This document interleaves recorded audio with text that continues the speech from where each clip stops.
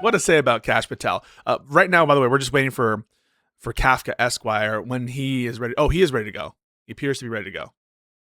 All right, cool. So we'll talk to KafkaEsquire. A little bit of an introduction here. I had a debate with Hutch and then Lonerbox, about the Ethan Klein lawsuits. And in response, I think that there's been some Pisco derangement syndrome, including but not limited to Destiny. And so this is me and Kafka talking a little bit about what I think is the Pisco derangement syndrome, and I want to get his take on it and the thoughts about my motivations and whether or not they're suspect. So we're gonna bring in KafkaEsquire. We might also talk about legal stuff. I don't know, whatever we want to talk about. All right, I like talking to Kafka. Mr. Esquire, Kafka. How you doing? Wait, talk a little more. Good. Can you hear me? My mic has been acting up a little bit. No, you're good. You're good. How was lunch? Good. I had a really rough night. My daughter's dealing with a cough that won't go away. We think it's probably just changing humidity is affecting her. So that then subsequently has messed up my diet or like my appetite for today. So just kind of up and down. I'm so sorry to hear that. Did you move or something, or is it because of you mean the climate, like the weather? Just the weather. Like it just dropped rapidly, and so it's just that. And this happened last year too, and so we're just kind of stupid for forgetting that happened. Yeah, I had a little bit of like a rash or something, or something's going on here. So I hear you, and my lips are a lot more chapped, and I just feel a little worse. I don't know if I'm sick. Yeah, or if it's we are it's funny because both my wife and my mother both get the same kind of headaches related to low humidity, and so we all were just kind of walking around man, it's weird that maybe we're all just getting sick. And then she started coughing, and then we're like, oh wait, we're fucking stupid, it's just low humidity. And so we've been putting up humidifiers, and everyone's like, wow, I feel so much better. So that's. How old is she, if you don't mind me asking? 6. 6? So a lot of fun. That's I want her to be a lawyer. She'll be on the Supreme Court. I wouldn't be disappointed if she grew up to be a lawyer, but also at the same time, it's I really hope she gets to just choose one of those really fun degrees where she's actually I just got my PhD in paleontology, and now I just work at a museum. Underwater basket waving, perhaps. There it is, and I'd just be hopefully a very successful lawyer that pays for my daughter to just be happy. Oh, that's sweet. It's a really irresponsible dream, but I'd be happy about it. Is it just the one? Just the one kid? Oh yeah, I'm one and done. Oh shit. Yeah, I had a child, and I was like, "This is great. I don't know what I need another one for." That's where I'm at. Well, I'm glad to hear that you're addressing the issue. It's so funny. Earlier because I was believe it or not, I was calling someone in my Discord unhinged for saying that you should be able to call CPS for even minor significant not insignificant health risks to children. So I promise I won't call CPS because you your kid ended up with a disease or something, or ended up feeling a little bad. That means a lot to me. Yeah. It's funny. Family law was one of the few classes I actually got an A in law school. Oh, really? Yeah, I'm not a good student. Well, but hang on a second, because it's grades. For those of you not familiar, grades work a little differently in law school, at least in most schools. It's not true everywhere, but most schools will have a curve. And so there are a limited set of A's that they give out. And so you could actually be a very smart person and have a very decent test or whatever. But you're competing against everyone else. And presumably, usually, although don't always take this hard, they're at least minimally competent to produce something, right? Something that's self-standing. And so it is more difficult to get an A in law school than it is in regular college. Yeah, no, it definitely is. But at the same time, I can freely admit, dude, I would just sit in the back of class, open that laptop up, and just fire up some fucking video games throughout. I am a horrible student. I mean, I passed, but dude, I just I got an A in myself. Go for it. Yeah. I got an A in crim. Oh wow! And I forget what other class I got an A in too. I got plenty of A Mine were- minuses, but I got an A in crim. well, I got an A minus in evidence, I believe. I liked evidence a lot. Evans, I actually, looking back, I actually liked it more than like I thought I would at the time. mhm. Like during the class, I'm like, I don't really like this, but then like looking back on it, I was like, oh, actually, like that was a good class, and actually, like I got a lot out of it. One So class. yeah, no, I definitely mine Go for it. were family law, probates and wills, and antitrust. Those were the three that like I did the best in, and then I don't really do any of that for my practice. So. I think I was most disappointed because I feel like I prepared a lot for immigration law final. I think I only got a B plus in that class, and that really disappointed me. I'm like, they are but- so but I- so but I liberal with did- those B pluses. but I did a They are clinic, so just but I really worked hard on this, and I really tried. No, so yeah, Yeah. that was probably my biggest Yeah. disappointment. I got a B plus in immigration, which but again, guys, it's a different rigor. It's the curve, and you're gonna get swept up in some B waves every now and then. I got an A minus in property. And I was very surprised by Hell that because yeah. like I did not feel like I That's- understood it. that was a class where like I took property my first semester, and I know that like I did okay in it, but I know that I got like a boosted grade because I talked to at least 4 people in my class that just straight up didn't finish the final. Uh-huh. They were like, yeah, I only like got through half the essay questions, and I was like, oh no. And they're like, yeah, I'm sure it'll be fine. And I was like, okay, well, I'm glad you're confident because that sounds terrifying to me. I actually thought that the rule of if you think you did it well, it usually undershot than with the exams that you thought you fucking fucked up. That actually was a decent rule of thumb for me, where I was like, whenever I felt like really good, I felt like I got disappointed with a grade. Civ Pro is another example. I think I got either a B plus or an A minus in Civ Pro, and I was like, but I was helping everybody. Everyone was coming to me to ask about Civ Pro. In my study group, everyone was asking me shit. How could I do bad? It wasn't bad. It just wasn't what I thought it would be. Civ Pro was maybe my class, which is funny looking back because now actually like I'm totally fine with that entire subject, but like that was the class for me where I was like, man, I don't know about this. I don't know if this, and then like I found my stride and I was okay, but that was like the first real check for me where I was like, law school might not be for me. But then like, but also that was my only professor I had that was like, I don't know if you had any of these, but it was like the professor that is really inappropriate with female students. And so he was also didn't have that in other areas. Yeah, and so like all that collected together to be in Civ Pro, which is already a kind of not enjoyable class for a lot of people. Oh, so yeah. Like, and yeah, like so just like it kind of and layered. Yeah, I was like, I don't really like this. But then after that, everything else was great. I didn't have any other professor issues. Oh, really, but I remember the one place where I was really confident I did well was the crim final, the one where I knew I nailed that one because I just like went in there and fucking had a plan and I just fucking destroyed my fuck. And I never did any other than like some white collar investigations and some crim im stuff where like you already have like a conviction in the record or whatever. Right. I never did anything. I didn't go into criminal law. And investigations are very different than like what you'd expect in like a law school exam. Yeah, no, my crim class was funny, or my crim final was funny because I did not see the email from the professor that we were having the final in a different room than we'd had the class in for all year. So like I showed up, sat down, got all my stuff ready. Like one other person came in who didn't get the email. And we were both like sitting there, and it was like 3 minutes to the final, and we both just kind of looked at each other and we're like, we fucked up. And we both started like searching through our emails and like ran across campus to get there, like nick of time, sit down, start the exam, and go. That was really fun. In retrospect, at least. Yeah, well, but yeah, those were the days back before. Back before the dark times of COVID and then everything. It's like, wake up and being an attorney. Yeah. Wait a second. Trump term 2. Kash Patel's FBI. Yeah, wake up! It's time. Breaking the timeline. I know it's fucking. This is a really dark time. Okay. Speaking of which, thank you for joining. The reason I'm bringing you in is one because I think that people, both myself and others, think that you're a fairly measured person. You're like a measured guy. Yeah, and so and also you talk now, as I understand, a lot with Destiny and that community. Fair? You've taken up the mantle Yeah, of legal analysis. Fair? yeah.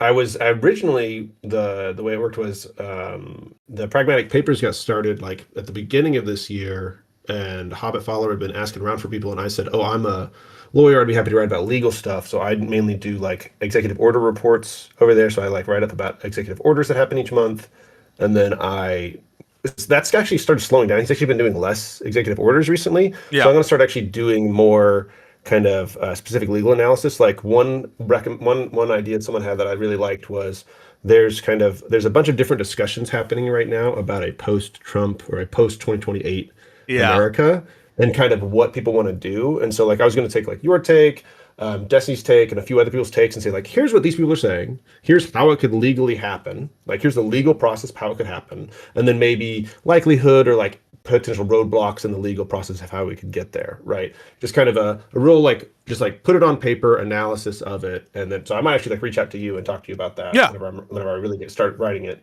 But anyway, so like I was doing that, and then the Kilmar Abrego Garcia stuff was going on, and I think Destiny was talking about it on a stream, and I said, hey, I write for the papers. I'd love to come on and talk to you about that case. Who's getting a few things wrong. Got on, had just like a conversation with him about him, whatever. And at the end of it, he gave me perms. So then I was like, okay, I'm just going to go on each week and just promote the new article and then talk to him here and there as a lawyer about stuff. And so from that's kind of how I became there. But like, I've been coming on your stream for about the same amount of time. Maybe not as much, but about the same amount of time. And then I've gone on a few other people's streams as well. So yeah. Yeah, I mostly hang out in DGG for sure. Yeah, well, we talked about the Hassan detainment issue. We've talked about some of the immigration stuff. We talked about some constitutional powers issues, like I think most recently about what was it? The strikes, maybe? No. What was it? We talked about birthright citizenship. Birthright citizenship, yeah. And then Humphrey's executor. We talked about that. Yeah, yeah. So okay, so that's the basics of who you are. And so I guess because it's actually, I think, really helpful to have you here because you're someone who's both actively part of Destiny's community, and you talk with him a lot, but you also have something of a legal background, and you and I speak, so there's an interesting intersection, right? So it's kind of like I want to get your gut check here about like what you think about certain things, namely like regardless of your opinion about the Ethan Klein lawsuit or the Hassan detainment, I can see why there's a lot of different reasons why people might disagree with things I say. And I totally understand that. And if someone wants to levy an accusation that like he has an ego in it, he can't admit when he's wrong, I don't necessarily, I will buy that I have a bit of an ego and that I can be hard-headed and I can be stubborn. I don't think that I'm beyond admitting fault or admitting when I get something wrong. I don't agree with that, but I will like accept the criticism as intended in good nature. What I find distasteful and what I don't like and what I don't think is justified is saying something like this. With regard to my position on Ethan Klein and the lawsuit, Pisco might be taking a really, really bad position because Justicle's entire community has been celebrating the unrestricted harassment of the Rose Girl. I mean, what the fuck, right? I mean, why say that? Cool. Do you think it's plausible that the reason I'm taking a position on the Ethan Klein lawsuit, whether it's on standards of decency in the community, whether it's on anything, is because I want to protect Justilk's community, a community that I'm not a part of, a community that when I used to talk to Justilk, it would only be to disagree by and large the time that I did have come on a stream, months and months and months ago at this point, maybe even year plus ago. And it was to disagree. There's, I don't communicate with Justilk. I don't have any, presence on his stream. Haven't done that. And so the only thing that I understand about why he would openly speculate that I might be taking a really, really, really bad position because of the entire community is celebrating the unrestricted harassment of, quote, the Rose Girl, is because he's lying. But I want you to help me out. You think Destiny's lying? Yeah. I mean, what would justify him saying that? Well, first of all, do you agree with that? Okay. That's why I'm taking any position, is because I want to protect Justilk from accusations of harassment. I have not seen any evidence of you and the Jew stalker having any kind of relations or familiarity in a way that you would protect him or anything like that. I will say this, that that Jew stalker and his compatriots definitely have an interest in you. I mean, they were in your. I mean, I was just recently going back and forth with them in your Discord with a few others and debating some stuff with them. And I think there's some interest from them there, and that definitely it's kind of the thing where it's like I think that raises some suspicions, right? Where I think for Destiny, I think he is very much sensitive to that community for a lot of, I think, very justifiable reasons. And he doesn't see you like disavowing or openly distancing yourself from them whenever he's been significantly harmed by them. So I think that's like where some of his suspicion comes from.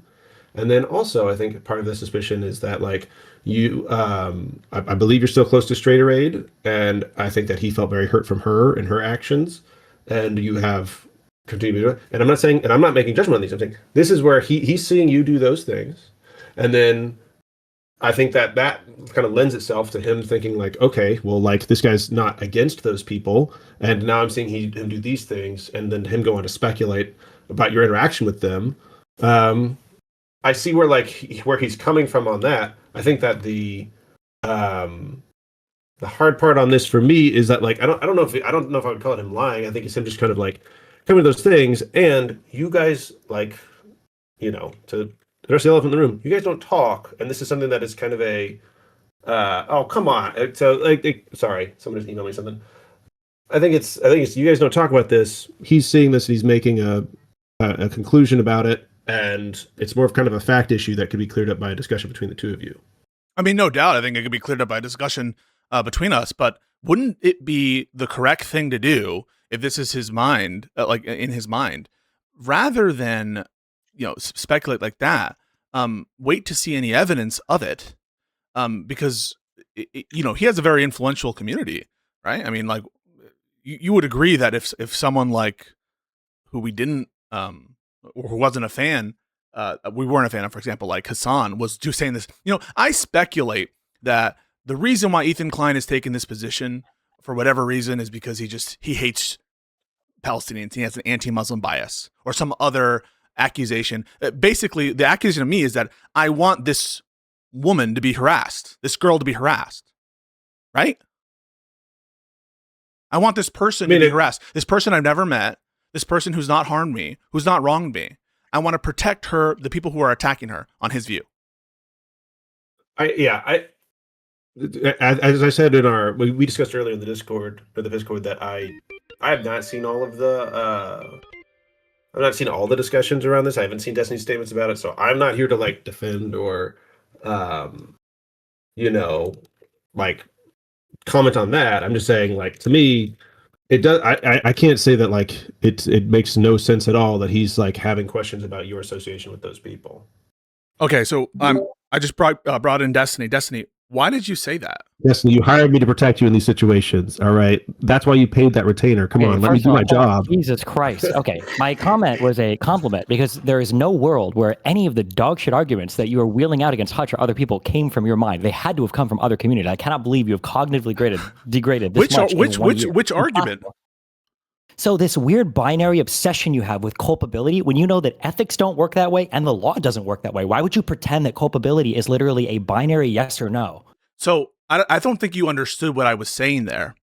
And I think that you've misconstrued it. And so it's possible you just don't understand what I'm saying. Sure. So I understand what you're saying. The problem is what you're saying is not a thing that anybody believes. So you spent half the conversation trying to distinguish between responsibilities and obligations and separating those things from the harms that they cause. That was one of the reasons why Hutch had so much problem like understanding what you were saying, because literally nobody talks about obligations or responsibilities separate from the harms they cause. This is why the more responsibility, the more obligation you have, it's usually because as a result of not fulfilling those obligations or responsibilities, more harm will come from not fulfilling those roles or things. And you trying to pretend that like having a responsibility and failing to adhere to that responsibility, you're not culpable for any of the harms that follow. That's an untenable, absurd position. There's no way that you believe that. I can't believe that you believe that. I think the better inference is that you just don't understand what I'm saying, and I can clarify it. So you think, so what I'm understanding you to say is that you think that my position is that when I say something like the word responsibility, that I'm somehow distinguishing it from like ethical responsibility, and that therefore we cannot like put someone morally at fault for things where I'm referring to it as responsibility. But the truth is, you just don't understand what I'm saying. I do think that people can be held responsible for reckless and negligent action. What kind of person do you think I would be to think that they couldn't be? Then how could you possibly argue that you couldn't be held somewhat ethically culpable for the behavior that your community engages in if you are directly contributing to the things that are causing them to engage that way? Right, because you just didn't understand what I meant. Can you stop saying I didn't understand. Yeah, so I'll tell you. So you can. So because nobody you've spoken to, Pisco, you realize nobody you've spoken. I've heard Joanna talk to you on stream that nobody understands what you're saying. So don't pretend that everybody's getting it except for me. Nobody understands what you're saying, Pisco. You're having 7-hour conversations with friends on podcasts who don't understand what you're saying. So please stop pretending that. Okay. So let's like hash it out and make sure that you agree, right? With what I'm saying, and whether or not after I've explained what I've said, whether or not you agree with it. So I understand ethical culpability to be equal to moral fault. Another word for that is responsibility. Okay. And Sure. I think that you are only ethically culpable for the ethical wrongs you in fact do. Okay. So you are not ethically culpable for ethical transgressions that you do not in fact commit. You agree with that, right? So far? No. There's a transitive thing that happens that you're completely missing. Let's say that somebody creates a trap in the middle of a room, and I tell somebody, knowing there's a trap there, walk to the end of the hallway. Can you just hold on a second? So is my Twitch stream up right now? Just because you're banned, right? I just got to make sure it's offline. Okay. I'm pretty sure they rewrote the rules for Hassan like 12 times, so you're probably so I just undid the Twitch thing. You send somebody to walk down a hallway knowing there's a trap in the middle of the room, and they fall into the trap. Mm-hmm. You're trying to do this weird game of saying, well, you didn't actually place the trap and make them fall into it. So what you would be morally culpable of is giving them bad advice, knowing that they might fall into the trap, but you wouldn't be responsible for them actually falling into the trap itself. So that's your position, yes? So no, it's not my position in the way that you've described it right there. So my position is that one's ethical fault, that their state of mind is integral to the kind of ethical, transgression that we're talking about. So for example, you have an ethical obligation to refrain from intentionally and maliciously causing the death of your child. You'd agree with that, right? Sure. There's no ethical obligation to be free from, ending your child's life in every respect, right? I mean, there could be some situations in which your child is an initial aggressor against you, right? And where you would be justified to end your child's life. In other words, one's moral fault is directly related in our heads and the transgression to a state of mind, right? And when I say you don't have ethical fault for intentionally calling CPS, it means only that you don't have ethical culpability. But you would have an ethical fault for luring other people or encouraging other people or baiting other people into doing it. Yeah, so you would be ethically culpable, as I was trying to lay out to Hutch, for recklessly... No, hold on. To be clear, tell me if I misstate you. Yeah. You very, very cleverly and bizarrely danced around that by saying that the only obligation you had was to make sure that you were behaving in such a way that made it so that you weren't getting banned by Twitch or otherwise coming under harm of the Twitch terms of service, basically. No, I know. Any ethical obligation, you spent like 3 hours arguing this. You can pretend that I didn't understand or Hutch didn't understand or literally nobody understood this. But yeah, I understand. Well, you're maybe a really bad communicator. We can just do it one by one. We can just do it. Well, because I don't know if you're gonna. I don't know if you're gonna rewrite the whole thing. So let's just stick on the examples that you gave. Wait. No, because you just made a claim that I was being shifty and clever. You were. But wait. Yes. Well, I just want to take, because you just said something that like I was limiting the amount of exposure in the case of, increasing risk to only, consequences related to Twitch. But that didn't happen, Stephen. That was the first thing I mentioned. And then after that, I said, and so also, if you want, we can find. Well, here, if you want, we can find the exact clip. Yeah. Okay. Hutch said something along the lines of, are you saying it was something like, is there no reason not to, or why shouldn't you moderate your community or something like that? Or what is the purpose of even moderating your community?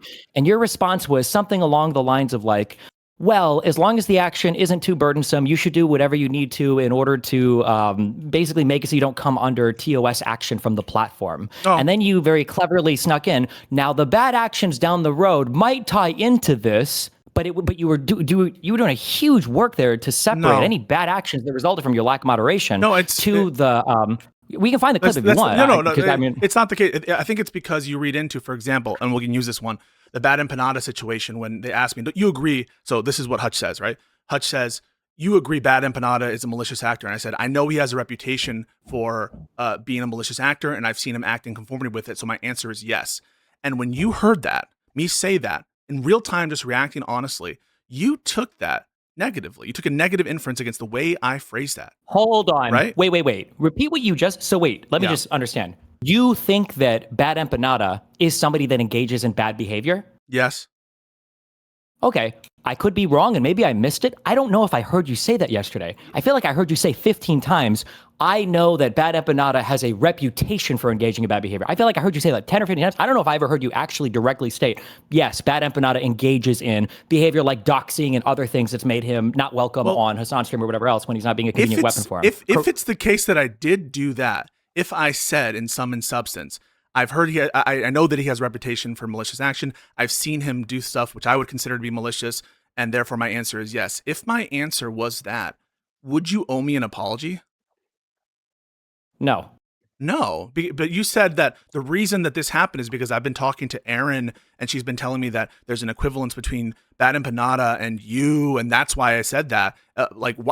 Under what circumstances would you ever take accountability for the kind of reckless and false statements you're making about me, including this BadEmpanda bit? It doesn't seem like you apologize under any circumstance. You have zero. So you have zero. That's you're the funniest person in the world to ever utter that comment. Number one. Number two, I mean, you yourself have said that apparently we have no moral obligations or moral or ethical obligations for anything that comes from our community engaging in harm or whatever. So whatever I say about you, as long as I'm not getting moderated against, it should be fine. Well, I didn't say it. Wait, okay. Number Steven, two. Number three, for you to be so careful when Hutch was talking to you, and for any human, okay, when you say, is it possible, or Ethan could have two motivations for this behavior, right? And Hutch goes, well, yeah, it's possible that he's motivated by two things. And you're like, well, hold on, sir. When you say that it's logically possible, meaning that no contradiction is entailed by him inhabiting two positions, that doesn't necessarily mean that you personally believe that he has two positions. For you to be so careful to like hardcore come down on every single word that Hutch chooses, and then for you to slime around with, well, I understand that BadEmpanda has a reputation for doing these things. He. While later on, not being familiar with any of the underlying clips or videos or anything from this issue you've talked about for like a year is incredulous to me. Let's just deal one thing at a time. So the notion that, first off, it's something wrong with me clarifying what Hutch means by can someone have multiple motives. The reason I do that is because I've had experience. Stop, that's not my complaint. No. What is my complaint? You saying that I'm applying a level of sophistication and granularity when it comes to Hutch's language that I don't apply to my own. That's your complaint, correct. Isn't it? Okay. Yes. I'm trying to undermine that, right? And the way I would undermine that is because this is what you're doing is an attack on my character, isn't it? You're saying I'm being slimy, correct? Yeah, because the arguments are I can't deal with them. Yeah, they're insane. Yeah. The reason why it's relevant that I bring up my good purpose and why I would bring up and have particular language with one thing and not the other is specifically to defend your character attack. And so you would agree it's relevant for me to bring up the justification for me being particular in my language in the example you brought up, right? That's relevant? You keep I don't know if you're aware of it. You're doing it right now. No. I'm not attacking you for being particular with your language. I'm attacking you for being hypocrisy, selectively right? particular. Yes. So one way in which I could attack your criticism of me, namely that I'm being hypocritical, is to justify both my language initially and to justify my language with respect to BadEmpanda, right? That would be a way to address the hypocrisy. How else would I address it, Stephen? Well, How can I address it? The difference was between the difference would be your framing of every single thing you say and every single thing he says at the beginning of the conversation when you're setting up the whole meta conversation, for you to be so careful with your language there, and then in the last entire half of the conversation to be mixing up words and throwing random things around and doing whatever else and not giving any charitability or any understanding to Hutch's side of the conversation. I don't think that the same I don't think that the same skeptical lens was applied in both halves of these conversations. How would I go about starting to prove that you're wrong? What would it take for me? What kinds of things would I need to show to in the context of that conversation? Or is this an unfalsifiable assertion that you're making that no amount of we would have to rewatch the conversation and go through some of the examples. Can I just describe, address the things you're saying? Incorrectly stating that Hutch had a positive claim that he needed to justify to you in an argument or whatever. That wasn't true. You came in with a positive claim, and you didn't have any of the justifications for your claim, and you were saying that he was lacking evidence to prove his. So can we? Is it okay for me to examine what you just brought up? Right? Is the claim about burdens? Okay. So you just said you claimed that Hutch had a specific burden in the nature of the conversation, but how can that be given the fact that you're the one walking in with a positive claim? Right? That's what you just said. Correct. Okay. Yes. But just because I walk in with a positive claim and I have a burden with respect to what I'm proving doesn't mean that Hutch, if to the extent that he makes a positive claim, doesn't have a burden for what he's saying, right? You'd agree with kind that. of.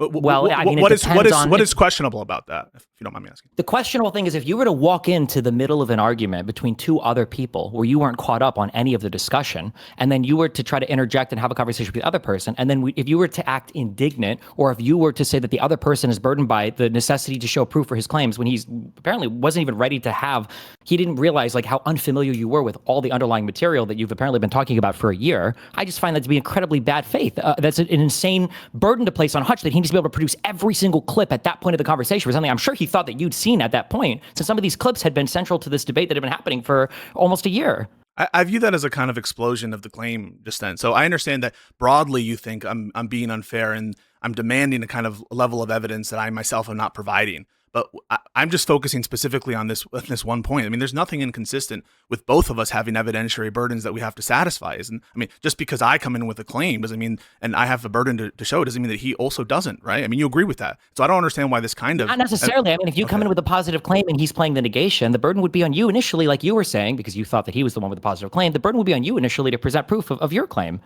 So it is my claim, right? It's my claim for various things. One, that Ethan is lying about a couple of different things. It's my burden that he's not actually motivated by a particular rationale. And in that part of the conversation, I know exactly why we were talking about what we were talking about, which is essentially what this will ground down into is doing this kind of lawsuit against these kinds of people justified? And what most people say is it's justified because of their culpable conduct, because they've done something for which they deserve this. And so we were at the point where I was asking, why do they deserve it?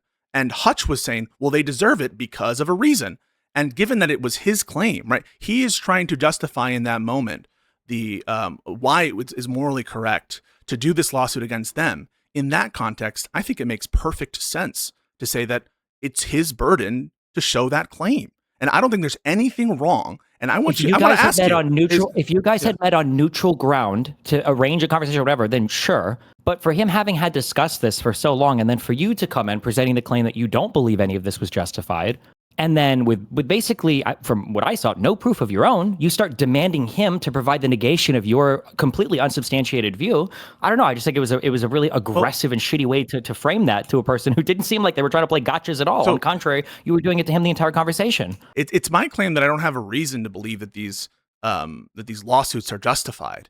And I've been very open. When I talking about the lawsuits being justified, I think it was just basically on like what had Denim said or what had Kaceytron said or whatever that before to even build up the culpability argument. So one is I am familiar with a lot of their statements and the ones that people bring up to me. And it's so trivial to show this is because so many people in my open calls in which, again, this is more evidence to suggest I'm not bad faith and just taking a position because Justicle's entire community has been celebrating the unrestricted harassment of the Rose Girl. One evidence that that's not the case is the fact that I'm open to having people of all types come and produce evidence to me. And I've had conversations about these particular statements.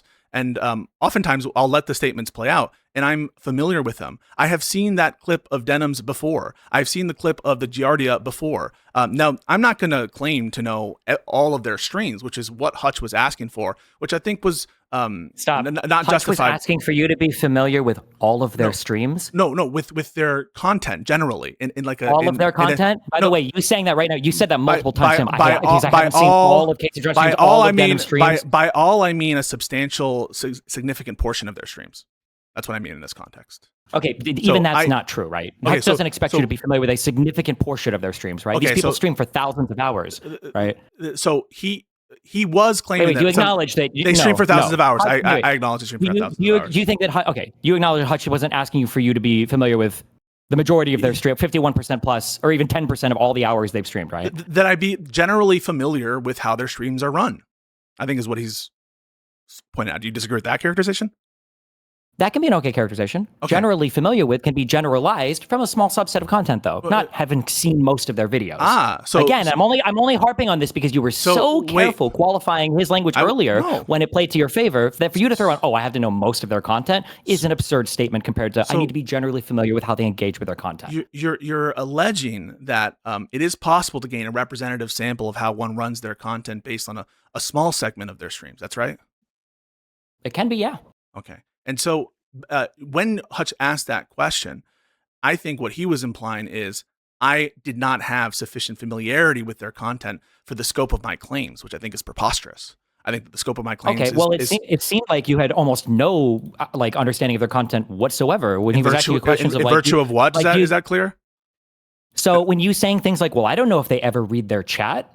It seems like you've never seen any of their content ever if you're making a statement like that. You didn't seem to offer up any positive claims about this is what I think their content is. Like you asking for him to justify every single statement he made. Hang on. Just slow down, all right?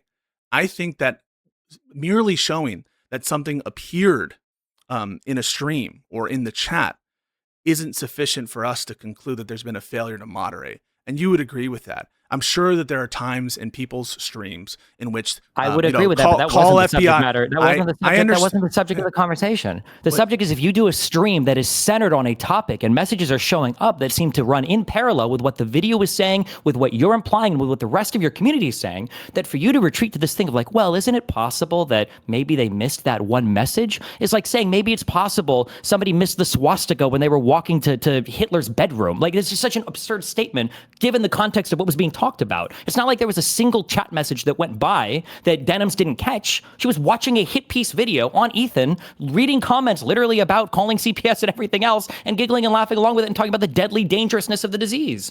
I don't think it's absurd at all as you try to characterize just then. And I want to be able to finish this. Okay, wait. So I just want to put a pin in this then. Do you think that Denims was aware that people in her chat, more likely than not, were calling for CPS calls and were saying stuff akin to this?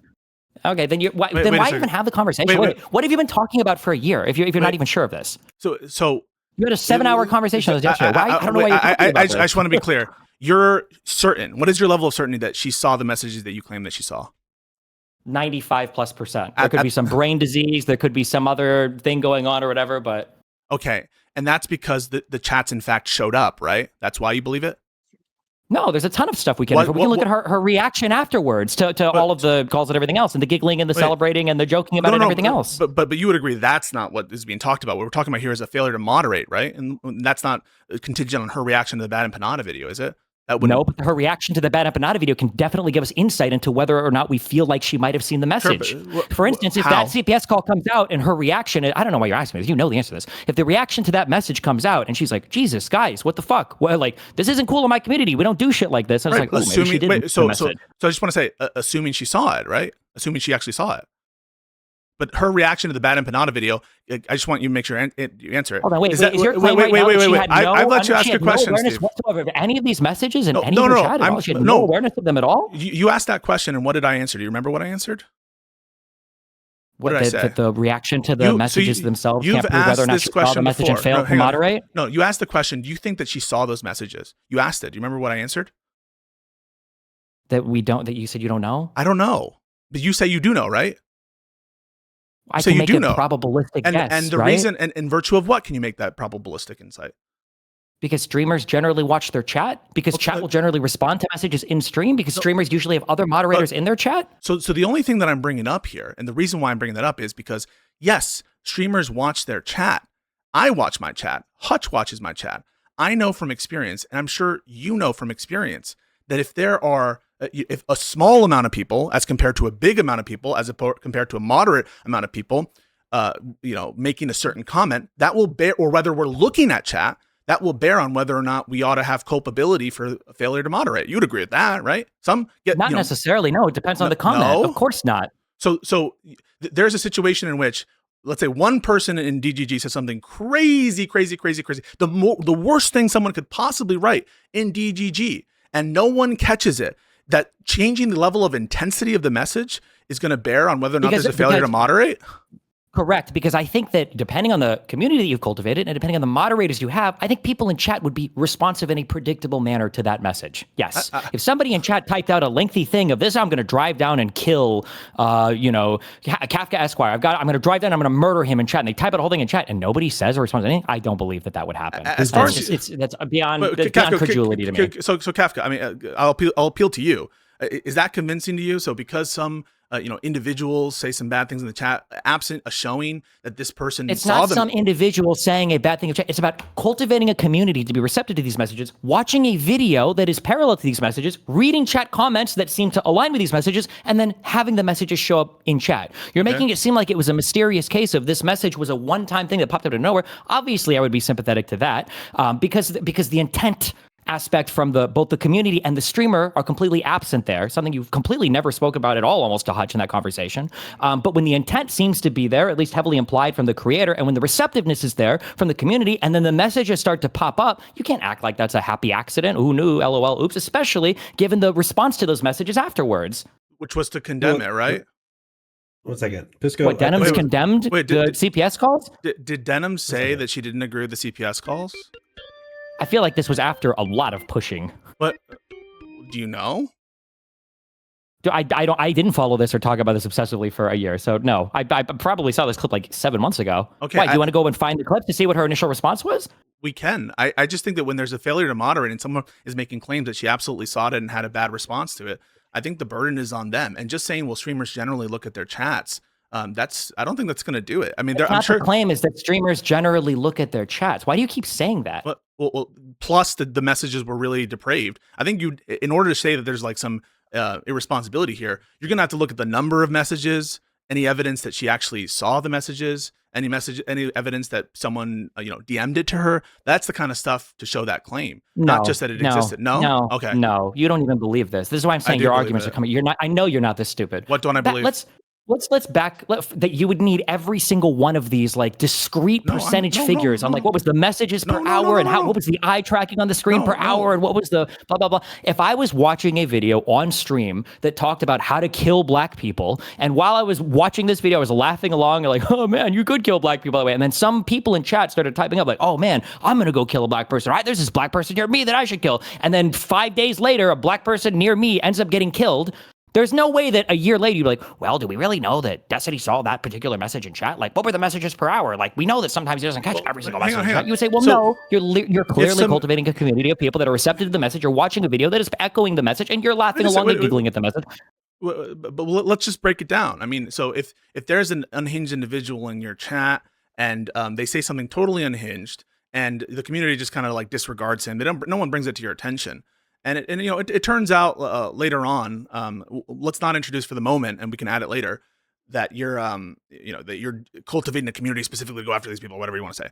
But just that by itself, you don't think that we would say, well, hang on, you can't blame Destiny for this. You can't blame Destiny for this. They didn't see the chat. I would agree with you. And when it was brought to, let me finish. Wait, Stephen, can I please finish? Well, no, hold on. Why can't I finish? You're going to ask me question by question. Because let's go piece by piece, right? Yeah, I agree that if it was one crazy message, you wouldn't hold the person accountable for that, for sure. So not what we're talking about here. But go ahead. No. And what I would say is, hang on a second. Right to Bear Arms didn't see that, and as soon as it was brought to Stephen's attention, they banned the person. Right? These are the arguments that you had all the time with people who would come in to DGG and be like, oh my God, look at this comment that was right there. It was so mean. It was so horrible. And you didn't do anything about it. And you just let it happen. And this is the exact same arguments that you were like, well, listen, I hold my community to high standard. And when it's brought to my attention, we take action. That's what you would always say. And I would say, okay, that's reasonable, right? If someone is doing something and they like, there's a lot of shit that happens. The same thing over and over again. So, yeah, this isn't this situation though. So the disanalogy, I'm guessing, is because of the fact that they're cultivating like snarkers or people who do a certain thing, right? Who have a certain malicious attitude. Is that right?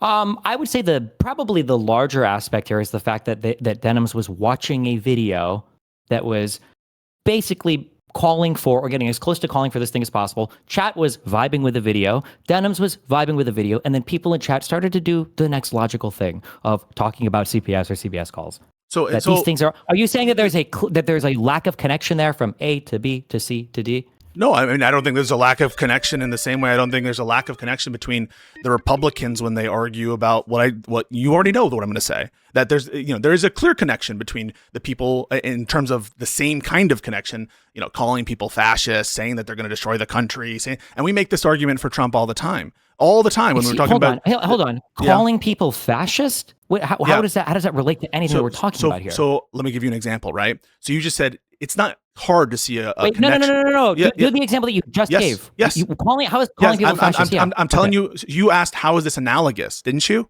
Okay. Sure. So when I say, when I'm building out what you kind of said, I'm trying to say this is the basics of what Steven said and how does it apply to the thing I'm about to bring up. And so when you say, no, it kind of seems like you think I'm dodging it, but I'm just directly answering it. And so I think it would be a lot easier if you just let me go through it. So you said basically, they don't have to explicitly say it. To be clear, you said you had a 5-hour talk with Rob Noor and you had a 6-hour talk with Hutch. I don't think you're in any position to say any conversation led by you is made easy, but go ahead. Well, I mean, I don't know what that shows. You have long conversations with people all the time. How does that show that like a particular thing, like you had like a 5-hour convo with Hutch and you covered basically no ground. I'm just saying it's funny for you to imply that I'm the one that is slowing down the conversation. You yap a ton and it takes you forever to get to the point. I'm not saying I'm not saying that I'm always like the most fucking short time. I'm just like, let me fucking get to it. So you went and said something like, I didn't say that you were always sure. You just mischaracterized what I said, but that's okay. Go ahead. Okay. So you said when you lay it out A to B to C to D, you don't have to explicitly say it for someone to get the picture, right? That's kind of what you were saying just then, that the mere fact that, Denims is laughing along to it, seemingly very receptive to the argument being made by BadEmpanda, that, we don't have to be able to show that she like explicitly said, go do this to have that kind of argument, A to B to C to D, right?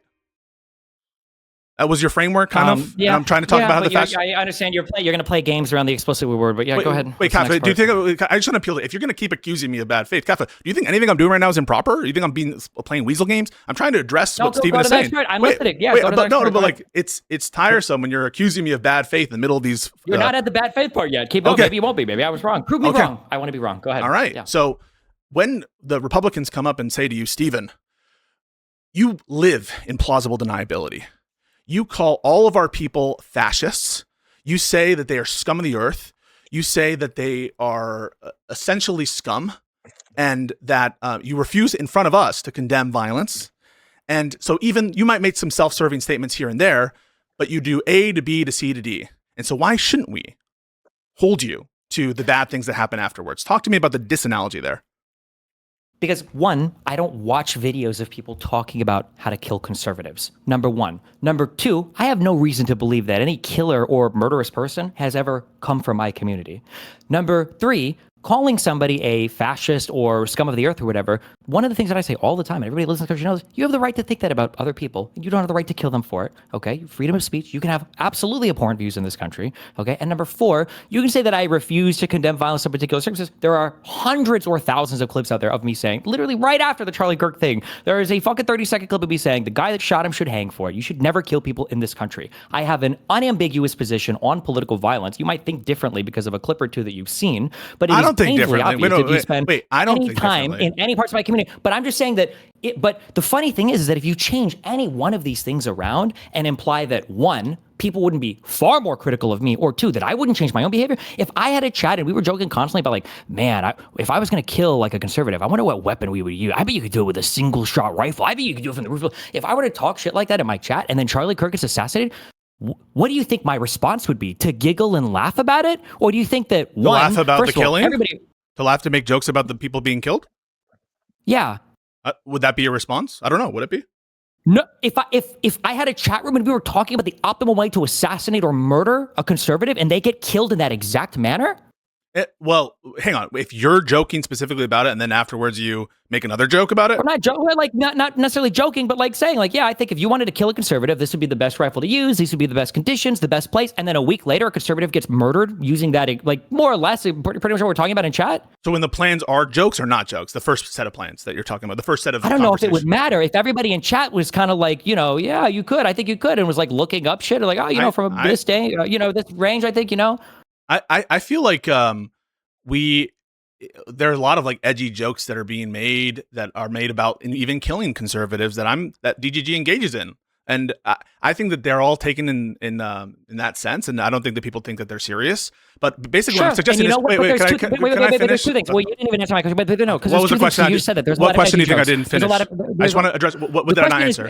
Do you not think that I would like severely change my behavior or make a statement, or would there be massive? Yeah, you would condemn it, right? You would no. No. You would condemn it. No, I would change my behavior. You would stop calling Charlie Kirk a fascist? No.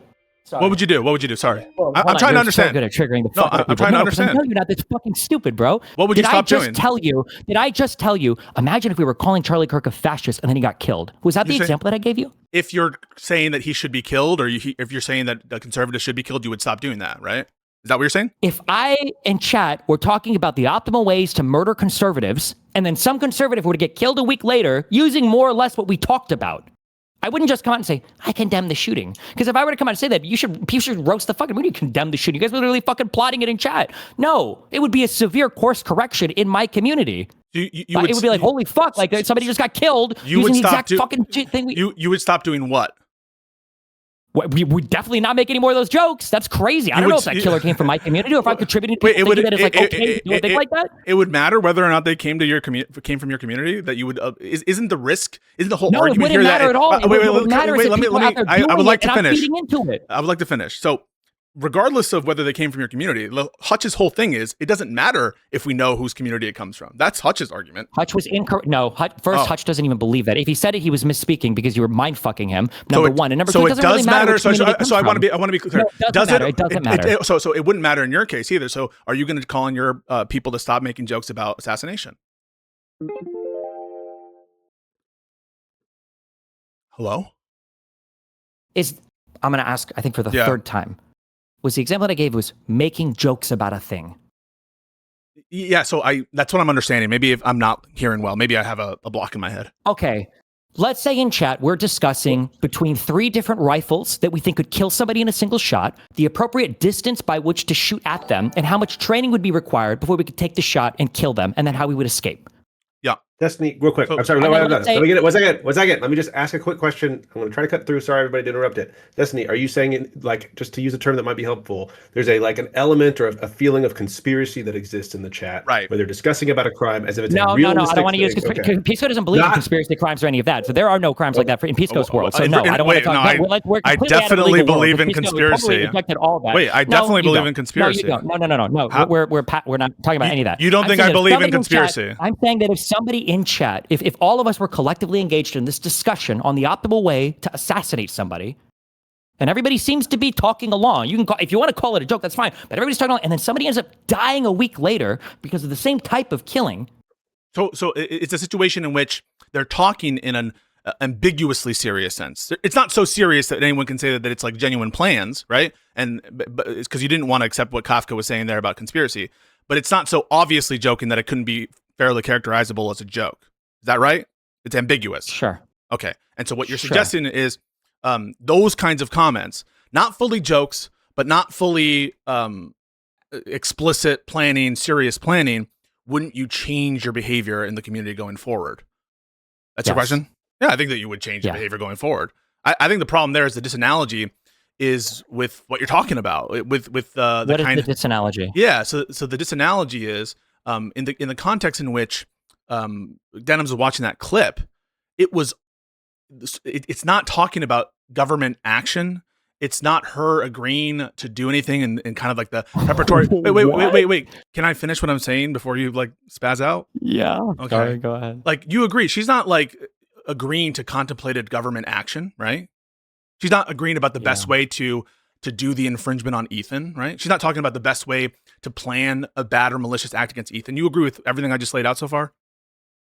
Not really. No. Which part of what I just said did you not agree with about characterizing Denims? It's the thing. It is the thing that is logically entailed by or would follow. I'm sorry. Whoa, careful. Not logically follow. It is the thing that would consequentially follow from the behavior they're describing. If I were to make a plan to get a bullet right in front of somebody's head as quickly as possible from 100 yards away, that would be a plan to kill somebody, even if that's not the actual last thing that I'm planning. Yeah. Right? To say that, Hutch asked this question, I'm curious, do you still stand by this? If you genuinely believe that somebody's kids are being sick, are sick because of severe neglect from the parents, such that they're crawling around in dog shit, do you not think that that is an adequate grounds by which to notify CPS? So I don't think you understood what I was saying there. I think that can you then answer that question and elucidate? I will. Would that be adequate grounds to call CPS? I think it would be adequate grounds for a person who believes that negligence is materially harming a child and that that's happening. I think I'm justifying that would be justified. What I was saying there, which I think that you did not understand, is that is not itself a justification. By which I mean, someone could get from that reasonably or unreasonably a particular justification. And they could argue that it's justified, but it's not itself a justification. So the analogy that I want to do to demonstrate the difference between how is it not itself a justification? So a justification, I understand that to be, and maybe this is just my failure to communicate, is saying something like this: you should do this because X, Y, Z. In other words, it's someone making an argument to a particular conclusion or prescription. It's someone adopting a certain reasons, right? In virtue of what is this okay? In virtue of this justification. Sure. So you should call CPS if you think that somebody's children are being neglected to the point they're getting sick. What I mean to say, what you didn't understand there is I was making a distinction between reasons that someone might have that apprehension versus they themselves doing it, right? And so the example I provide is, you agree, wouldn't you, that a lot of people, maybe even millions of people, right, upon hearing the fact, and I believe that you think these are all facts, that Trump is a fascist, that he's trying to destroy this country, that he is materially hurting and the cause of misery and death across the entire world, and that he could absolutely be the cause for the destruction of our society as we know that. Do you think that that is a justification to enact violence against Trump? No, right? Even though those are all true things, and even though there are millions of people who could come to that conclusion. But the difference is, right. The difference is that you don't know what I'm going to say. Well, you just agreed that it wouldn't. That you're acknowledging a difference between reasons. Of course. Yeah. Because the difference is because before I said this is the thing that is consequently entailed by, the reason is because there are a plethora of ways to address a difference, even a severe difference in political opinion. Mm-hmm. There are very, very, very few ways to address severe child neglect. Yeah, if you want to make this analogous, then you have to say, you need to give me, what are the other things that people could have done with that information? Yeah, so I'm not saying that an individual themselves would not be justified under my view not to call CPS there. I just want to be very clear about that in the scenario as presented, where there is, but it's not just them getting sick and rolling around in shit, right? It's the neglect part of that it's important. Because you're a father, right? You understand that things happen that are like that's what's so horrible about the notion that CPS is justified in this context, which I've always said it's not justified. Is but the because thing that Denims was watching and talking about was explicitly because you're trying to make this about something that's not. It was explicitly about neglect. So I agree that. Wait, do you agree? Hold on, let's do very basics. Do you agree that the video was about neglect? Denims was watching a video about neglect. Among other things, but which neglect is a central part of it, yes. It's not only about neglect, you'd agree that? Do you have a problem with me qualifying that? I don't know what the qualification is, but sure. Wait. I just want to be clear, and I just want to make sure that we have total agreement by Kafka as well. When I just qualified there's nothing wrong with me saying that there's other purposes of the video, right? There's nothing wrong with that? No, there's not. Okay. It's not weaselly for me to say that? Okay, cool. So it's about neglect, right? So if you are telling your audience and you're watching something, especially, well, maybe even, well, not even especially, actually, this would be an element of the wrong. It's a necessary part of it. If it was built on a lie, okay? So you have a thing built on, according to Ethan at least, a lie, that somebody is neglecting their child. And it's at such a severe point that the children are now becoming sick multiple times. Yeah. And Denims is supplying, she has this epistemic justification to make all of these things even worse. Oh, diseases that adults and children get are really bad for children. Oh, this must be why they're sick all the time or whatever, right? How are you not, what is, to a reasonable person listening, what options do we have before us that would be moral to pursue? Yeah, so I'm not saying that it. Can you answer that question, and then you can, Well, that there. What options do they have to pursue? Yeah, so the general audience. Sure. What options are there? There's do nothing, or they could do nothing, which is the case for a lot of. You agree that there's a great deal of moral wrongs that that are shown in videos, and the vast majority, they're not directly saying that a call for audience action, right? So, for totally example, no. No, you don't need an example. Yes, of course. Obviously, I agree with this. Okay, yeah, but that's not my question. Okay. My question is what could a person do? They could do nothing, or yeah, they could do nothing. That would be the vast majority of cases. They could, bring it to Ethan's attention if they care to do that. They could leave it to, people who are closer to the family. If you actually, if you, I think, are deluded enough to think that this is deserving of a CPS call, which I do think it is deluded. Why would that be delusional?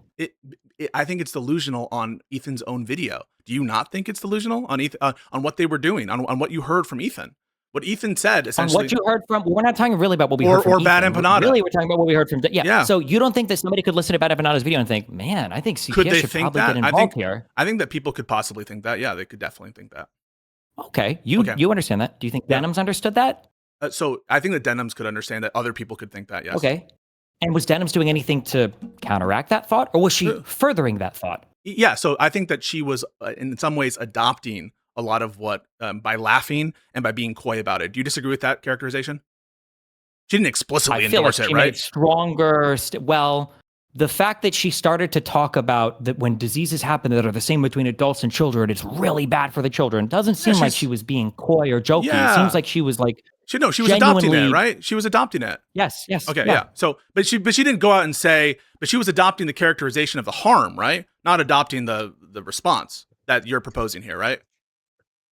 Correct. But my argument is that the response so I'm gonna do an analogy here, which is the vaccine analogy. Why can't we just talk about the thing? No, because I want to remove our intuitions about Denims and her malfeasance here, and I want to take a different case to see if our reasoning holds up. Do you have a problem with that?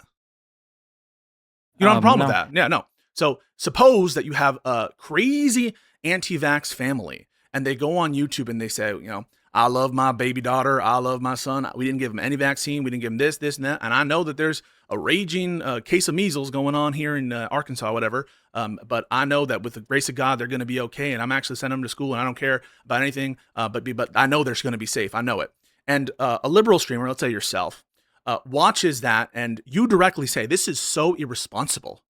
They are placing the life of their children at risk. These kids could quite easily die, and there is no reason to do it based on a delusion. These parents are completely neglectful. They're so irresponsible. What are they doing? And then later on, some people call CPS, and commentators come up to you and they say, what the fuck, Stephen? You did this. Are you culpable for that CPS call in the moral sense? Not only would I be culpable, I would probably brag about it. If that was a person's actual position, that they felt like not vaccinating their kids was child abuse, and they were saying things like that to the audience, and then CPS was called, do you think the person would be like, oh my God, I can't believe you guys called CPS? No, the person would probably say, good, they deserve to fucking lose their kids. No, but what are you talking about? You don't take the view that CPS is justified to call on everyone who is part of an anti-vax family. No, because you don't have a legal obligation to vaccinate your children, and a lack of vaccinating your children doesn't imply negligence in this case in the United States of America. Yeah, getting sick because we're crawling around in dog shit. We're not talking about legal. Wait. We're not talking about the legal standard here, are we? You don't think to some extent?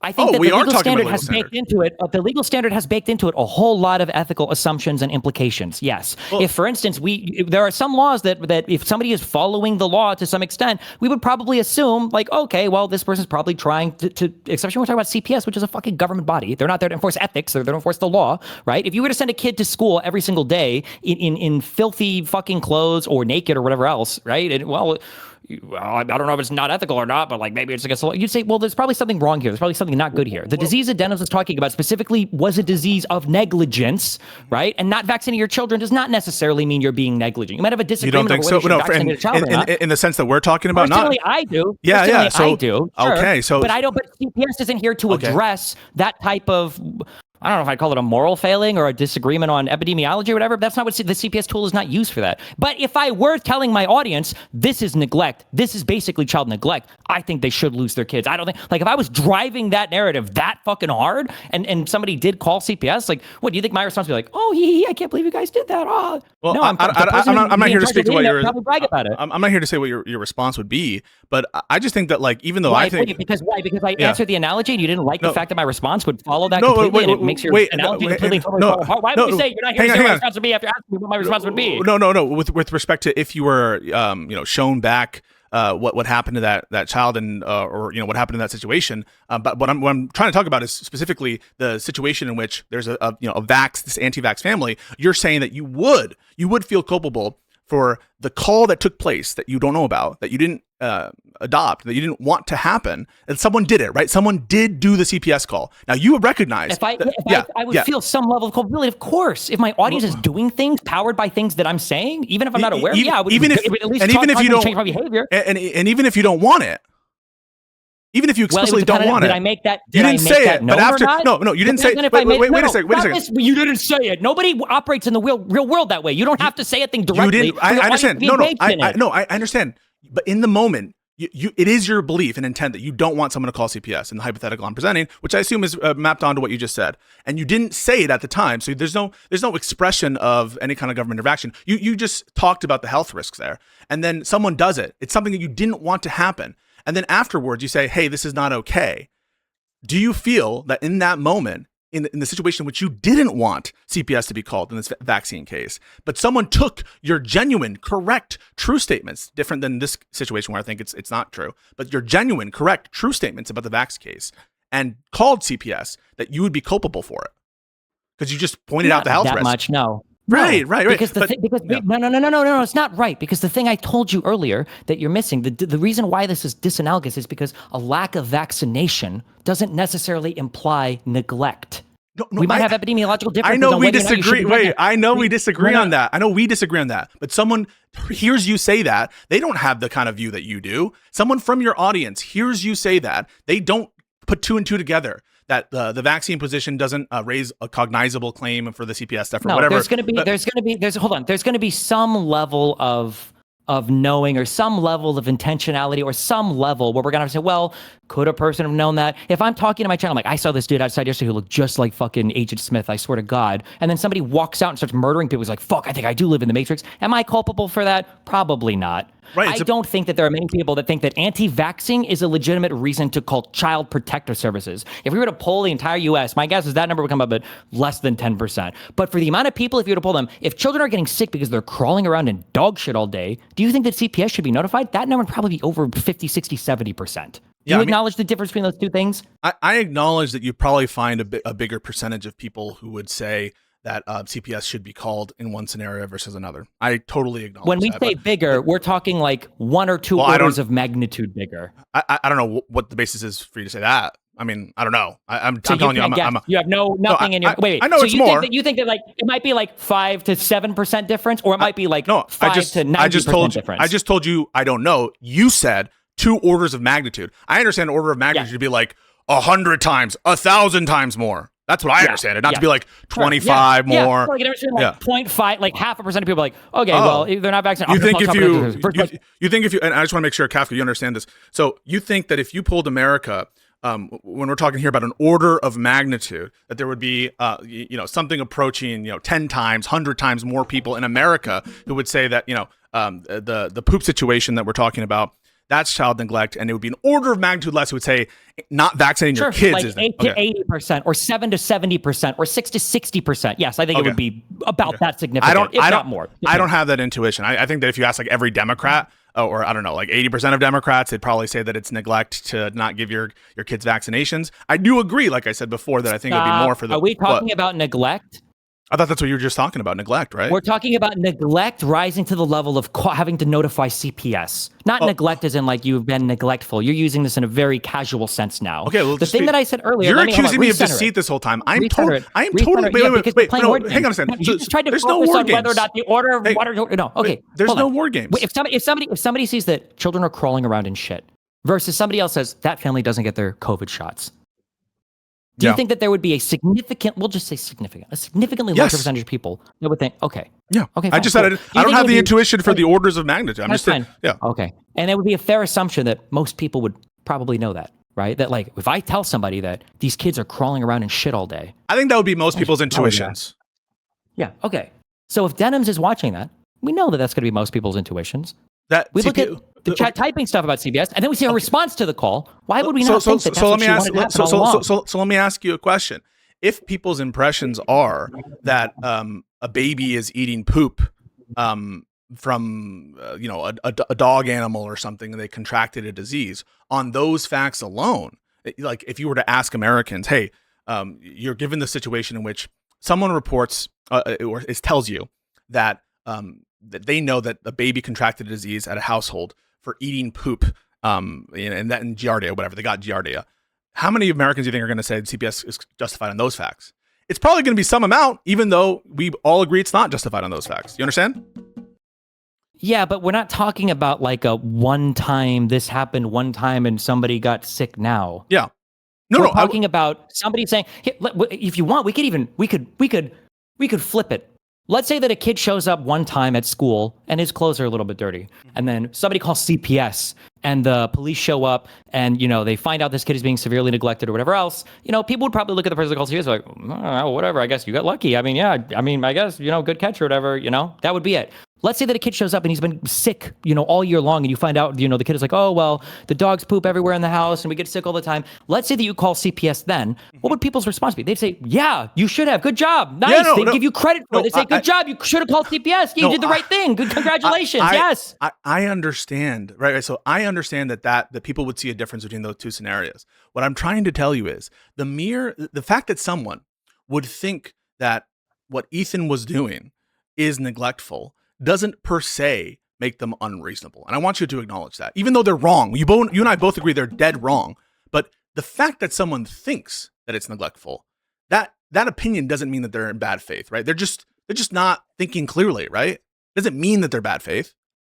Do you agree or no? Well, I don't know if I would call it neglect. I think we would be at like the level of gross negligence or recklessness if you're a content creator putting videos out on the internet for people to consume. I don't think it would be simply negligence. What I'm saying is, if someone takes the view that what Ethan did was neglect, that isn't per se a bad faith opinion, right? Someone could interpret the statements given by... I don't necessarily disagree with that. I would almost fight you on the points when you guys were talking to Hutch, you guys were saying the CPS caller was the one who had more culpability. I don't even know if that's true necessarily. If you listen to the things that these fucking crazy people say constantly, and you're like, Jesus, fuck, and you're a mom or dad or whatever, you're like, well, fuck, man, I'm going to make a call to CPS. So let's break it apart. That person would necessarily be in the wrong compared to like Denims or somebody else. I want to explain what I was saying, right? I basically was saying that it's plausible to me that Denims violated her ethical obligation to refrain from failure to moderate and to refrain from... I'm sorry, when you say plausible, you mean that it is logically possible that has the prerequisite conditions such that there's a good that there's a good chance. There's a good by plausible here. I mean to say it's a case that I think merits looking at, and on balance I think is reasonable, that she didn't push back enough on what BadEmpanda was doing. I conceded that during the discussion, but I missed it. Why are we phrasing it as she didn't push back enough? Why? What's the problem with phrasing it? Wait, what's the problem with phrasing it that way? Making it sound like, because if a person murders somebody and the other person was holding them down the entire time, you wouldn't say, well, the guy holding them down wasn't pushing back enough on his friend murdering the guy. She was assisting here with the claims of negligence. She wasn't just like neutrally watching. All I'm trying to distinguish. Okay, you are so paranoid. The only distinction I'm trying to make here. Stop. Let me state it. No. The reason why I'm fighting on this characterization is because when you start with the thing, if she didn't push back enough, it sounds like we're starting at zero and we're arguing to how much should she have pushed back. But I'm not starting at she just did nothing. I'm starting at she was culpable in for even watching, right? For even watching it, right? That's what you're trying to say. Or for what? Watching. No, that's not what I'm trying to say. For even, she wasn't just watching it. She was watching it and agreeing with it and supporting it and laughing along with it. Her whole chat was going along with it. So first of all, I think that we should calm down for a second, all right? And just let's chill, all right?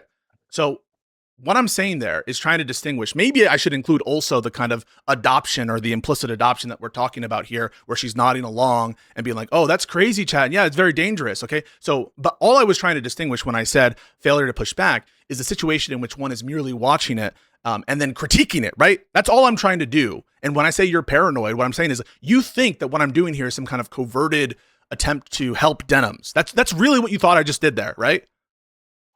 You thought that, right? Okay. So all I'm trying to do, I'm telling you in real time, I'm trying to distinguish a situation in which somebody is just watching what they're like a BadEmpanda video for the purpose of breaking it down and for the purpose of criticizing it, and someone who is not doing that, someone who is not pushing back. If you would want to do that, notice now in order to make that work, you're using someone, you're using general nouns or pronouns or whatever, right? Someone, Denims, Denims, about Denims, then we wouldn't. If you want to talk in more generalities, we can talk in more generalities. Do you know what it feels like to me? It feels like when the lefties are like, you didn't say it's genocide hard enough. You like they're reading into like the fact that, you know, my language here where I'm trying to be precise as possible. I'm trying to address everything you're saying. They're saying because you're not. The reason why I'm acting like this is because people, when I look at people like Hutch and Josiah talk to you, these are like the most almost naive levels of good faith. And you get into the most like debate perverted mindset possible where you're crucifying these motherfuckers on the most technical. It absolutely is. No. The ends of these conversations are fucking crazy. And these people's minds are getting fucking destroyed as you're trying to run circles in the most perverted manner possible, such that you're making statements as crazy as Hutch is asking, like, if somebody thinks that like your children are being threatened or they're going to die or whatever, is that a good reason to call CPS? And you're like, well, no, not necessarily. Because they're going to be blah, blah, blah. Like, Jesus Christ, like, it's insane. When you say it like that, yeah, we definitely can. When you say it like that, it sounds like you're not understanding, or you don't believe me when I said this difference between, you know, someone to clarify, no one is understanding besides. Okay. So do you understand the difference between stating facts from which one could justify an action and stating a justification for an action? You understand those are different things? Fair? And I was referring to one versus the other. But you shouldn't be. In a very strict syntactic But do you believe me? Yes. Do you believe me when I said that I was referring to justification as opposed to the set of facts that from which one could reasonably justify? Do you believe me right now that I'm autistic enough to make that distinction? Really, no. You really don't believe that? So. No. So what was I doing there?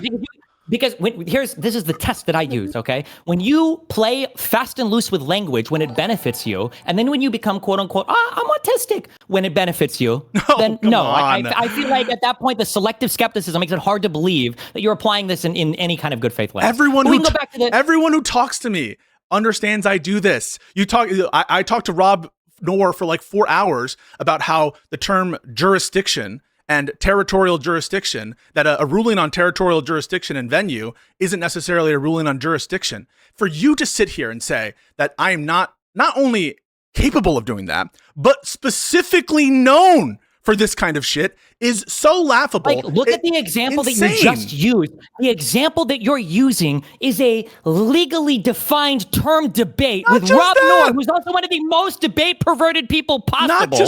Why would you use that comparison? Wait, you can say not just that, but that's the example that you went to. Why would you go to that example? You're demonstrating exactly what I'm saying. No, everyone knows that I have a character for being particular about my words, trying to clarify in like the most specific way possible, and that sometimes, you know, I'll be, you know, clear about the mens rea, knowing versus. That's what I do. Why did it take you like 3 hours to get to understand that what Hutch was talking about was degrees of culpability? When he said it like 4 times, you kept trying to make it a binary thing of like you're either culpable or you're not culpable. So I don't think that you're understanding. I obviously agree in things such as Does it work in most conversations where you go, I don't think you're understanding? No, I really don't. Wait, no, I'm about to. I'm about to specify. I'm about to specify. Do you think I don't think you understand what you're saying half the time. Do you think that I truly don't understand a notion of partial responsibility, that I don't understand joint and several liability, that these concepts are foreign to me? Is that what you think? No, that I don't, which is why at the beginning of this conversation, I said, you must have bitten this argument for somebody else. Because I wanted to tear out, when you started talking about proximate cause or but for things, and you're like, well, you know, you can see that, you know, at the end of the chain, that once the chain of causality is broken, what a bullshit thing to ever say about anything. Even in the legal world, you don't say that. Wait a second. So, I mean, I'm just going to take an example. Someone who, I'm not going to use that example. We should just do the Denims thing. Let's just do the Denims thing. I just want to be clear. I understand partial responsibility. I totally do. In fact, I was the one who introduced the notion when I said, "Do you believe that Denims has significant responsibility for the call, for the malicious call?" And I introduced, what about 5%? So it's clear, even in just taking that conversation without this pretend story about me stealing some kind of information or whatever, it's clear that I understand the notion of partial responsibility. No one can watch that video in which we're talking about percentages, in which I'm trying to hold Hutch to, some level of significance. He says, what do you mean by significant? Here I mean 5%. And that someone could come away reasonably thinking, I don't understand. I don't think so. No, wait, why? I don't think so. I think anybody that would watch that would go, why is it taking this Pisco guy so long to just talk about gradients of culpability here? Because that's what I was screaming for like 2 hours. How are they talking about this for so long? Did not go into scales of culpability here. It's insane to me. But you agree? I in that conversation demonstrate that I recognize that concept. I'm using it. Fair. Once you've been pushed into having to address it directly, which makes you feel bad faith. So no. Yes. So this is what I'm trying. Maybe I can clarify this. Maybe this will be helpful. So because I see culpability as inextricably tied to a given mental state, I don't really conceptualize moral fault relating to particular results without a mental state. You understand? Why is it? Hold on. I agree with you 100%. Okay, but then why is it earlier that you were talking about the percentage chance of somebody doing something bad in the chat as being the defining characteristic on whether or not you did a bad, rather than what you just said now? Something I totally agree with. It does depend on the mental state, which is why the reaction to the bad event itself is what's so important, because it gives you insight into the mental state of the person that was spreading the bullshit in the first place. I will explain, Stephen. I will explain. So because the reason I kept asking, and maybe you thought this was bad faith too, I asked Hutch, well, it's possible it came from your community, right?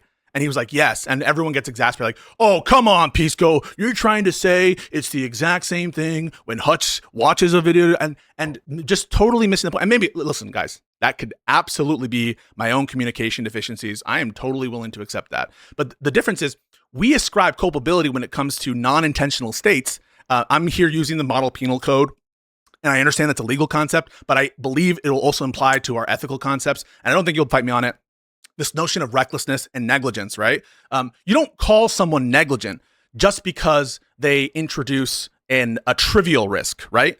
You don't call someone culpable for being negligent or reckless because they are sending their kid over to do grocery shopping, right? Because we consider that a low amount of risk. And so you just asked me, wait, let me finish my idea? No, you don't agree with, hold on, no, because you don't agree with what you just said. Okay, yeah, I do. Go. It has nothing to do with the percentage chance of risk. It has to do with the intentionality and the responsibility that you have in terms of sending somebody into a certain direction. Wait, no. The percentage chance of risk is not relevant here. It does, yeah, it is. I'll tell you what. And I do believe this, and I hope that we can agree on that. Sure. Give me an example. Sure. So someone is reckless when they consciously disregard not any risk, right?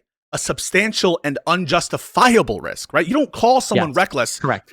So the state of mind is intrinsically linked to a certain quantum of degree of risk, okay? So no one would say, for example... No. No. Yes, Hold it is. on. Yes. No, it's absolutely not. It's not. What did you say? The key word there is known or justifiable. You have to have a mind state about the risk. If a father tells a child, can you go to the store and pick up something? Yeah. And there are murderers in the store. They're killing everybody, and the dad doesn't know. And there's a 100% chance that the child dies when he walks in there. That's not negligence. That's not. Well, maybe negligence. They didn't have the news. That would almost be intentional. That would be like intentional, right?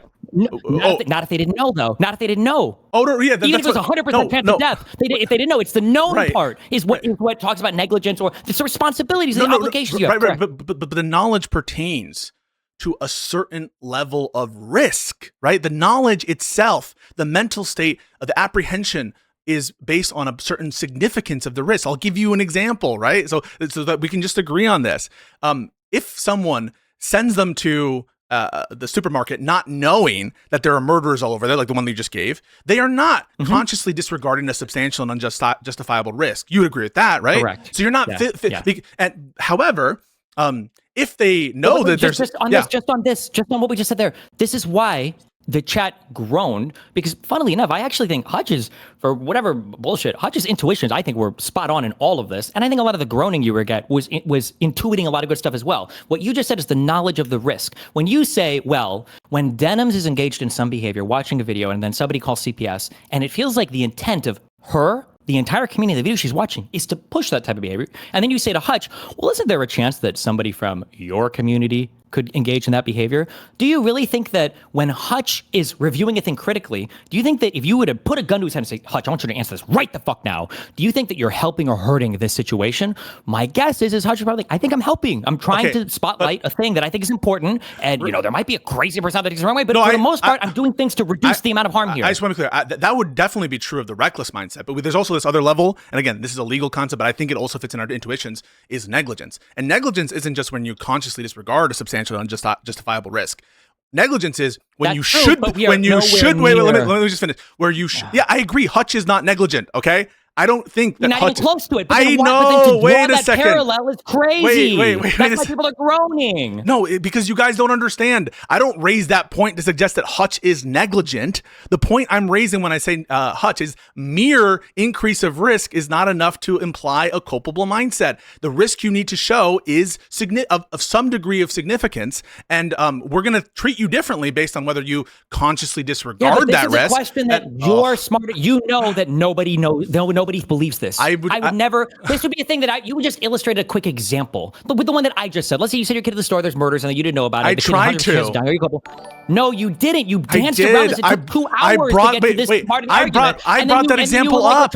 Wait a second. I brought that example up. You were pushed into it. You got pushed to it. Listen. So I'm just telling you guys can disbelieve me if you want. You can take Steven's view that I'm doing this because I'm trying to appeal to the Justilk community to improve the harassment on Rose. That's Steven's opinion. Or you can take my view of it, which is I was trying to find new ways to explain the same concept. The same concept, which is that our intuitions about culpability don't relate to the result nakedly.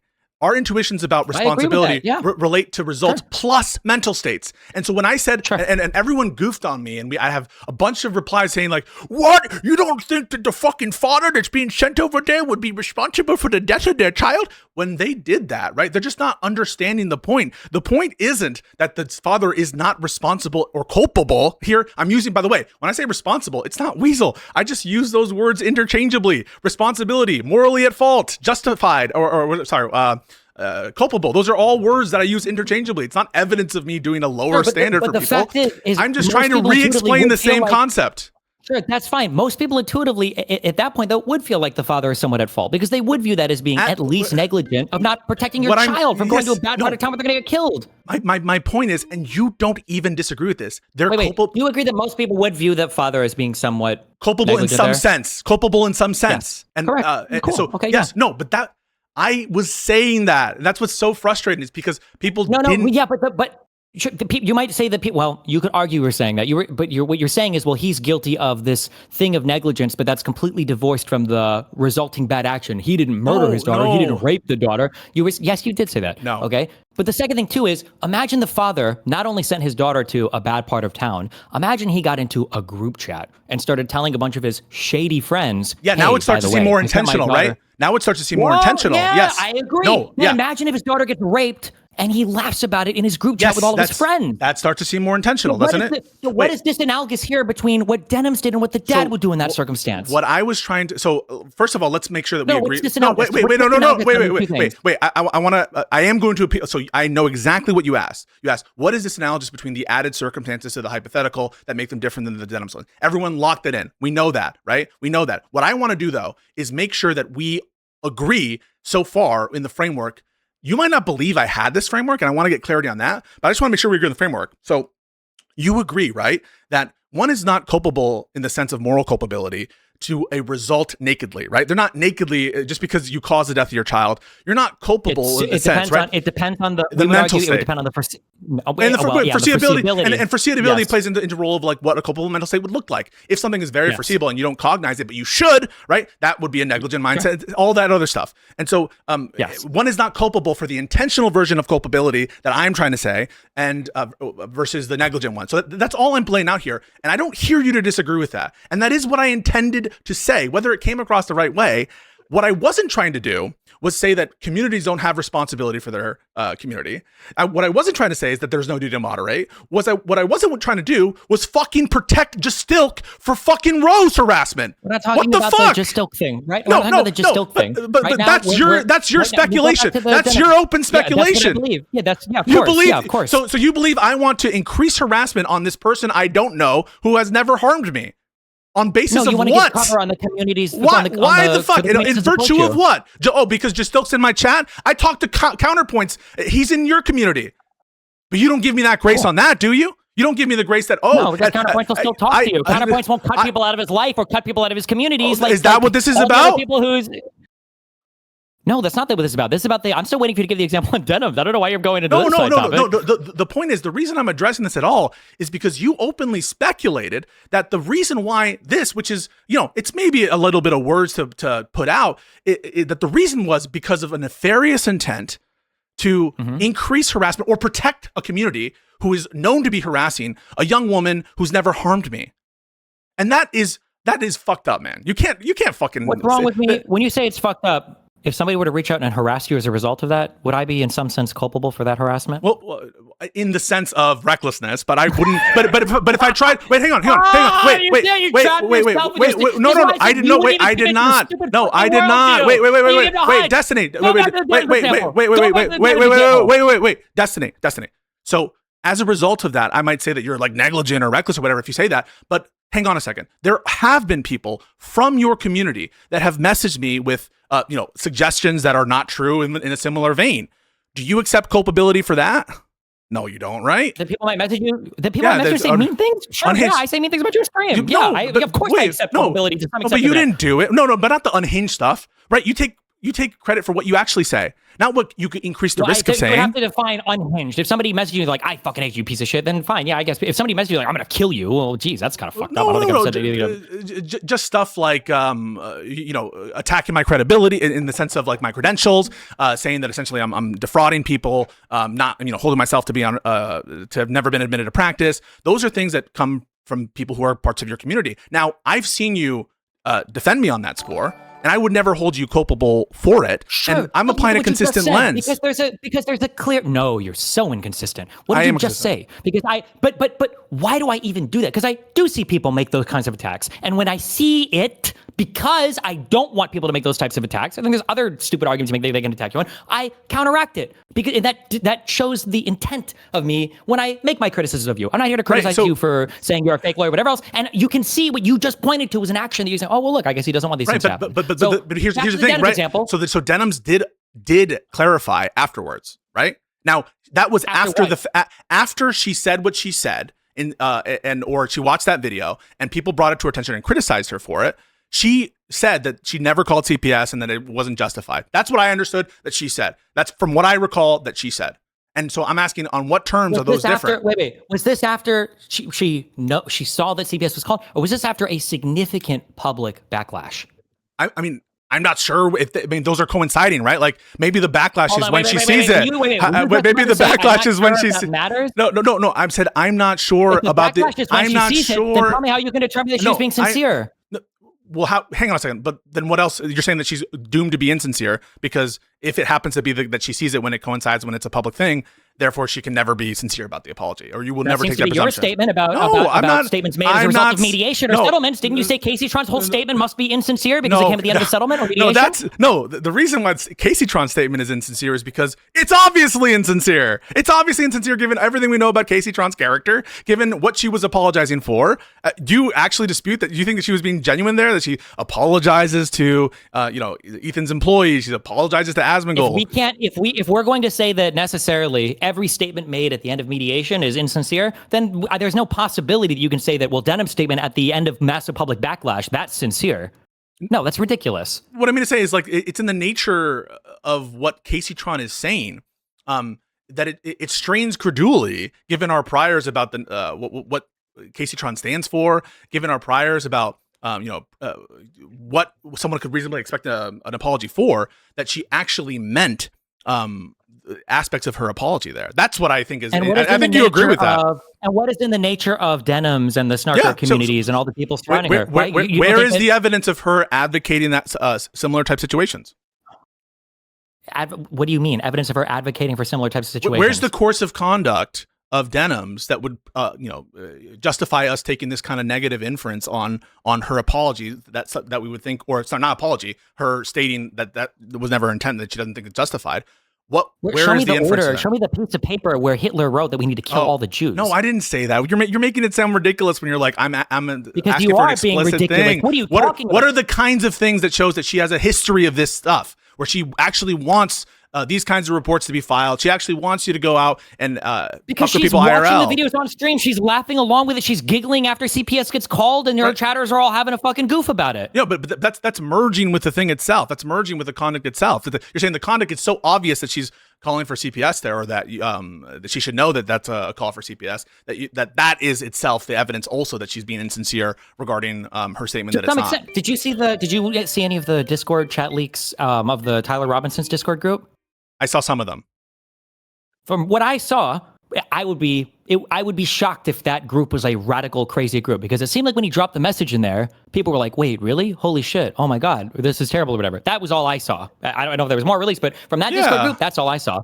If I would have seen him say that same message, if you would have seen him drop that same message and everybody's like, oh my God, bro, headshot, good job, fucking A++, dude, I'm dropping on Tomato Town next, right? What would you think? Would you think that there was a much higher chance that... Yeah, we'd apply more culpability. Yeah. Where did they celebrate the CPS? Is that okay? Hold on.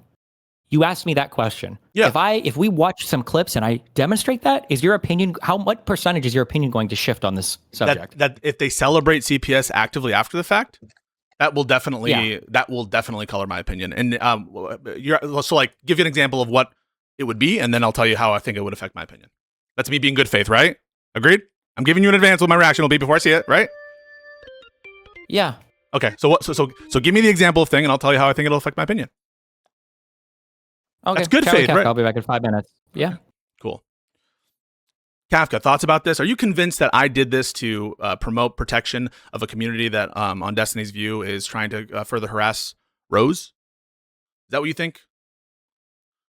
That you're doing all this to protect Doxxing community? Yeah. Do you think that's why I'm doing this? That's what he openly speculated about, and that's what he suggested. I haven't seen the evidence of that, but it's also, I mean, I've seen maybe. Yeah, why aren't you convinced by that? I wonder. I mean, again, I think it's, again, this comes back to more of a fact issue. I'm not really super familiar with all this. That's what I was going to come in here and discuss with you about it. Yeah, but we've been talking about it for like an hour plus, and sure, but I mean, like, I think it's a thing where there's whether you intended to or not, I think that there can definitely be cover for that community coming from you. Wait, what do you mean I'm covering for them with respect to the harassment of Rose? You think that I'm the kind of person that that would want to do that, to cover these people who are harassing a young woman? Why would I have that intent? I don't think that I'm not saying you possess that intent. I'm saying that I think that the Juice Doc community definitely has the ability to. I think they're co-opting a lot of what you do. They're trying to find you as an ally. They're, currently fighting with people in your Piscord right now. They very much have an interest in bringing you to their side to some degree, whether that's intentional or not. And I think that the nature of your relationship with Destiny at this point makes it easy for them to try to co-opt a lot of your stuff. And I can just be myself, and just like I interact with counterpoints. I'm on good terms with not so erudite. I'm on good terms with you. I talk to members who are frequenters of that community. And so in what sense is it that I've fallen into the black hole you're also on good terms with Aaron or on Straight Array. Is she part of, what is she doing that's snarking? I'm not saying that she's snarking, but I'm just saying that you maintain relationships with people that are not, that Destiny has issues with. No, but that's not an example of other people that have issues with, but I'm also maintaining relationships with people that he is good friends with. Sure, but a large part of the Juice Doc community's issues with Destiny surround this lawsuit that arguably probably wouldn't be at where it's at without Straight Array's involvement. It's not like she's totally removed from Holy this. crap. But that's true of anyone who's like potentially involved in the fact pattern there. And I don't want to get into actually talking about the merits of it for reasons I've already stated. And that is out of respect for the process and out of respect, frankly, for what I was doing at the time, in the sense of what we were doing in New York. And like, so there's a bunch of reasons why I don't talk about that. I agree with all of this. But regardless of it, you got baited on X into fighting with somebody. No, because what they say, but it's not bait. I mean, it's just very funny that when people accuse me of being like hypocritical in terms of my coverage, I mean, it's not hypocrisy if there's a reason why I'm not covering something, and the reason relates to something that is convincing. It's convincing, right? It makes good sense why you wouldn't cover something, right? You agree with that? I'm not accusing you of any cool, of that. Yeah. I'm just saying you want to stand away. You want to take a distance from all that stuff. That's fine. But there are parts of your community and your engagement online that are bleeding into it, that are that when people are trying to pull you to it. I'm saying that you need to use a Chinese wall. So I'll ask you: should I ban everything involved with the chase? Should I ban just Stilk from my community? I think that there are a lot of very good reasons to do that. So one of them is that he has the intent. Yes, okay. He has the intent to try to use your content and your community to his ends, and not only, I think, harming Destiny, which whether or not you like Destiny anymore, I don't think you have ill will towards Destiny. I don't believe that about you. And I think that you are, whether you know it or not. Should I ban Queenman? Your inactivity, yeah, I think you should. I think your inactivity in that brings up a lot of for people. Okay. And whenever, and I don't know about this whole but thing. I shouldn't ban. I shouldn't ban counterpoints, right? I shouldn't ban counterpoints. I don't see counterpoints acting in a way that's trying to harm other people online, right? That's my thing. Is I think that for me with the juice doc, you're saying I should take a stance. You're saying I should take a stance in these issues that I said that I don't want to take a stance in. You're saying I should actually take a role there, and I should go in there and actually make the decision in that sense, and wade into those issues and make those banning rationales, even though my community, we don't want to talk about that shit. We don't want that drama stuff. It's something else, and it's open to people who follow our rules. Why would I go look at their off-server conduct and ban them? Or do you think I should? I mean, you think I should because why?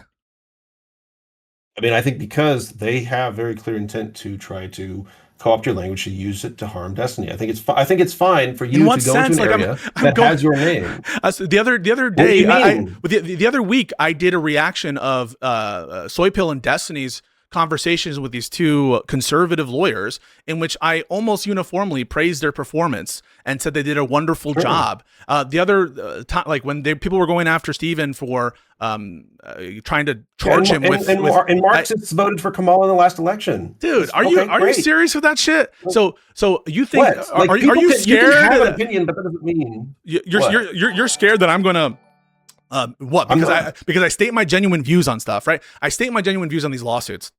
Because some community that's bad could take it a certain way. I'm sure that like all the people who are fans of Denims and Hassan's, they love that I'm talking about this case in the way that I am. But that's incidental to why I'm doing it, right? It's not related to why I'm doing it. Why I'm doing it is because it's my opinion, right? Why I'm doing it is because of all the reasons that I want to talk about it, not because I want to fucking please Denims, please Hassan. But people seem to think that I do, right?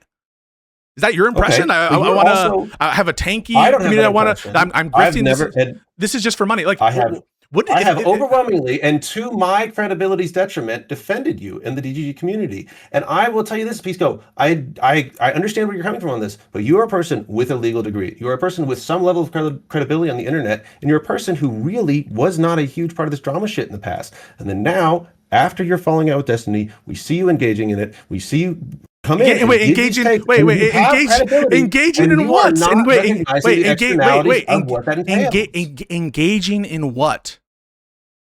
In a discussion around this drama stuff that in the past you're not. What drama stuff? So I'm not talking about drama stuff related to Destiny. You're talking about no, I didn't say related to Destiny. I said drama. I don't remember you ever, prior to the January of this year, getting in the middle of online drama stuff and things like this, and having these massive hang on a second. So culture drama on screen. All right, so let's just go through examples and then we'll see if you agree. Do you remember when President Sunday went after Erudite? I do remember that. Okay. Yes. Do you remember what I did there? I do. I remember you had a really great showing against him. Your specific debate with him, and I think that you came in there. Do you remember how many posts I remember? Wait. Well, hang on a second. Do you guys remember how many posts when I would do Sunday posts where people would keep, trying to debate me and trying to say that I was wrong about stuff, defending Kyla. And I kept defending and kept defending and kept defending and kept defending and went on Sunday stream and spent 7 hours. Doesn't this sound exactly what I tend to do when I get, pushback, significant pushback on an issue that I like wade into, that I don't just have this like neutral approach that I never address things related to streamers? I mean, what you just characterized was completely wrong, right? This is totally in keeping with my personality, right? No. In what way is it not in keeping with? In what way is it? In what way is it not keeping with the personality? You care about the people. Oh, come on! Wait. So now you're condescending me against a total piece of shit. Wait, now you're condescending me. You're saying that you're saying that I only defended Kyla because she was my friend. I think that you would have defended her in any case. To the extent that you did, no. I think you think I would have defended Kyla even if I thought she was wrong and she committed credential fraud. If I thought that she committed credential fraud, I would have defended her. If I didn't know her, I wouldn't. Wait, sorry. Help me out there. So I wouldn't have waded into it unless I didn't know her. So once I provide you an example where, again, that's not true, and I've talked about something which happens to come up, or like I make a tweet about it that is to someone I don't know, I'll give you actually an example right now. So the TikTok fugitive. Remember the TikTok fugitive? I don't. I'm sorry. Okay. So in case you don't remember, there was this TikTok fugitive guy, and I happened to Steven, I think, had him on stream or something, and we talked about whatever. And I went again. That's another area where it's not strictly speaking the things that you're representing. It's a constitutional issue, political issue. It's more about this guy's like interactions with the legal system and whether or not the original jurisdictions had the power to make the determinations as to his kids or whatever. And now he's hiding in one of those islands. That was another example. I'm just providing you. I don't know this guy personally. I don't have a vested interest to go after this person, but notwithstanding that, I went on a deep dive. I did a bunch of research into the filings about, related to the jurisdictional issue for the family law thing that we just spoke about. That's another example of, again, a more drama-related thing that I spend a lot of time on, to the point of pushing him to have those conversations. I can give you way more of those of different feuds I've had on Twitter X. This is all keeping in my character. None of this is inconsistent with what my modus operandi is. I mean, respectfully, I disagree. I understand that your perspective is different from mine. From an outside observer watching you do these things, I remember you going through this stuff. I think that you have very strong opinions when it comes to legal stuff. I think you have very good takes. I really enjoy hearing it. And I think you are very good at defending those and really sticking to those. I think, though, in these situations, when we are looking at them, I do not think there's a very interesting legal question as to the H3 lawsuit. I do not think one exists. And so it's really hard for me to understand where you are coming from. So I will tell you. I will absolutely tell you my initial interest in the case, but I do want to say it is in keeping with my character, and what I tend to do is to like comment occasionally on things that come before me, and then again get into these rabbit holes and get into these arguments. And in fact, it's not just that. It's like my whole interactions with Steven weren't just like prior to January this year, weren't just glazing Steven almost old all the time. It was disagreements. It was the rare occurrence that I went on strictly to agree with him, and the more recent stuff when we were just doing things that we agreed on. But almost everyone who knows me and my time here is, I love having these debates. I love having these arguments, and it's never been the case that I've like done the kind of practice you're talking about here, or that I diverge wildly on the H3 lawsuit. On the H3 lawsuit specifically, I can tell you exactly why I did this, because I know exactly why I did this. I was about to go home. It was either a wedding or it was some other. It might have been like a bachelor party, whatever. I mean, I have the text. I was about to go home, and the lawsuit had just dropped, and my editor messaged me and was like, hey, this might be interesting to talk about. And I'm like, oh, a copyright case from Ethan, right? My last knowledge of Ethan's copyright cases was the Bold Guy one which I followed, one which I read the briefing, one which I read the opinion. And I went into that because he thought, let's experiment with this more like pop culture-y type legal thing. Does that sound like crazy to you that happened so far as I've related it? No. Okay. But I don't think that cuts to what we're discussing. Wait. So because it seems to be that we're assessing the credibility of the notion that I'm motivated to do this because I'm grifting or something, or that I'm doing it for some improper purpose. I never said you were grifting. Okay, so we'll keep going. My editor tells me, why don't you react to this? Right? Why don't you let's try a different thing. Let's see what's going on. And that's what I do. I react to it in real time. And my going into it, I am sympathetic to Ethan because I know that he has this track record for the copyright stuff. And in the course of doing that reaction, I'm like, wait, this doesn't make sense. Immediately, I'm like, this rationale doesn't make sense. You can watch me react in real time to it, all right? You can watch me in real time. The video is up. It's one of my most hated videos. Like all my other videos, yeah, very well regarded among my own community. But I came on stream at the time and discussed it with you. I remember all this. And what do you think is more likely why I started reacting to people reacting to the argument and what I said there? Is it because I have a vendetta against Ethan Klein, before he said what he said? Or do you think it's because people kept bringing it up and saying, you're wrong, you're wrong, you're wrong, you're wrong? And the fact that I'm responding to people saying, you're wrong, you're wrong, you're wrong, you're wrong, isn't that exactly what my personality is like? Isn't that exactly what I do all the time? And I bring people in to specifically have the conversations. It's just not credible that the reason I'm doing this is to ingratiate myself. If I was trying to grift, what I would do is read the fucking room and pander and pander. That's what I would do. Here, and it causes questions. But what's the divergence? What's the divergence? Wait, real quick. Here. Go ahead. Okay. Two guys, okay? Mm-hmm. This guy first, okay? Two brothers. I sent you the first thing. Just send the first link to Pisco, okay? Let's just watch this one, okay? This is 9 months ago. Okay. So, Kafka, you're gonna message me? Train this into the record. 1 second. I'm gonna get an exhibit sticker on this. Okay.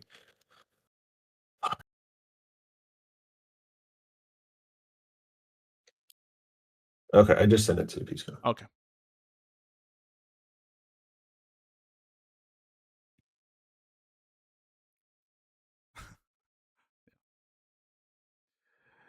Does this happen? Here my question is going to be as I'm putting the clip up for the audience. Is this clip before or after CPS is called? Because the claim is that they celebrated CPS being called, okay? Well, the title of this clip is Denims claims Hila is complaining about CPS for sympathy. Okay. And thought about doing worse to people. So, I think it's embarrassing after the CPS call. Okay, got it. Show it.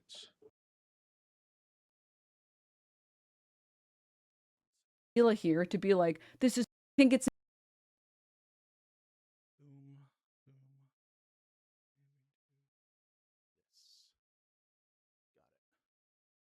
embarrassing for Hila here to be like, this is so traumatic for the kids. You're trying to traumatize the children. It's like, dog, you literally, the vast majority of people are like are not remembering anything that happened to them at 3. It's just sympathy, right? It's just, she's just pulling like the IDF classic card of like, please, my life is so difficult. Please, everyone that is against us needs fucking awful experiences because we're the ones dealing with the real awful experiences.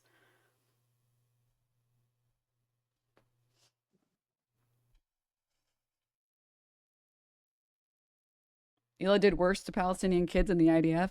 I mean, I'm sure she's thought about doing terrible things to people when she was in the IDF. I can't comment on what she. Okay.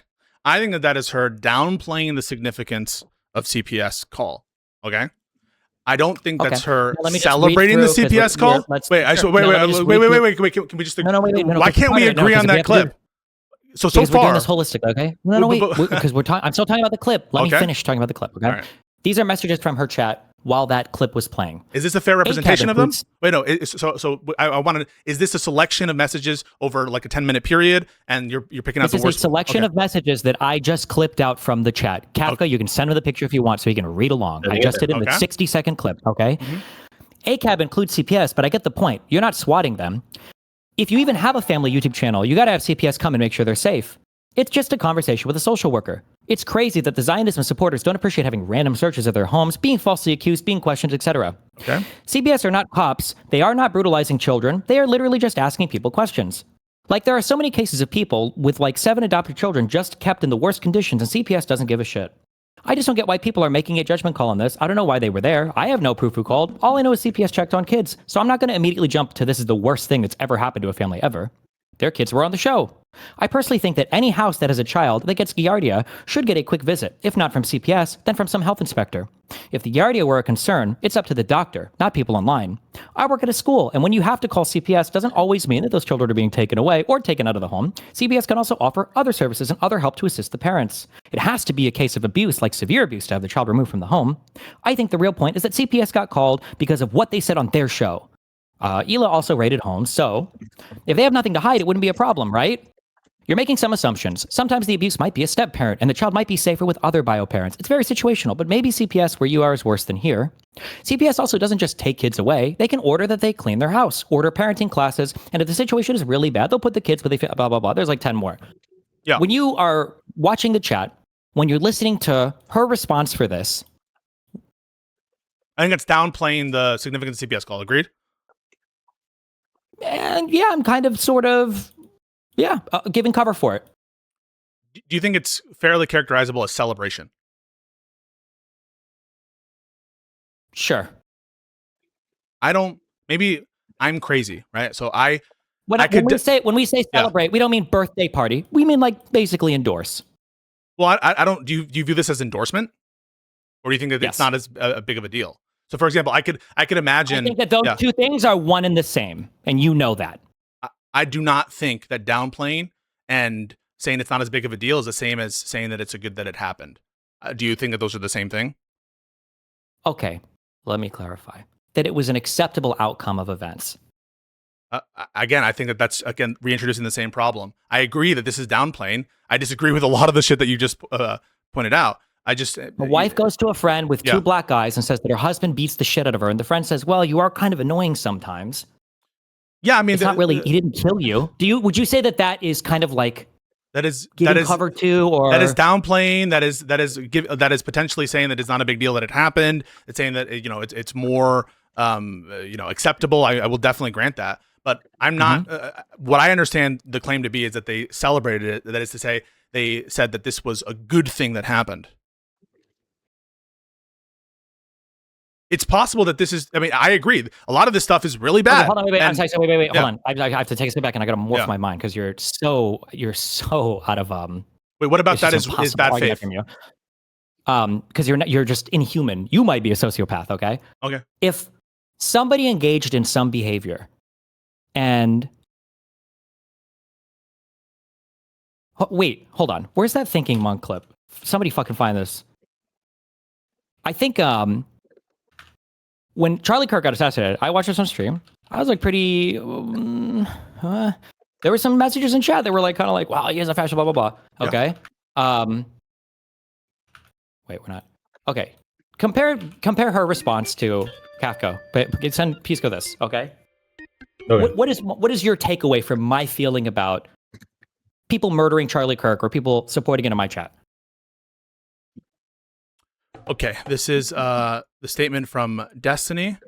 I'm going to put it up on screen. 1 second. Now, also keep in mind, I haven't gotten any blowback. Nobody's criticized me. This wasn't weeks later, months later, whatever. There's no lawsuit. Okay. I know, but is like the question whether you're a better person than Denims?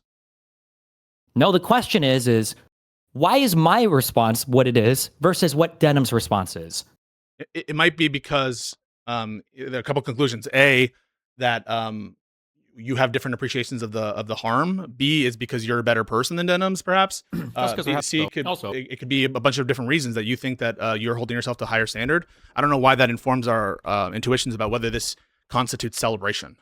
And if you agree that it doesn't constitute celebration, you can just change it to be downplaying, and then we can see what entails from that. I just don't understand why we have to buy into the celebration if you don't think it's justified. Hold on. Wait.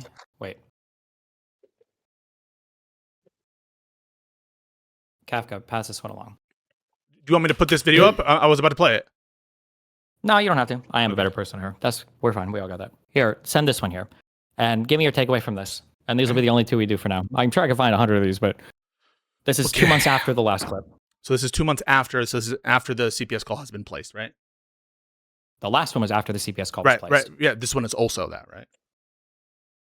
Well, it's 2 months after the last one, and time only moves in one direction, so I would assume so, yes. It's after the CPS I don't know why are you being such, like, I'm just clarifying that this, for the audience, do you think that I'm doing something wrong there? I'm just saying that this is after, well, this the is first also clip was after. 9 months later, and the 9 months ago, and this clip is 7 months ago, so it's still after the CPS call, yes. Yeah, there's a lot of fucking idiots in chat, and me just saying, guys, this is after, I'm just saying that, and you're like taking offense that I do agree. There are a lot of idiots in your chat right now. I do agree with that. Go ahead.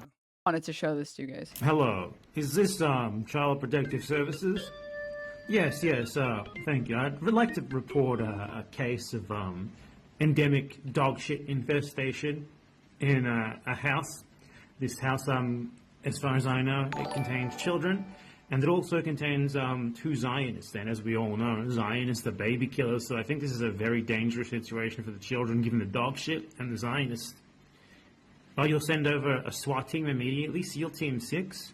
Oh man, those are the guys who killed Osama bin Laden. Yeah, I really think this is important enough of a case that you should send those guys over there. Keep those kids safe. Honestly, great service. 10 out of 10. Highly recommended. Thanks. Anyway, let me know how it goes. How dare you make jokes about CPS? How dare you make jokes about SEAL Team 6? How dare you make jokes about Zionism? How dare you make jokes about dog shit? Honestly, I condemn. Okay. What is our conclusion from How this? would you describe? How would you describe? How would you describe BadEmpana's behavior? What is he doing? I think that he is ridiculing and reveling in and making horrible jokes and absolutely he absolutely justifies. Could we say celebrate? Yeah. Sure. Could we say celebrate is akin to reveling and ridiculing? Okay. I think BadEmpanda is I think BadEmpanda justifies it. Laughing along with it. So what do we feel like Denims is doing? I think she's absolutely downplaying it, and I think that she is 100. Wait. She's playing a celebration. Why is she downplaying it by playing a celebration? I understand it. You tell me this is a totally wild read.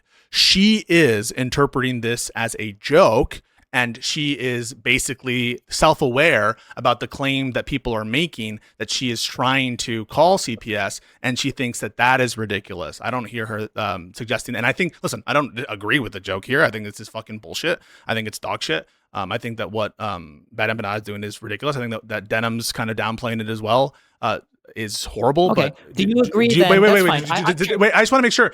What I just said, that's not unreasonable. What I just said, right? She's self-aware about this whole thing, and she's calling attention to it. It could that could be a reasonable thing. You agree that she should have like some kind of like state mandated caretaker, probably should lose the right to vote, shouldn't be allowed to live or exist on her own. If she's this at the very least should never be in a public speaking position if she is this unaware of her impact on, because this is somebody who could encourage rape, murder, whatever, if she's this fucking retarded. Can you agree with that? No, if you're going to tell me that she's watching somebody who's clearly celebrating, you said it yourself, very obviously reveling in the misery that's been caused and joking about the CPS call and everything else, and she's sitting here watching it and giggling along in conjunction with, I showed you all those messages in her chat just from a 60-second clip. And you very cleverly, I know because you've heard people make the claim that Ethan did this, said that this came from a 10-minute compilation somewhere else. But that just came from a 60-second thing. Hang on a second. Wait a second. Wait. I'm not gonna. I just want to pause. I just want to pause. Whenever you do one of those comments, I think that we should address it. So you just said the fact that I bring up the 10-minute thing and the different window there,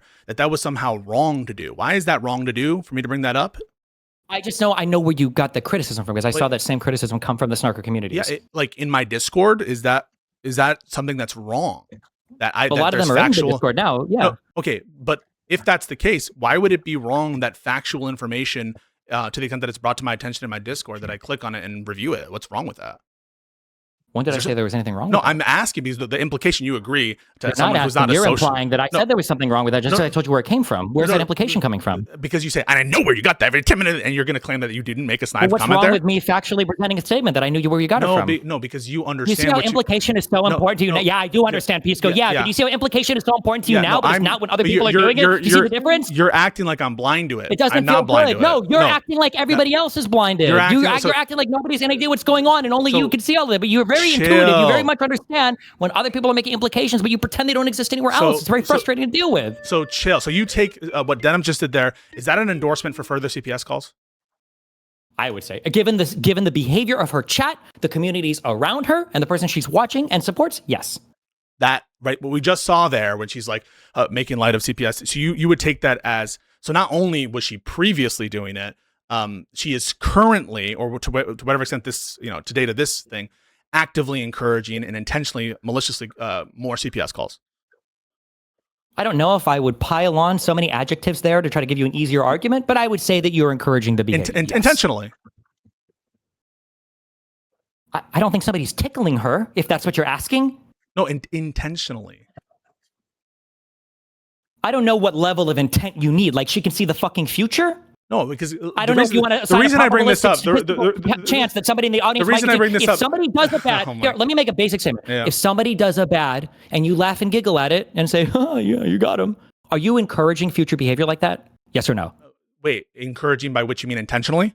I'm going to restate it and say the And exact wait, same thing again. If intentionally? somebody does a bad and you giggle along and you laugh at it, are you encouraging I don't know that what you type mean. of behavior again? Yes or no? You I don't don't know know what it means to encourage behavior. I want you to say that. I want you to say, I don't know what you mean when you, no. No, I want you to say I don't that. know what you mean. I don't know what you mean when you say encourage behavior. I don't know what you mean. Okay, then answer I to don't- the best I of don't- your abilities. No, To if the what best you of mean, your if what understanding. you mean, if To the- no, no, if to the if what you best mean of by what- encourage, No, wait. if what you How mean by encourage, understand the English language, I'm asking you to answer how you would answer. If somebody were to ask you, are you Yes. encouraging a bad? So if you I laugh and understand- giggle along with it when it happens. I I'm not understand. asking you to understand. I'm asking, do you encourage it? Yes or no? Is that encouraging the behavior? I understand encouragement. When someone asks me if someone is encouraging, I don't know. to This be- is not responsive to what I'm so- saying so at all. I'm I can answering go the- get a drink if you need some time to this to figure it yes, out. We can so- take a 5-minute break and then you can come back and figure out how you're going to answer the question. If what you mean by encourage is intentionally encourage, I think the answer is no. It's not necessitated that one who giggles along to some reprehensible statements is intentionally encouraging the underlying acts. No, I don't think that that's entailed. No,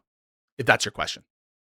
If somebody does a bad and you laugh and giggle along, are you encouraging that behavior? If what you mean by encourage is intentional encouragement, if that's what you mean. I mean it in the plain understanding of the sense of the word. Yeah, but someone could understand encourage to just mean be causally linked to some other harm.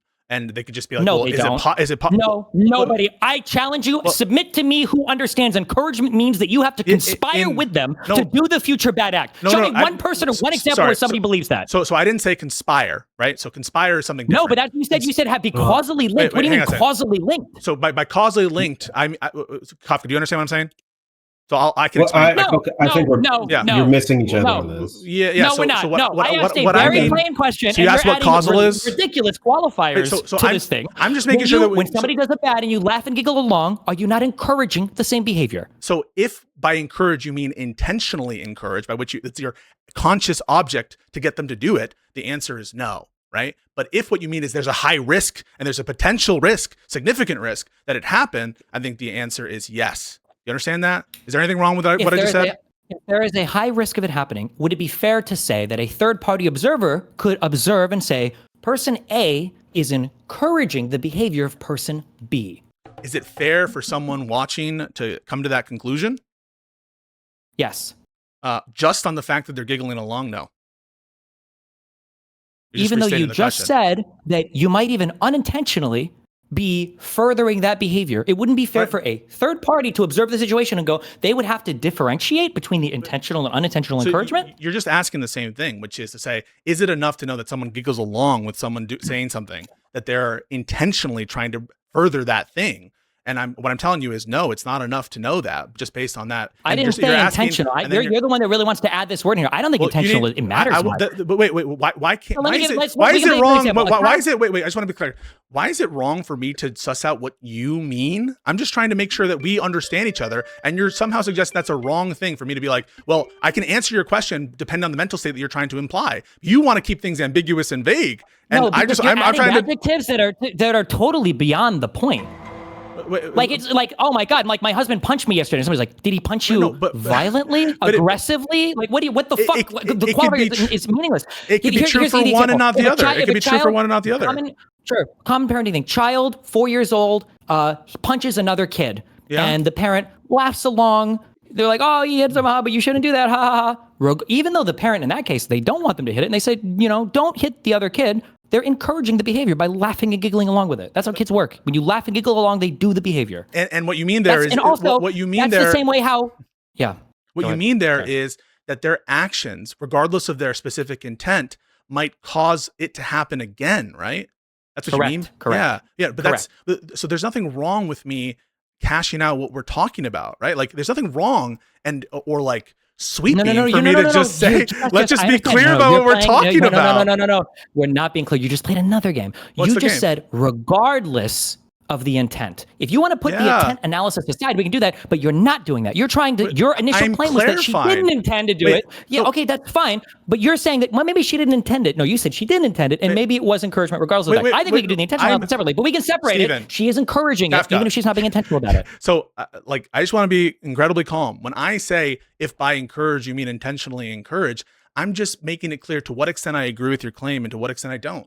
I agree that this could have the effect of encouraging this kind of behavior. I don't agree that this necessitates that she wants this to occur more. You understand that difference? That's why, and the only reason I'm bringing up this distinction, the only I want you to acknowledge that it's good faith. Wait, no, but I want you to. You're good faith. I'll pretend you're good faith. I'll say you're good faith. You're good faith. Okay. Fine. What you're saying here? Okay. No. I won't even. I'm sorry. I will remove that because I just did it bad, right? I said I'll pretend you're good faith. Okay. No. I will take what you're saying at face value. Okay. So then my question will be, okay, so let's say that we have her encouraging it, and it might be intentional, might be unintentional. Maybe she's misreading the situation. Yep. Maybe, okay, she is in an awkward state and she's laughing about a thing to try to play it off right. Maybe, okay. And I'll grant you that is possible. And I don't mean possible as in it's logically possible and no contradictions. It's a decent chance. It's plausible. I'll say that, okay.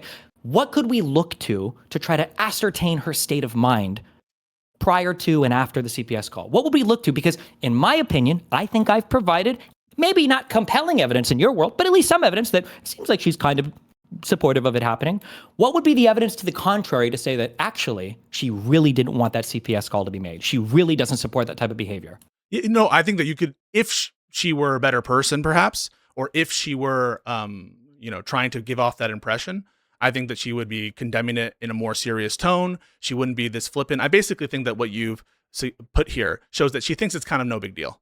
It's not really a big deal. That to the extent that it's a big deal, it's okay to joke about it. It's okay to continue to put the BadEmpanda stuff, even though he justifies it. And so she basically is, I think, with what she's doing here and not being clear about where she stands on the CPS call and it being bad, I think she is being reckless. I do think that.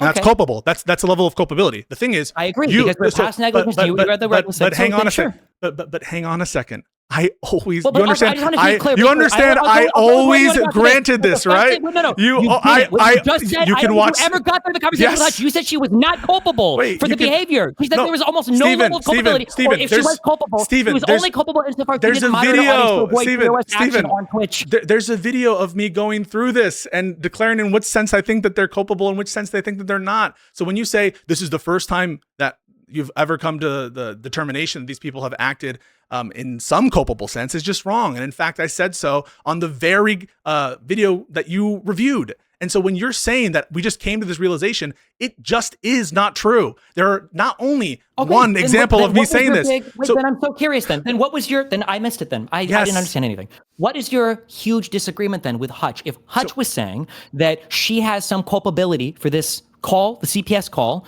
and you're saying, I agree, there is some culpability there. What was the big disagreement? Yes. So the big disagreement is people are trying to conflate one's responsibility with respect to their intentional and malicious mindsets with those who are merely reckless. And you would agree that we put so much more negative implication on someone who is intentional and malicious. You know this, Stephen. You know this, right? An actor who is intentional and malicious. I'm appealing to Kafka here. Kafka, is the reckless standard closer to maliciousness or to totally neutral?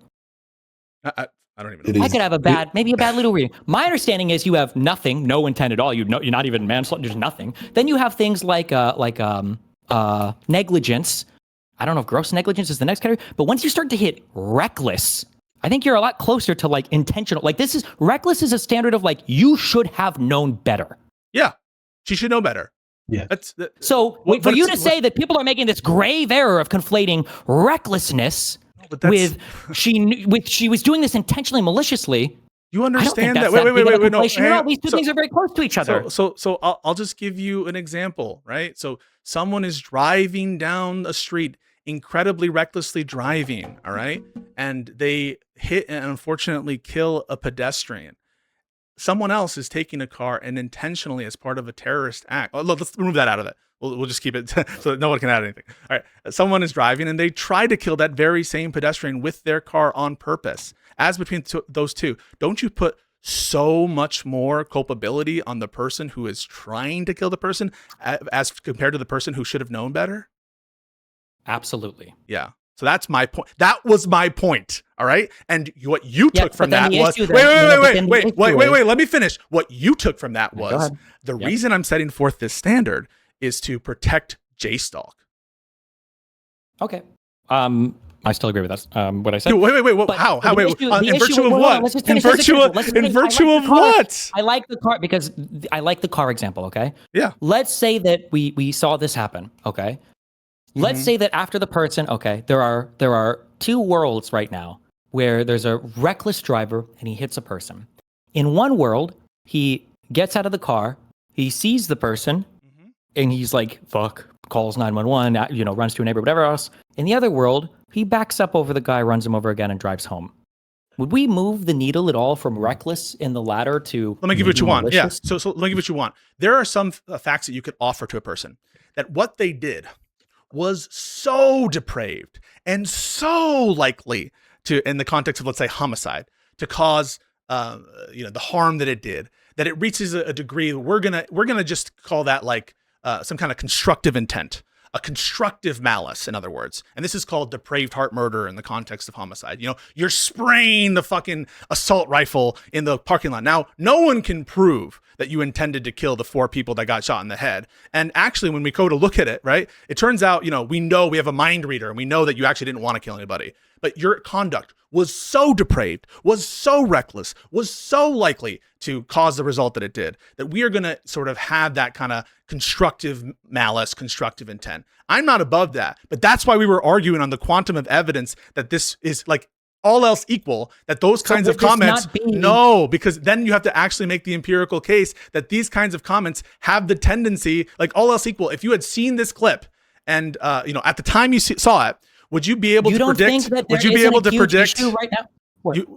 So like let's say that I know this might be difficult for some people. When you say would you be able to predict, you're talking degrees of probability that people will follow what happens. I know right now that things related to the phone are a big bad in terms of people like swatting people, for instance, right? Now, if I start trying to, talk on stream about, I think this guy might be killing his girlfriend, and you guys know, or doxing people, right? Show up for this, or base, true, or you guys know that some things are right. Could you say that, like, well, this is almost like a depraved heart version of this type of thing? If you're a streamer, you know these things are happening. You're watching a CPS video on stream. You're watching all this, and then when we review the response to that, and it's one of giggly, laughing, playing memes and jokes about it. Yeah. What are you supposed to think? So are you trying? How could it not be? So I'll ask you: Are you trying to hurt esports Batman? Emotionally and psychologically, yes. No, in the way that you just suggested.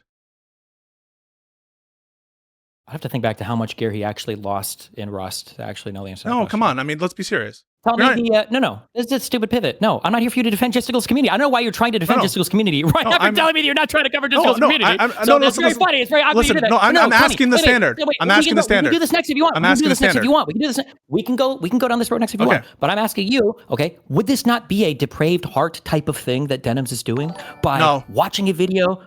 No.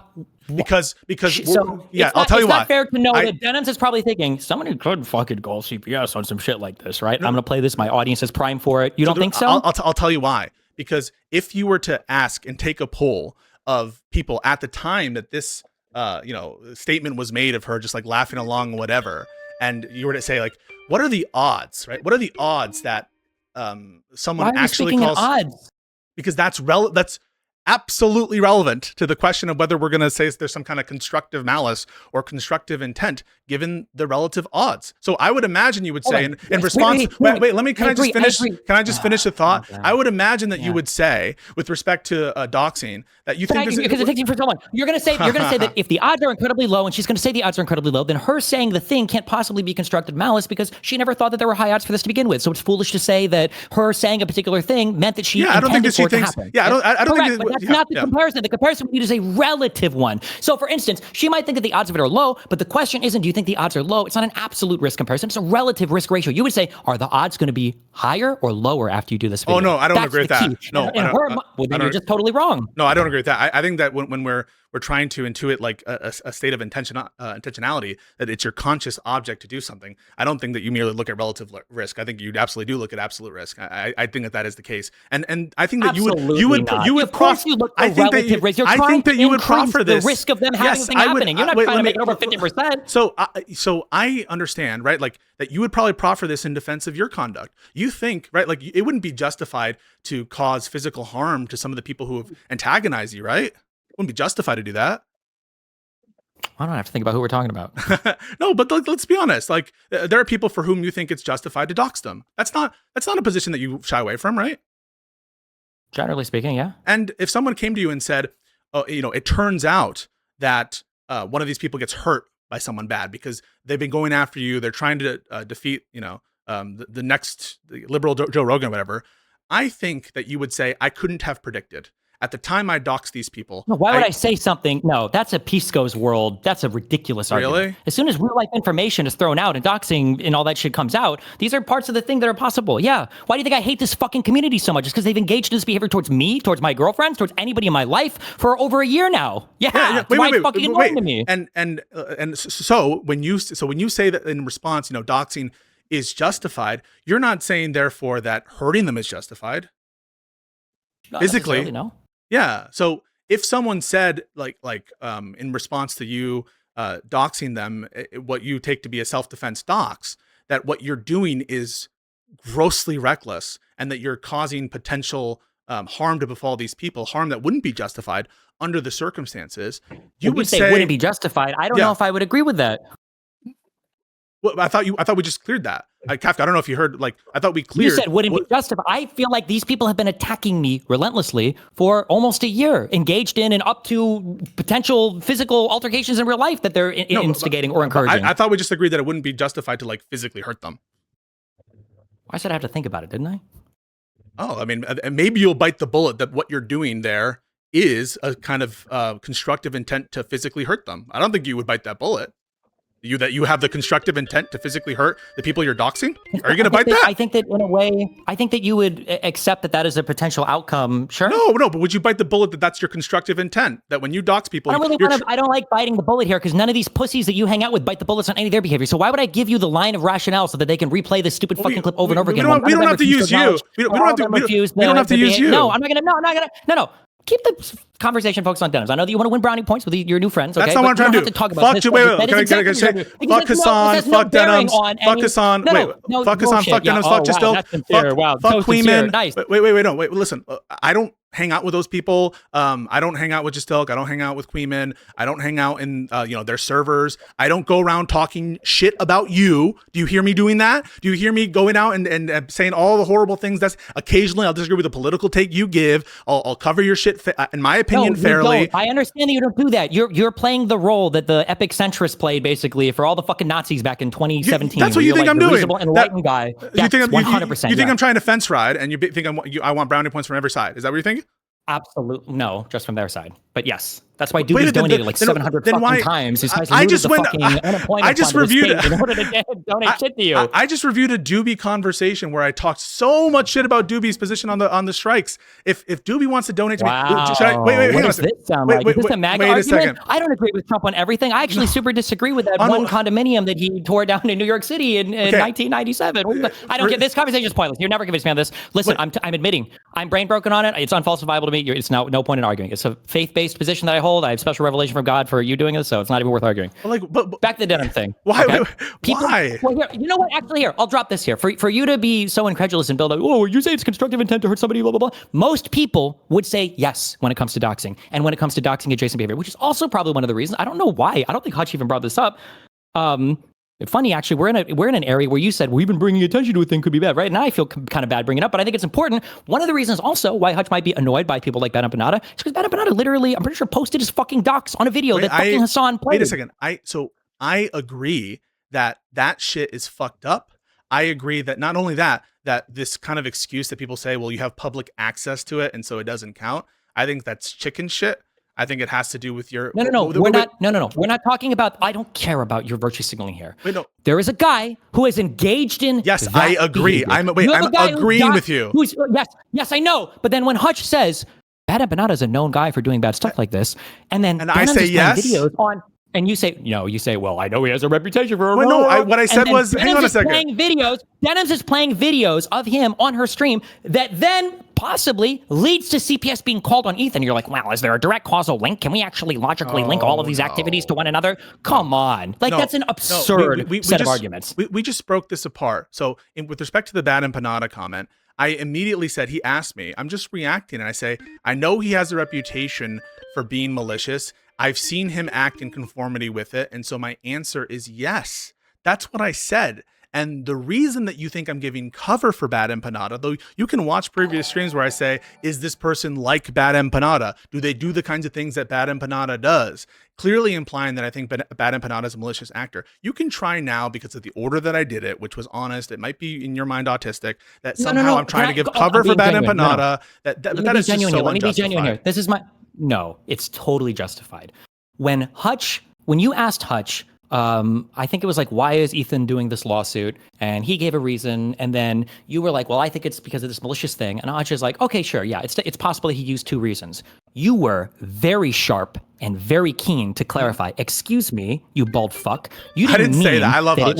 You didn't mean that it was logically possible that they could have these 2 positions. Because when you say that now, it gives you the ability to weasel out of it later. You were like, I need you to say they have 2 motivations at least. And you forced him to take that position. But when you say, when somebody says that, I'll tell you exactly what happened. When you say, people can compare. I listened to what it. Okay, I was there too. Like, why do you think that like I'm not allowed to contest your rendition of that conversation? So he asked me. I just think that it's like that he could have had 2 motives. And I'm like, I'm just clarifying by that. Do you mean that there's like some good reason to believe he had a second motive? Or do you just mean the bare like question that I wouldn't like disagree with is that he could have it? And the reason why I'm doing that is simply because people have asked that of me. And I've said, yeah, of course he could have 2 motives. And what they've taken from that is, see, Pisco admits that he could have 2 motives. And therefore, what the fuck is he talking about?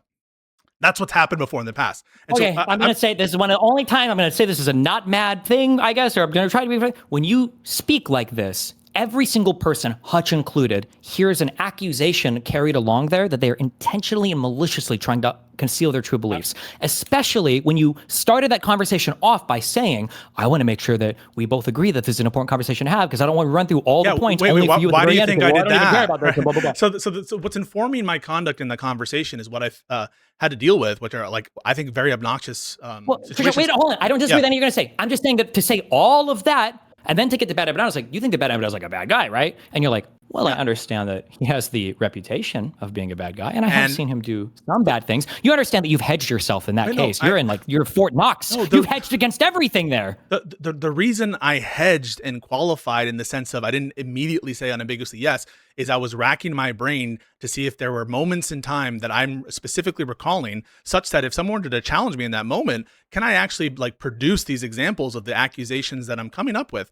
Not all of us are so flippant and reckless as you to make these accusations off the cuff of certain individuals without having the evidence prepared. Like the accusation that you said that I actually want to protect a community that's harassing a young woman. I mean, so sure, I'm thinking out loud, I'm just honestly telling you what human beings just don't have a clip reservoir ready to produce immediately. But do you think I don't act like this? You said that they harassed me?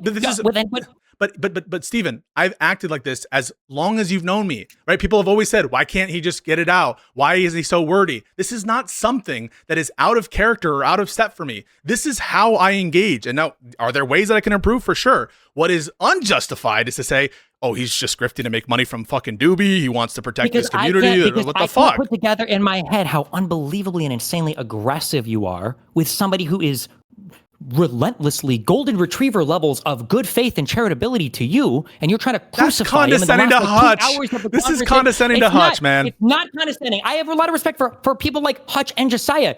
As in, when I say this, what I mean is like, I think Hutch views you. He respects you. He views you as a friend. He respects you intellectually. He has all these things in his mind for you, and he's trying his best to get out his point of view. Yeah, and you're trying to run these ridiculous syntactic did I do this with you? Wait, did I do this with you back in the day? I like that. We enjoy this. This is fun for us. But it's different. Like with you and Rob Noor. Do you have the same conversation with your mom that you do with Rob Noor? You should ask my mom, man. Sometimes, listen, with a person with a client. It depends. No, not a client.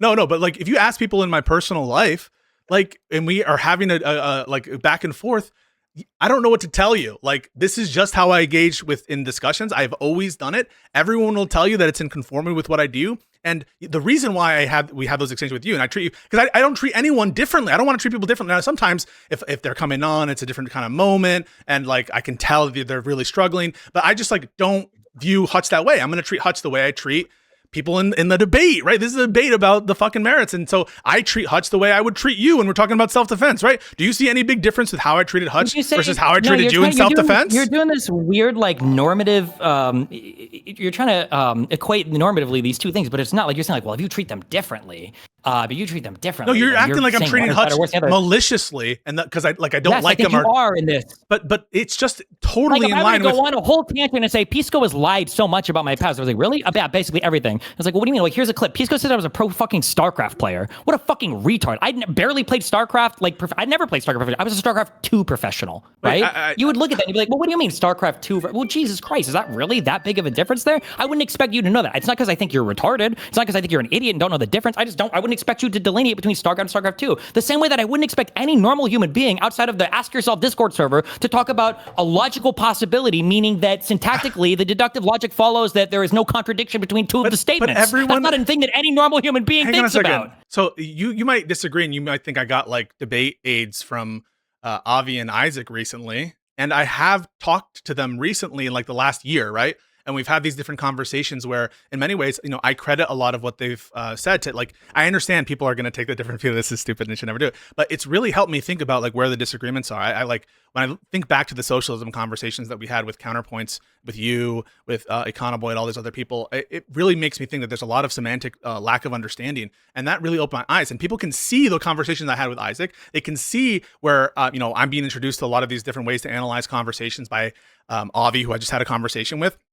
And there's just like a very clear way, like why this is now coming up and why I'm more thoughtful about the terms people are using. It's because of that. It's not because I hate Hutch.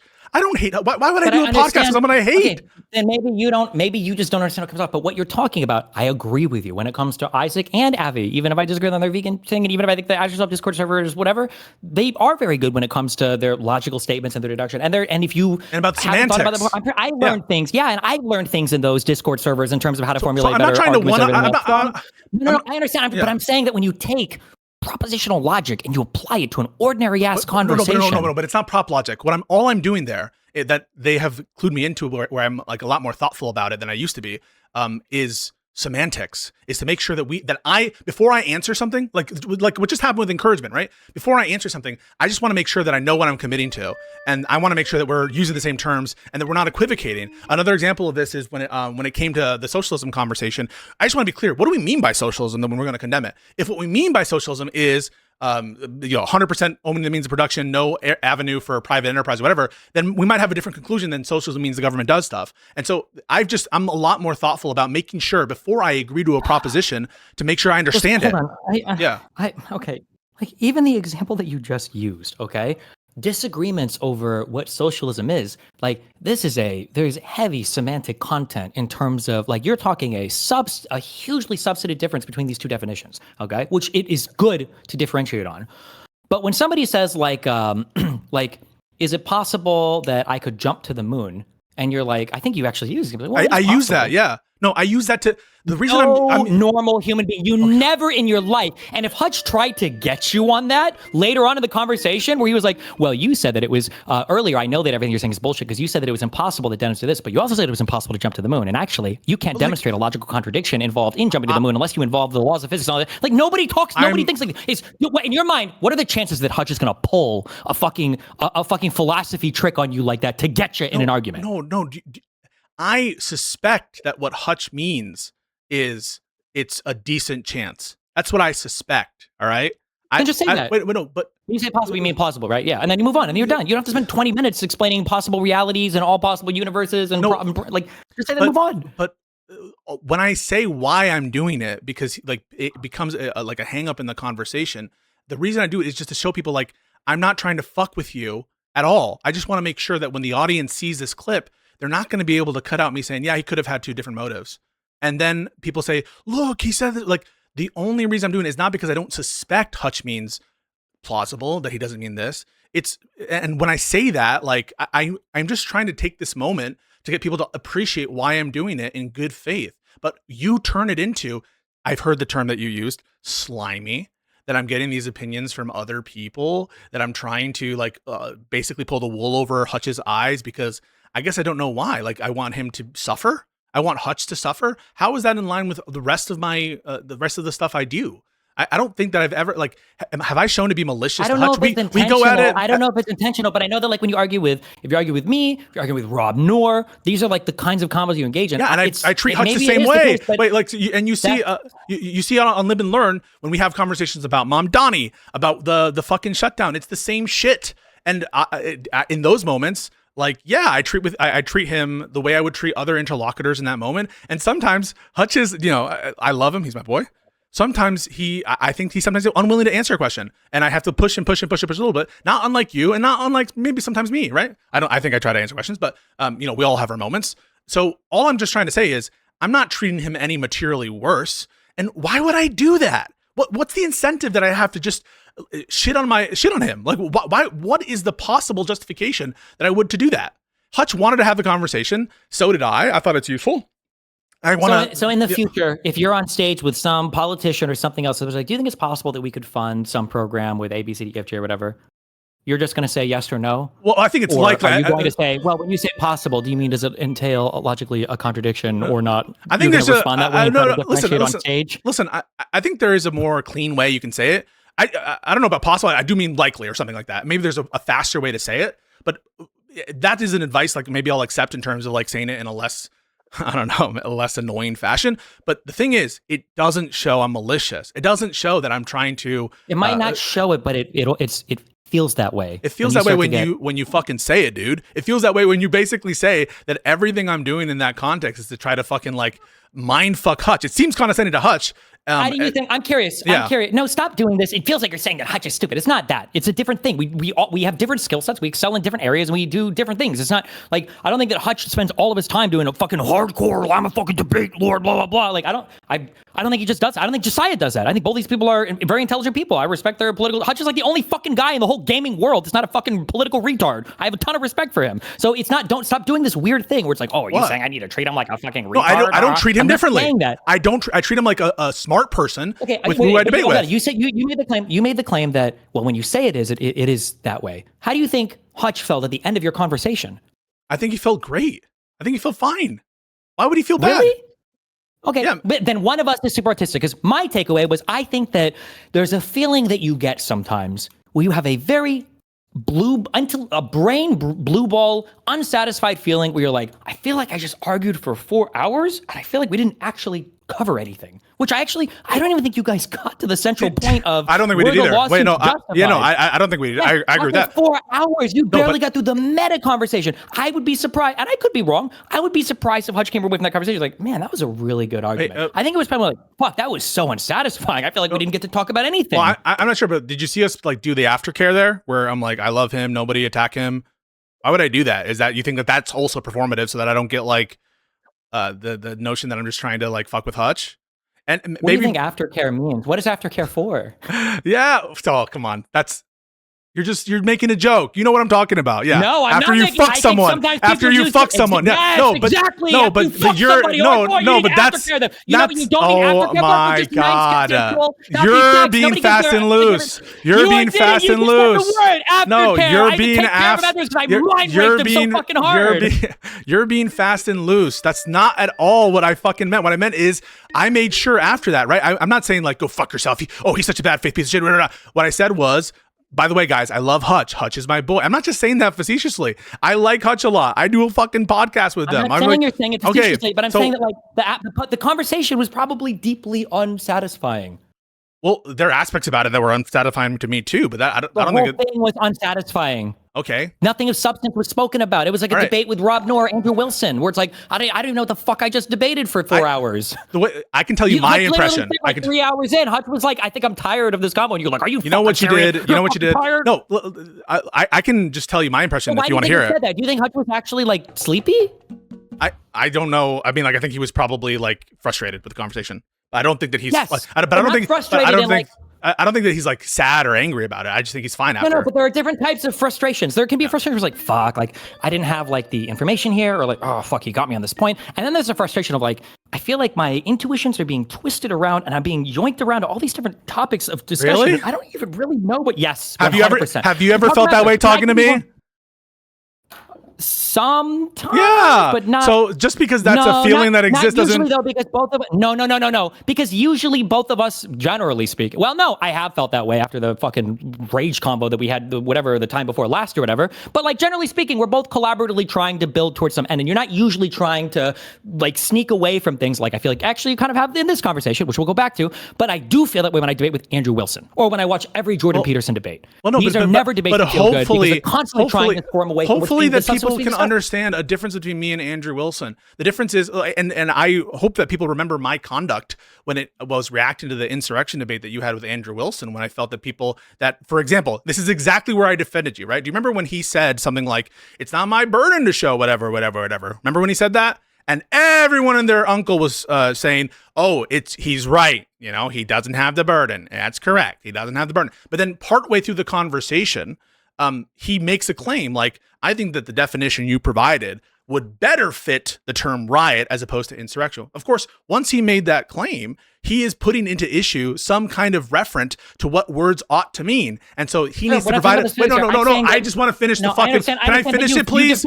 I defended you on No, not in terms of the personalities there.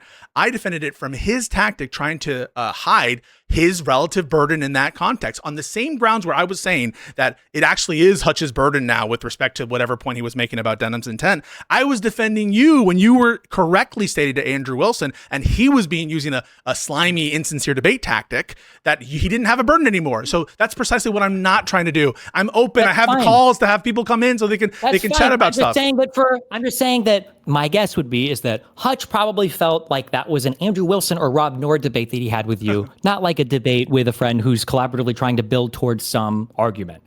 It was a debate, man. I mean, I don't know what to tell you. We've had conversations before. I think that the fact that I started from the perspective of like, well, can we just agree that this matters? It's trying to build some set of like understanding and girding principles where we can walk away from it having at least some better sense of a position. And maybe that kind of style works better with Avi and these other types of people. I don't have any problems with those people. Maybe it's because, they're also autists, whatever. But it is not an indication. But what you just said was fine. When you said maybe that style works better with those other people, that's what I'm saying. I think it does. Not because Hutch is stupid and not because somebody is able or not able, but just because of how different people do. Okay, so then why don't you give me the benefit of the doubt there instead of fucking accusing me of trying to grift to Tankies?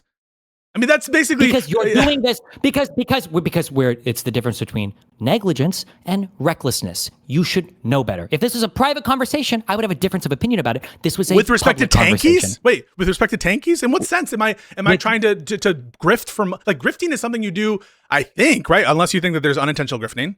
I feel like grifting is an accusation of intent. You're doing something insincere to make money, and you've accused me. How many individual donations has Doobie sent in this stream? That's what I'm accusing you of. How many people in your chat right now or in your Discord are also in Justicle's Discord, are also in Doobie's Discord, are also that's the example. But that's not even really should they be banned? Should they be banned? Should they be banned? Should they be banned?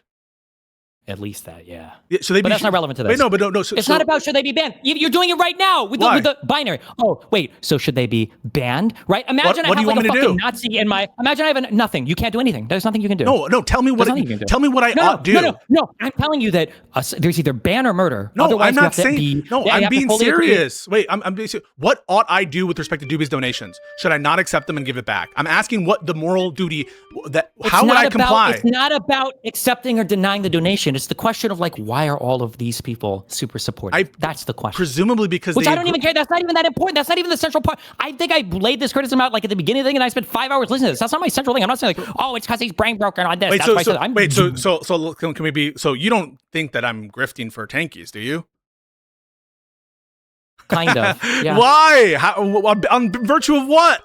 You think I'm a tanky supporter? You're one of the smartest people I've ever had the pleasure of talking to online, and some of the things that you were saying to Hutch yesterday were so unfathomably unbelievable that I cannot believe that they originated from the same mind as the person I spoke with and was friends with for 2 years. That's just impossible for me to believe. That Hutch can ask you a question as plainly as if somebody says that some children are maybe dying in a house. Do you think that justifies a CPS call? And you're like, well, does it logically mean that causally it's linked and you have to necessarily imply that every single person in the audience is going to be calling CPS, that it would be a justification for them calling? Like, that's impossible to me, that a human being can't say like, yeah, of course. Sure, of course. Yes, Hutch, that would be reasonable for you to call CPS at that point. I guess I'm shocked because I feel like I've always interacted this way. I feel like it's consistent with my personality, and people, for better or worse, it's been divisive. It's been divisive. There are people who have always hated my contributions, who have always called me a pedant, who have always said that like the contributions I have, or it's always like, well, technically, you know, and they put the fucking, everyone put it in chat right now, the glasses guy with the little fucking finger up.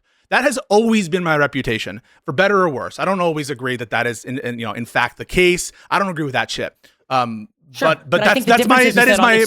I agree. But the difference is that when people were complaining about you there, they were complaining about the style, but not the substance, right? Pisco might be right here, but God, he's so fucking annoying to listen. Oh, he might be right, but he's so fucking annoying. The main complaint right now, though, is on the substance.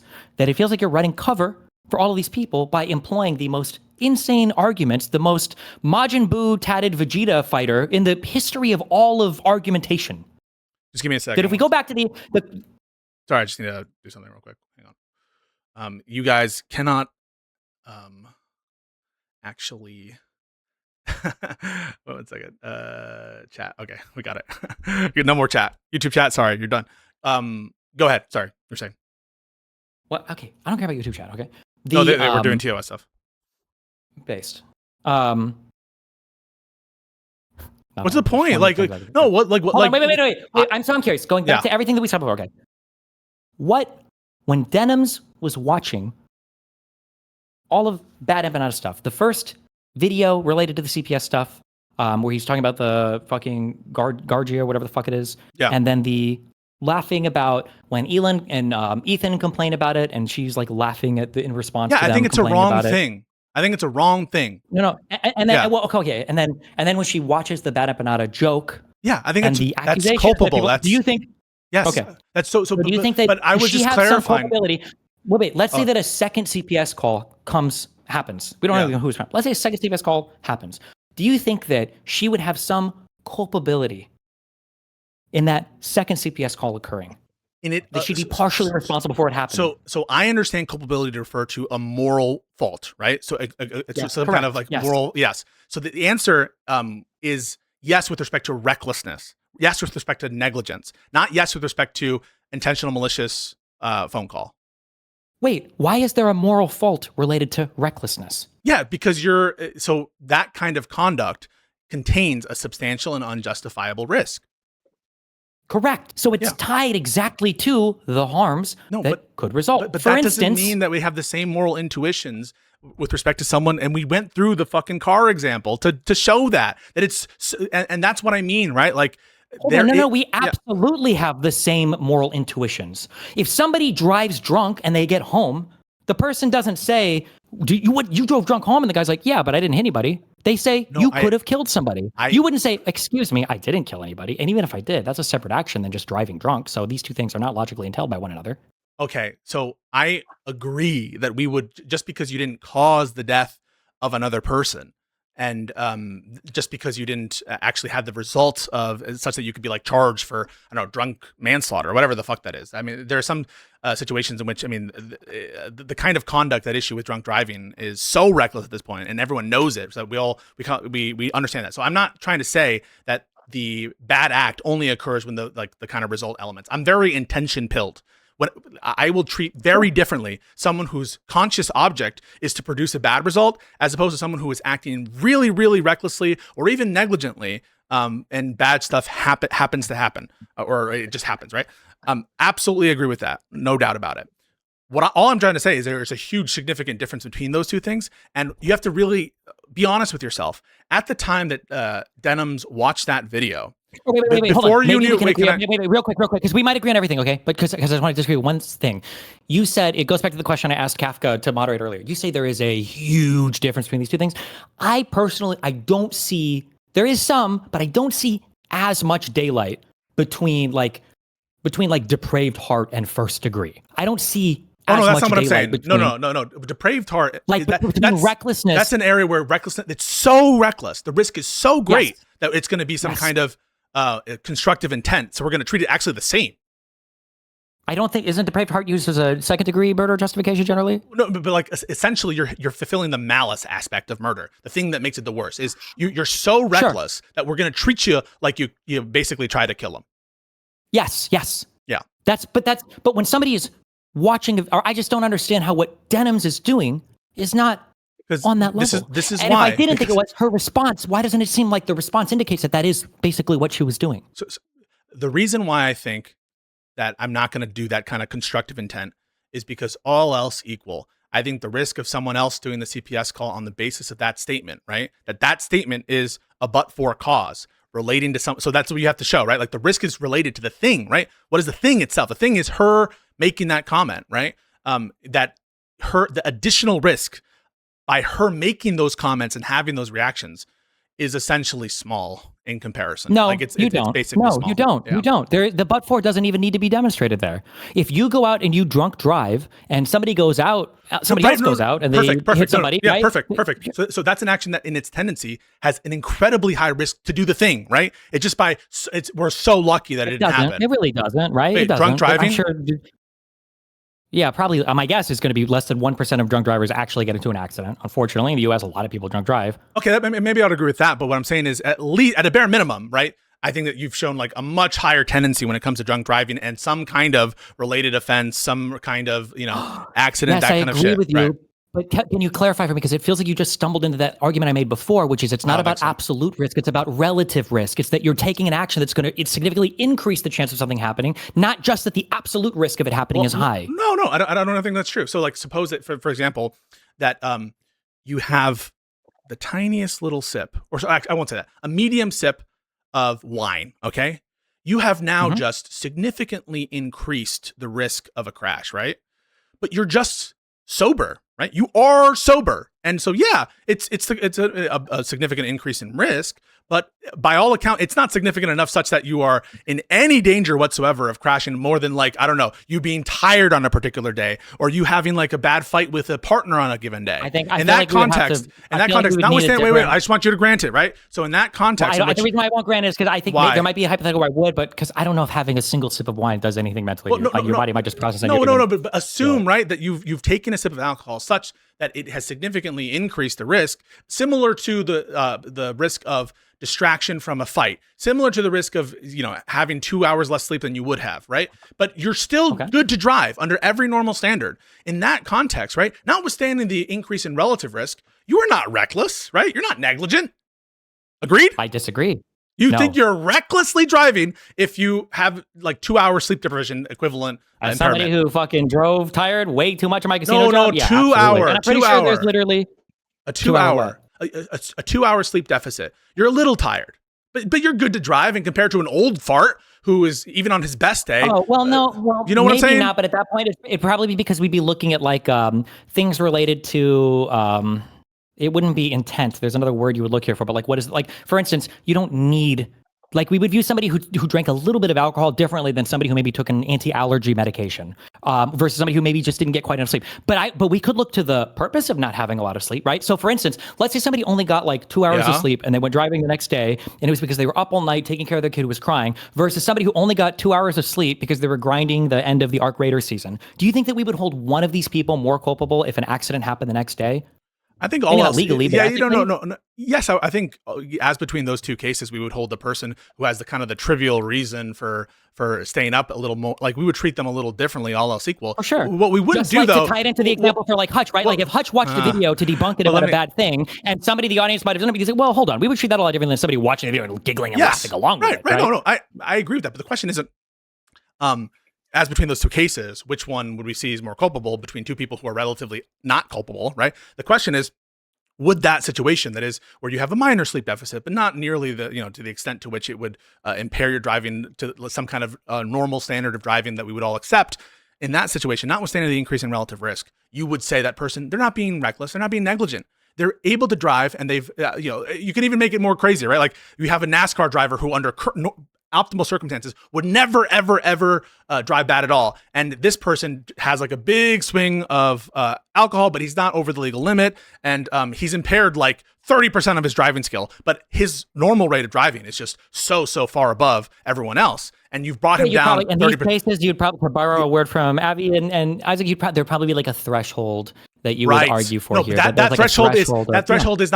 threshold is absolute risk. You need to have a threshold of absolute risk, just decreasing the relative risk. If you're an alien being who's optimal. Well, no, the threshold. I think the threshold will be relevant when we're talking about like unintentionality. But for intentionality, I think the threshold would basically completely disappear. So, for instance, sure, yeah. If you intend it, if I was cooking, let's say, so I'm back in the kitchen, I bring a steak out from the freezer and I leave it on the counter for fucking 12 hours before I throw it on the grill and I serve it, and somebody gets food poisoning or whatever, right? And let's say that it's really bad or whatever, that's not good. Versus if I take a steak out, I do everything I'm supposed to with it, but then I like put like a little bit of dirt from the floor on it, or I step on it with my shoe or whatever. And like there's no, then we would treat someone who intended it differently. Yes. That was my whole fucking point in the fucking stream that you soyed out about and said I was a grifter. That was my whole fucking point. You just restated it. What was your whole point? My whole point is we treat so differently the intentional fucking acts of someone than the acts that, even if they impose an unjustifiable risk and they're culpable for that, we treat them so differently.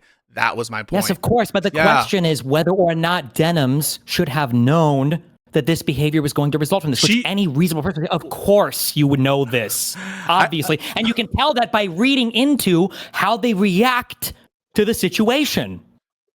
I mean, I don't know that you can, does Denim strike you as a person who is like conscious of, does she strike you as a bright person who is going to be able to know all the entailments of the kind of risky behavior she does?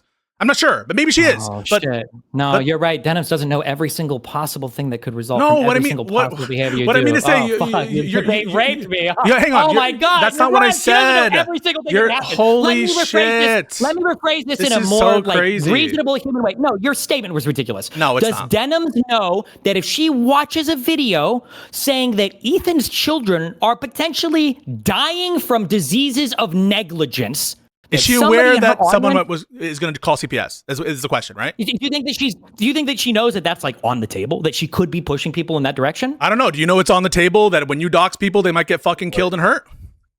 Killed and hurt? It's possible. I think it's very, very low. Is it on the table in the same way? Is it on the table in the same way? No, I would say in a way, but the intent, I'm doing this as a response. God damn it. What? Look. Okay, are we talking about recklessness or negligence? Because it's not a question of if she knows, it's a question of if she should know. All right? Recklessness is about if you should know that what you were doing is wrong and it happened. That's it. We don't need to show that she knew it or that she had knowledge of it. And show, true. Is this something that a person that should would she in have situation known know? that if you do stuff like that? Well, this is what I was hinting at earlier when I said we should agree then that she should have a full-time caretaker and shouldn't be allowed to stream anymore. Because if you don't have certain levels of agency, then you don't get certain rights and responsibilities, right? Or privileges. So should Denims have known that this is a possibility? That it's a possibility, that is to say it's likely that as a result of her watching this video, someone will do the actual CPS call. Yeah, or that she's at least increasing significantly the odds that somebody will do this. I think that she should know that she's, given the size of her stream, that she is significantly increasing the risk. The problem is, I do think it's a small risk, and unfortunately, it might be a small risk, just like stepping on a steak would be before serving it to a customer. Wait, stepping on but it's a small risk of something that it's not going to. They're not going to know this, probably not, right? Well, hang on a second. But this is a malicious. So let's do it. Let's use that example. Step on a steak, right? I agree, not good, right? The person, so it's a prank, and they're stepping on the steak because they're like rude to the service or whatever. Step on the steak, they get a parasite and die. Okay, holy fuck! And all of the fucking servers are looking around themselves, and they're like, "What the fuck?" And the guy who did the stepping raises his hand weakly, and he's like, "Hi, And then the question is, in that moment, you agree, low risk of really, really, really, really bad event. It happened. All right. Mm-hmm. How do you assess that person? Their culpability, right? Now, it was absolutely the culpable for them to do that conduct. But in reality, the risk of the result happening was in absolute terms low. That's the comparison I'm trying to make. Yes, but the thing that you keep missing is that we tie our moral culpability that you have for failing your moral responsibilities, your moral obligations, your professional obligations. We tie the harm that results from the worst cases of people not following these responsibilities to the failure to follow the responsibility. That's why when you get a DUI, it's a big charge. But why? No, I you didn't hurt agree. anybody. You can drive home from wherever and not hurt a single soul. Why do you get a DUI? You might not even break any traffic laws. I totally agree that we should be like that. There are certain reckless conduct that are felonies, right? Manslaughter is not like a minor thing.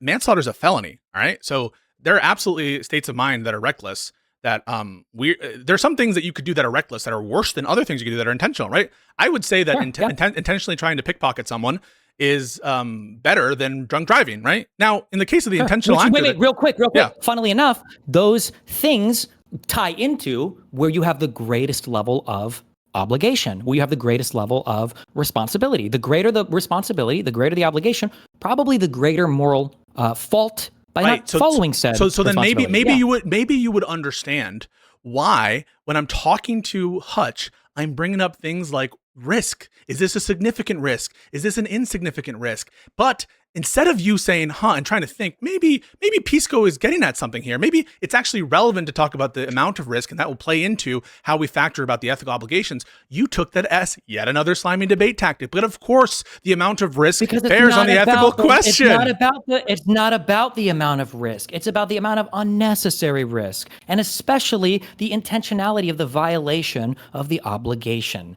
Even if you know, like, I could right now give like orders to my chat to go and kill some fucking person, and chances are that of anybody falling through, there's probably less than 0.00001%. But just the fact that you could issue the order like that so is any already kind of, really because that's a huge failure of a massive obligation. So let me give Denims you has a chat. She has obligations to the chat to not be engaging in behavior that's going to get people swatted or CPS called. Let me give you a perfect example. I think sandwich thrower. You know the sandwich thrower? He got let off. All right, whatever. But the sandwich thrower, he threw something at ICE or National Guard or whatever.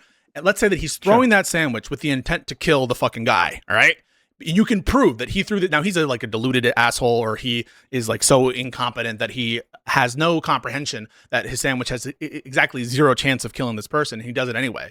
I'm going to treat that person as like an attempted murderer. Okay. So, or at a bare minimum, it's going to be some significant penalty. Yeah, you didn't have a gun there, but the only reason you weren't successful in killing them is because you're a stupid person that tried to use a sandwich because you had like some notion that they might be allergic to something or whatever. So I absolutely take the view that intentional conduct, I'm an intention cuck. I've said it always, that intention to me is the most important thing. That is why I was making this point. So absolutely, if you could show that Denim's conscious object was to make the CPS call happen, I think that's a lot easier case than the kind of statements that have been shown. Those statements absolutely downplaying, those statements absolutely unjustifiable. Those in the same way, by the way, I think that some of your jokes and other people's jokes sometimes are unjustified. I'm not saying that they're the same thing. I'm not saying they're the exact same thing, but I will take issue with certain things. But like, I don't think when you're calling, making certain jokes about Corey Compouture, making certain jokes about victims, I don't think that you want them to die, right? I would defend you, and I have defended people like who Rob Moore, who have accused you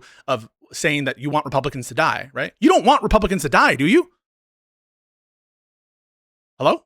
No, but what's the difference? The difference is it's not your conscious object to make them die. Now, someone might look at your conduct and say, no. Okay. We're also not, if somebody called CPS on Ethan and like Denims and Kaceytron and all them, it's hard to separate because these communities are so fucking toxic. But if they just laughed at that fact, then it would be gross, disgusting, or whatever. Mm-hmm.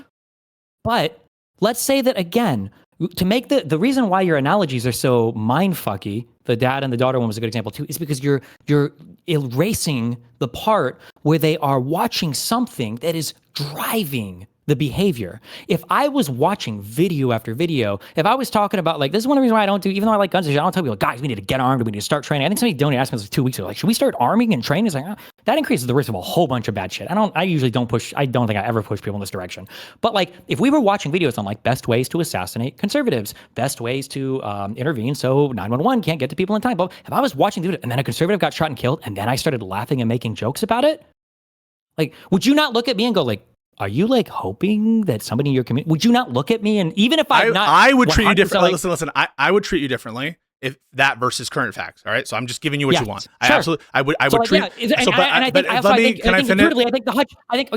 think Hutch would also do differently as well, right? So Hutch is somebody who's very critical of my jokes and all this bullshit because he's a soy fuck liberal, whatever. That's fine. Okay. He's critical. But I think, I could be wrong, but I think that Hutch would have a much more negative view of me if I was in my chat saying like, okay, guys, how are we getting the next conservative? Like, let's theory craft. Like, what are the best guns, the best loadouts? Like, how do we not go? Like, it would be way worse. But the thing is, like, I agree that to the extent that there's no facetiousness there, because there's edgy jokes and there's kind of like ambiguous things, right? And we want to avoid the situation where it's just like obvious conspiracy or obvious attempt, right? And so we're putting out that one. So you're giving a kind of example where it's on the margin and it's unclear whether it's a joke, right? Because if it's very clearly a joke, then even the pre-joke conduct, you're not gonna say that there's like major culpability there, right? In the sense of moral fault. Maybe it's reckless to do those jokes, but I mean, you'd be on no different terms than what the Republicans are accusing you of. Now, I disagree with their assessments of. No, I disagree. I would say there is major moral fault. Yes.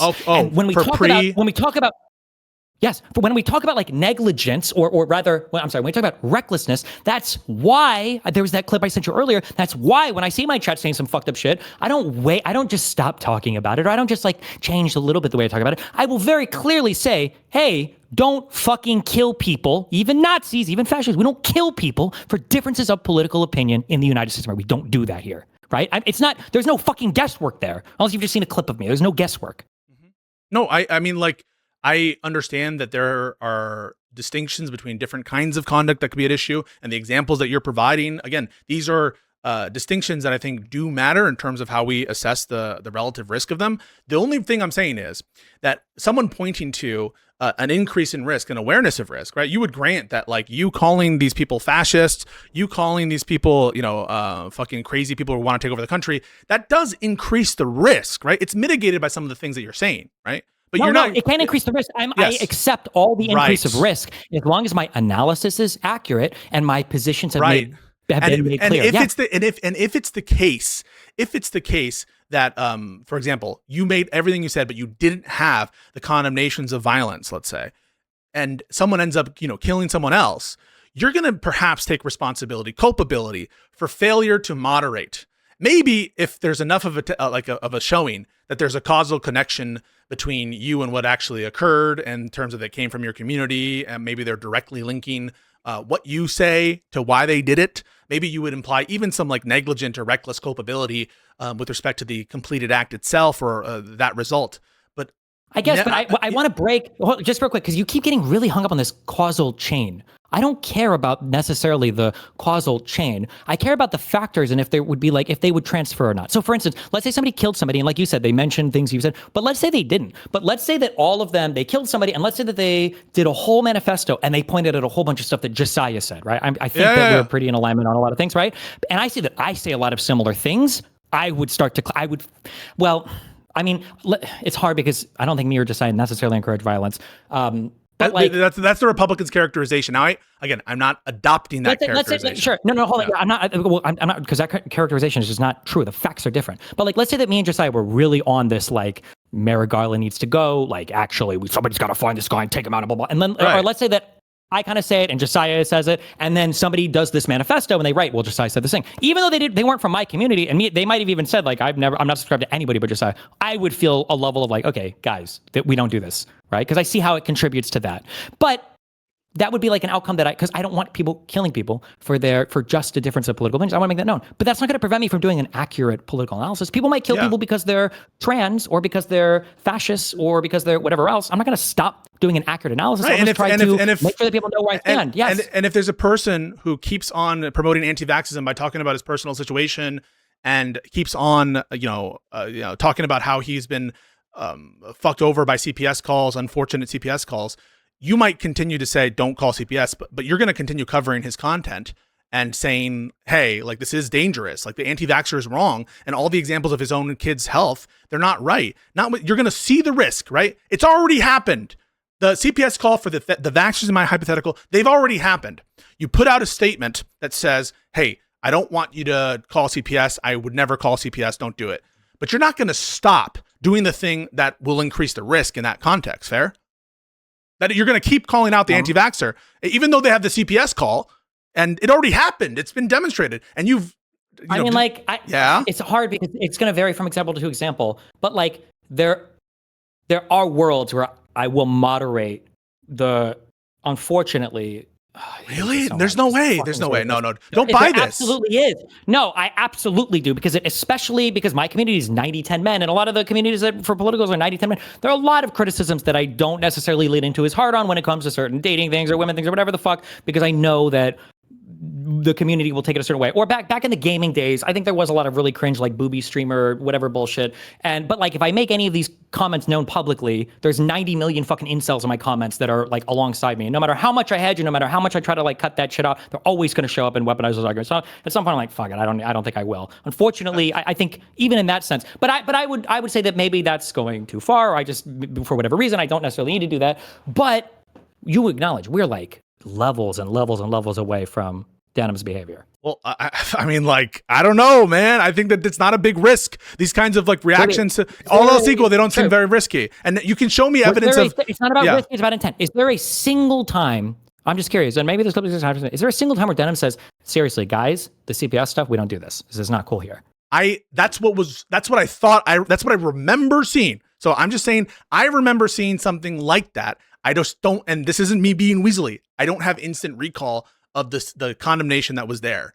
I thought I remember seeing that. And I will say earlier, you were saying things like, "Well, you need to be able to justify your assertions," blah, blah, but but my assertion isn't that I know her conduct to be a thing or not. I'm just saying what I've been seeing so far doesn't justify the lawsuits. And that's a separate, we haven't even reached that. But all I'm trying to say is, regardless of your thoughts about this, and you seem to take a view, which I mean, I guess is like more protective of more responsible for your community. And in some ways, I think that's in line with stuff you said before. In some ways, I think people could argue that it's maybe inconsistent, but I'm not going to get into that right now. Regardless of your thoughts about who's right here, do you actually get the culpability in the way that, Steven says, or in the way I say?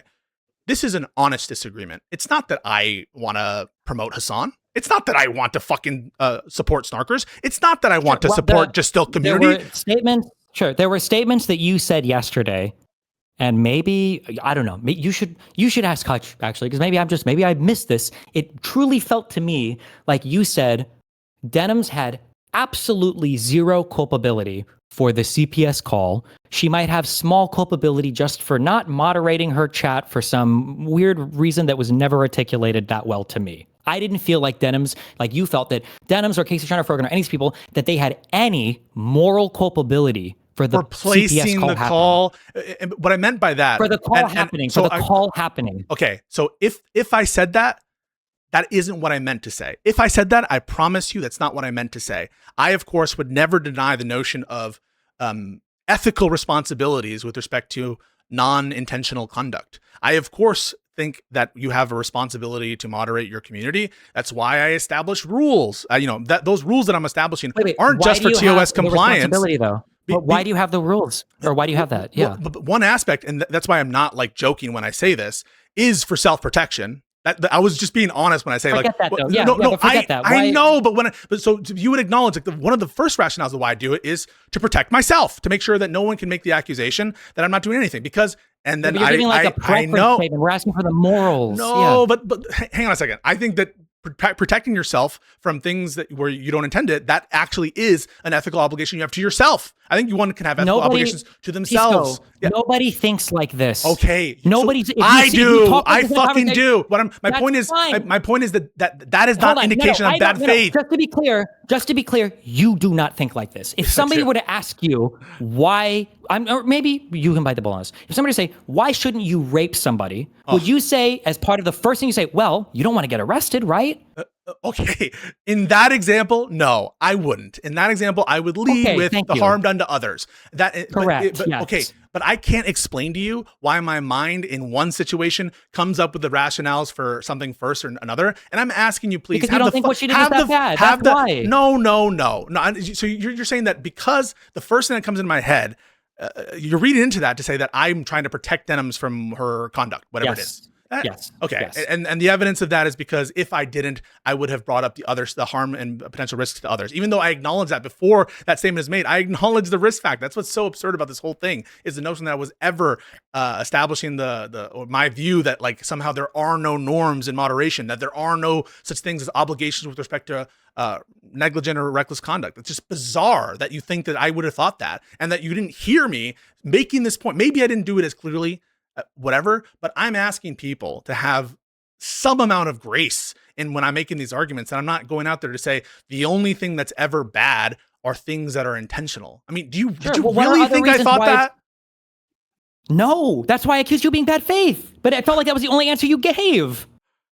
Okay. Can somebody link me the clip? I really want to hear. I wish I could remember the exact word you used. It was like when there's like a non-trivial hurdle to moderation. So this is what I said to avoid actionable things. This is what I recall. So what I recall was Hutch asked a question like, "Do you have a duty to moderate when people basically say to call CPS?" Right? And I thought about it for a little bit. I'm like, I think that you should moderate calls for CPS. I do agree with that. But I'll ask you. Do you think you should moderate when someone... No, hold on. I just want to be clear. We can say this, but I just want to be clear. That's not what I was referring to. You gave an answer that was the most syntactically crafty answer I've ever heard to avoid committing yourself to any sort of moral obligation. That was essentially just saying that, like, as long as it's not a big deal or not too difficult, you should moderate bad shit so that you don't get banned. That was the substance of your answer. If somebody finds a clip of it later, but we can move on to the next thing. Go ahead. Okay. I mean, like, what I'm trying to do is essentially these accusations are made that I'm adopting arguments that I don't really believe, that I'm being influenced into becoming, one thing or the other, that I'm specifically with bad intent trying to do one thing. And listen, y'all can have the opinion that you want. What I want to say, though, is it's totally unjustified. I have been a lib capitalist through and through. Sure. I'm on a show called... No, because you say that I'm appealing to tanky audiences. That's what you say to your audience. So where's the responsibility for that? Where's the responsibility for that? Your statement here doesn't do anything to vindicate you, right? Of course you're going to say that you don't do these things. It doesn't mean anything, right? But do you believe that I'm trying to appeal to Snarkers? You believe it? Yes. Okay. And that's based on your divine revelation. Well, it's based on the unfathomable logic that you employed in your conversation. I just explained it. Do you not believe my explanation? I mean, this doesn't seem like I'm curious. Well, can you tell me? Because I didn't remember hearing an answer at all yesterday. It was low cost of compliance. That was the phrase you used. Yeah. So why is it bad? Yeah. Why do you have a duty to moderate your chat? So a duty of reasonable care, which is what negligence is sort of pinned to. The reasonableness relates both to the sense of the risk and the cost of mitigation. All right. So there are things that you can always do to reduce risk. All right. You could pad yourself up in a million different pillows and walk through and like make sure. We're not talking about this. Yes. So when I said cost of compliance, when I say compliance cost, you might not believe me, but explicitly what I'm invoking is the notion that part of the assessment of what constitutes reasonable risk relates to how much it costs for a person. Like you would never say that Denims at the start of her stream, you say, I condemn this, I condemn that, I condemn Hassan, I condemn BadEmpanda, I condemn, like you would never say that she has to run through 1,000 trillion throat clearers and it's an infinite amount of things, right? Well, here, wait, I'm just curious. Can you watch somebody like this? This is where you give this answer. Okay. I'll just see if is Kafka still in here? Yeah. I am, yes. Okay, here, pass this along. What is the point of moderation then? I can hear it. So I just want to make sure. Can you answer that question? I will. Yes, I heard you. Yes, I heard you. Okay. What's the point of moderation? There's self-standing obligations to moderate to reduce risk that a streamer I think has there's a low cost of compliance and where there are obvious potential benefits to a low cost compliance incident. The fact that you have a self-standing obligation to mitigate risk, I'm going to repeat it and make sure you hear it. So I'm going to say it twice. That you violated your duty to moderate does not mean you are culpable for actions that underlie it. If you're not culpable. Yeah, that's very consistent with what I just said. Okay, so you said that something about like if the action has the risk a streamer faces has a low cost of compliance, Yeah. and there's an obvious benefit to the low cost of compliance, there's a self-standing obligation to mitigate risk. Yeah. If it's What risk were you talking about? So the risk relates to the likelihood that some crazy person is going to do something crazy. Okay, wait. Why would you have an obligation to mitigate that risk, but then not be culpable for the actions that happen if you fail to moderate that risk? No, if there's no culpability, because right afterwards you said you're not culpable for any of the actions that underlie the risk. It depends what you mean by culpable. So when I use culpable in that sense, it relates to an ethical violation, not to the result independent of itself. If you say it is an ethical violation, though, right? If you fail to moderate the risk, then you have an obligation to moderate, and then a bad thing happens. What I'm referencing, though, when it comes to culpability, isn't the result in and of itself. It's the act, by which I mean the intentional, volitional, malicious act. That's what you're not culpable for. When I'm talking about culpability, it isn't a kind of naked result. It's culpable with respect to not just an outcome, but the state of mind and the improper moral fault. That's what I'm talking about with respect to culpability. Okay, I just want to ask. Okay, then I just want to ask for this. Okay, when Hutch said that you are culpable for what a person does, do you think that Hutch literally meant, let's say that you say something and a person goes on first degree murder somebody. Do you think that Hutch means in actuality that a transubstantiation occurred and your body morphed into place of the other person? You also are guilty of the crime of first degree murder, that you did the exact same thing. Do you think that's what Hutch meant? I think he means moral fault, right? Correct. Okay. That is proportional to the potential bad outcome that you have an obligation to prevent the risk of. Hang on. Moral fault with respect to a moral obligation, correct? Yes, but the moral obligation is tied to the potential risk. Sure, no. But it doesn't exist independent of the mindset. That's what I'm saying. The moral obligation exists not just in the result, but in the actual. It must, by necessity, include the state of mind. Otherwise, it might not even be a moral obligation, right? You don't have a moral obligation independent of the state of mind, right? So that's what I meant. That's what I meant. You said it might. Sure, but you said it might exist out there somewhere. I'm glad you clarified. You said it might exist out there somewhere. But can you honestly recall off the top of your head, I'm not going to push you for clips like you did, Hutch, okay?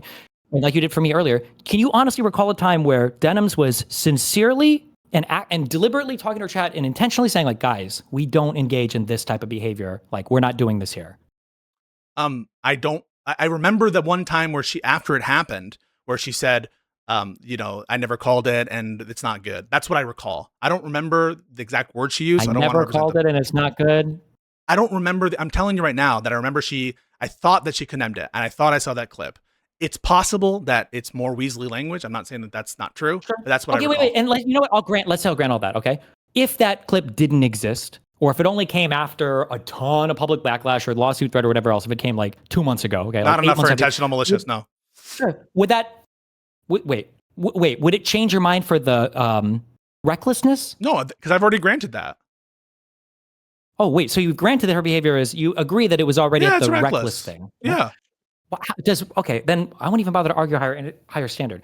Why doesn't recklessness grant some moral culpability to the person who engaged in the reckless behavior? Yes. That was our whole conversation. You missed the part where I said, yes, she's culpable for the things she actually did. Did you not see that when I said that? For the things that result from those things. But you're just not understanding what I mean by culpable. What I mean by culpable isn't indexed to just the result by itself. When I say culpable, it includes some notion of moral fault, which is indexed to a state of mind. You don't have, I'll just say it. But the moral fault is also indexed to the potential harms that result from the failure to adhere to the obligation. No, I agree. Do you agree with that or disagree with that? No, I agree that it's related to the relative risk and the harm. That's why I was bringing up those concepts with Hutch, and that's why it shows that I'm good faith, because I'm aware of the different issues when it comes to issues of causality. I brought up proximate causation in the context of where things break the causal chain. So yes, I'm aware of these concepts. I'm deploying them in the conversation. Maybe I'm not as clear as possible, but it is consistent. So, like, if a person, but this is why. Okay, I'm going to explain this with a doctor thing and tell me if I'm not understanding or if I'm stating it accurately, and I'll just say nobody understands what you say when you mean this, okay? A doctor decides to never wash his hands or do anything, and he goes in to perform surgery on a person, okay? We all, I believe, I don't know the fucking rules. My guess is doctors probably have to scrub in before they go into a OR, operating room or whatever, right?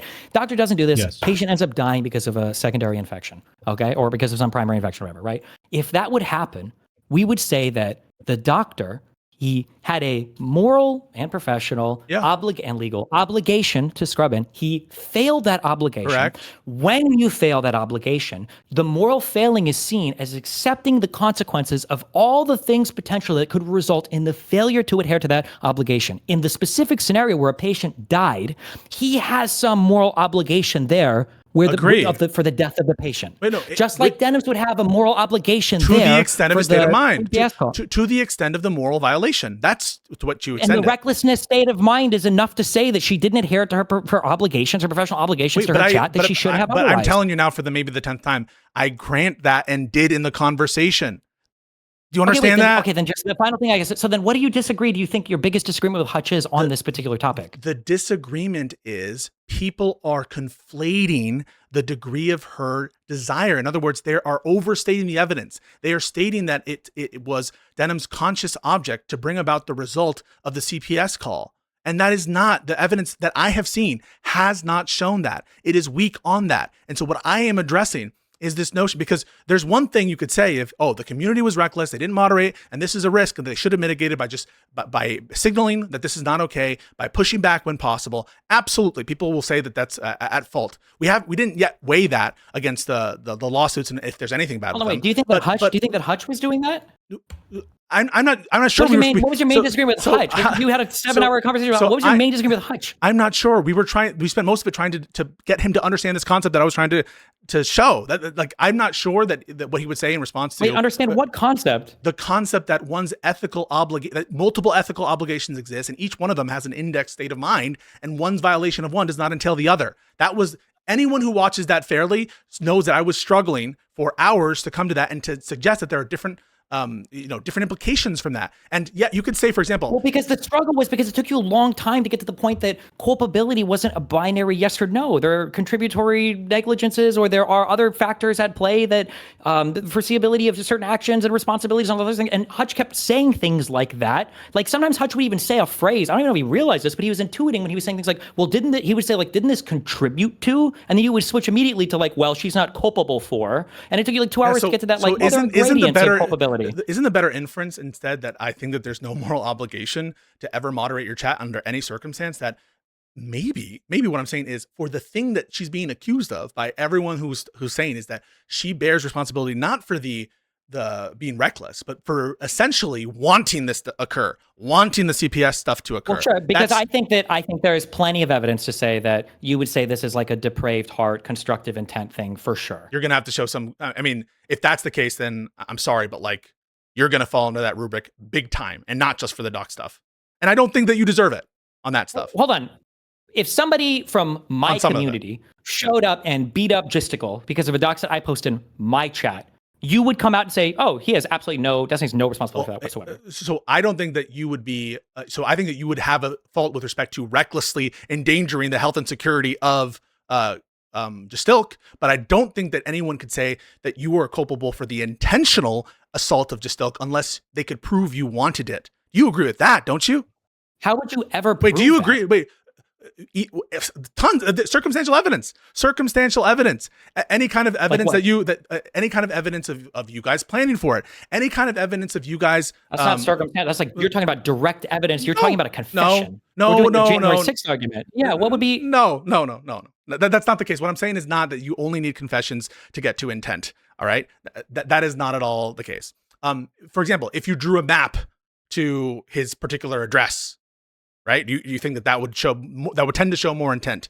Wait, if you show frustration, if you show a map, if you say something like, oh, it doesn't look like guns are allowed in wherever he is, right? If you said that, if you that's not a direct confession, but it's the kind of conduct that shows that you don't really care about the health or safety. Maybe if you started saying things like they should be killed.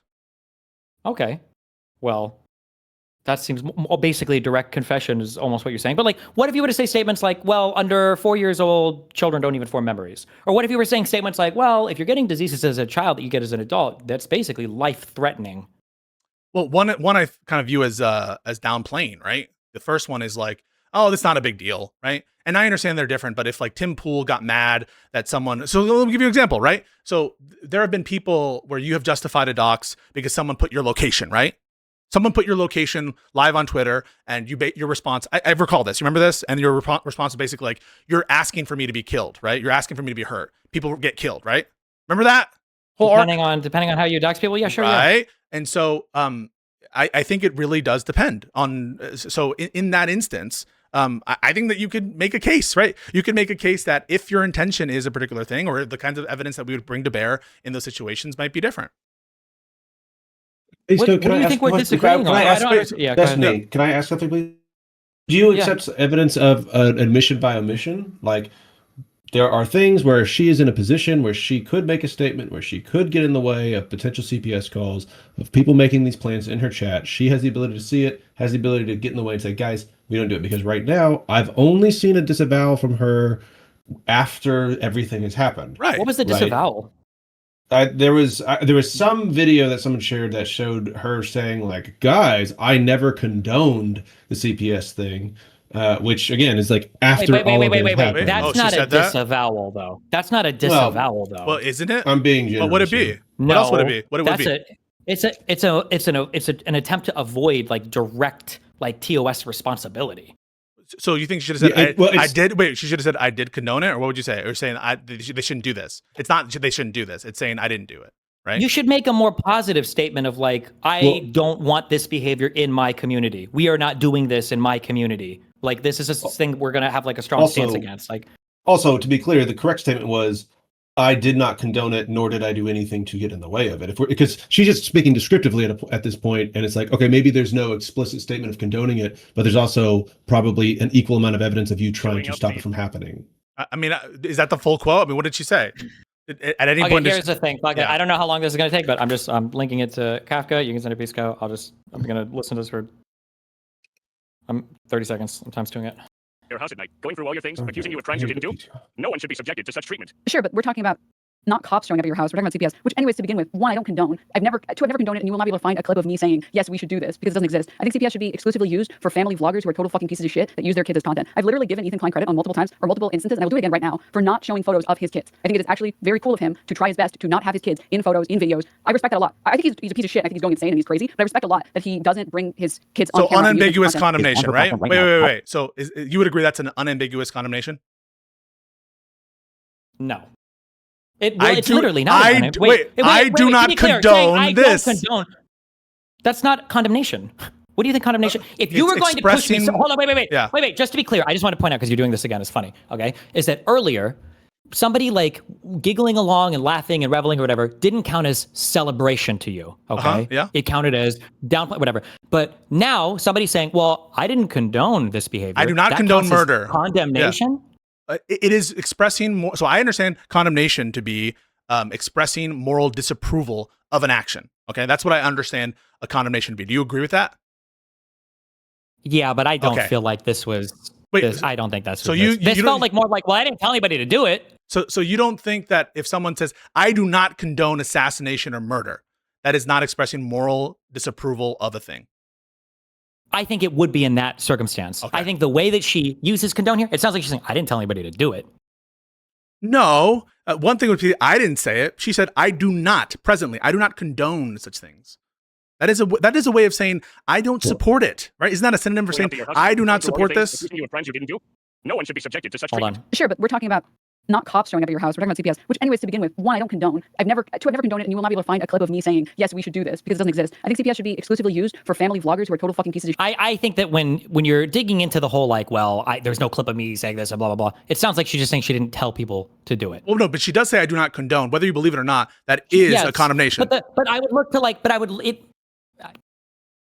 sure, I'll grant that it's a conversation, it's a condemnation in statement.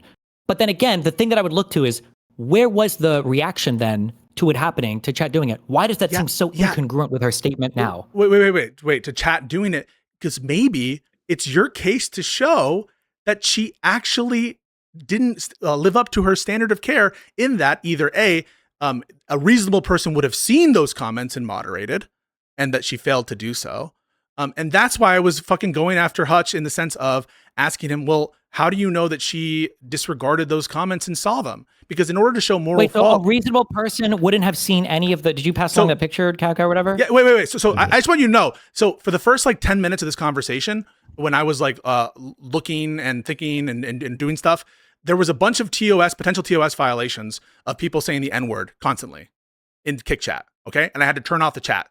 Do you think that I condoned and was like okay with those messages? I didn't see them. Right? I didn't see them.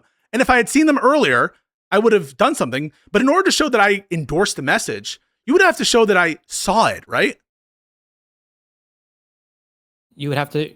Yeah. You have to show that I actually didn't. Hold on. Yeah, but you keep you're. I can't tell if you're doing this intentionally. If you're just I'm not trying to use trying to. that are leaving this key at crucial element. No, that's not a hypothetical. That just happened. Wait. Yeah. No. But what you say is like if there are N words in your chat and you miss them for a while and then you close your chat, does that mean that you condone the N words, right? Yeah. Wait, no. Sorry. And I would say, imagine that I never found out, right? And I just it stopped because someone, they just stopped, right? Correct, and someone comes up and said, Pisco's a racist, Yeah, he let those N-words Okay, sure. And I would say that's not fair. Yes, Yeah, correct. yeah. I would say that's not fair. But what if you were watching a video beforehand that was a 10-minute video on why it's so cool to spam the N-word in YouTube chats? And you weren't even looking at your chat and you didn't moderate it. Do you think that there would be a difference of opinion? Yeah, I think people would have a difference of opinion, but there wouldn't be a problem with moderation. It'd be like the fact that they're putting it up there in the first place. It would be the kind of the act. Yeah, like right there Denim's itself. watching the video. No, but hang on a second. The problem there is not like that she is that there's a call for CPS. I understand that people could justify calling CPS on the basis of what's said there, but I don't think that you can do a one-to-one there. I mean, the act of reviewing it, I think it's culpable for its own reasons. I've already said that there's culpability there and what they did, so we don't need to get there. But like, all I'm saying is with respect to the intentionality, that's what's missing, and that's what like maybe you could make the case a little bit better with circumstantial evidence if she knows about it and chooses to disregard it and chooses not to. Sure. Okay. I'm gonna do a 30,000 foot view of this issue then. Okay. Because here's like the huge issue, and honestly, this is the biggest problem that I have with a lot of these communities. Are you worried at all that you've set up an environment where none of these people will ever be held accountable for basically encouraging the behavior that they know exists and that they know is actively happening, as long as they themselves are smart enough to like never actually come out and explicitly condone it or explicitly condone it? Am I worried about that? Yeah, I don't think that I'm responsible. So many of these communities are like Snarker adjacent or Kiwi Farms adjacent, and they do this and they know this and they've got the interflow exchange of information back and forth. But obviously, the streamers themselves will never come out and say like, I am doxing this person or I am harassing this person. But so like in your mind, is it literally impossible to ever get past just recklessness, basically? No. I think that there's you can definitely imply culpability, by which I mean moral fault. I definitely can agree to that and say that there is a moral fault there, 100%. But and I will always like, I'm not a literalist, okay? If there's enough wink, wink, nudge, nudge, wink, wink, nudge, nudge, that I get the sense that it is their intent. Like if I got the sense from the video of Denims reacting to either of these different things that she actually wanted the CPS call to occur, I would be treating her as though that was her conscious object initially, and I would be saying high degrees of moral fault in condemnation. I'm just telling you, and maybe I'm naive, maybe I'm a grifter, whatever you want to say. I do not get that impression. I get the impression of someone who is downplaying a risk. I get the impression of someone who's culpable for other things. Then I'm curious, just looking at example we both know well, okay? So then how do you get to the idea that Donald Trump wanted people to do an insurrection? Yeah. So circumstantial evidence is how you get to intent. Yes. So Trump brought them all there for a particular purpose, right? And just to be clear, intent is needed for incitement and for engaging in insurrection. So you need to show intent. It was his conscious object to steal the election from Joe Biden. So we know that intent at a bare minimum. No one even really disputes that intent. He was failing on all his other operations to try to steal the election.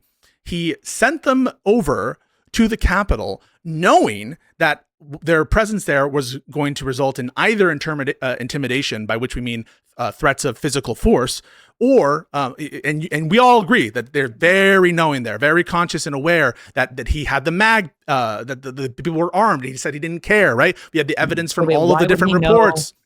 Why would right, he so- know that sending them to the Capitol would cause that intimidation? Why would he Right. know No. that? Yeah. Because there's a substantial and unjustifiable risk with respect to sending them there. But we are intuiting his intent based on all this huge amount of circumstantial evidence. Look at what we have here. We Yeah. have his knowledge level that they're armed. His knowledge level that they're angry. His knowledge level that they're the anger is particularized to a group. The presence there, their immediate presence right there. The clear purpose, a clear objective to stop the steal, a clear objective to prevent the certification, one that's been explicit and stated that that's the clear objective, not just an observation, not just a disposition, but one where it's their goal, right? The goal is to stop. And then in addition to all that, when it actually happens, when the violence actually occurs, and when he's updated about the fact that they've breached the Capitol, the fact that they're minutes away from the lawmakers. This is all in the reports.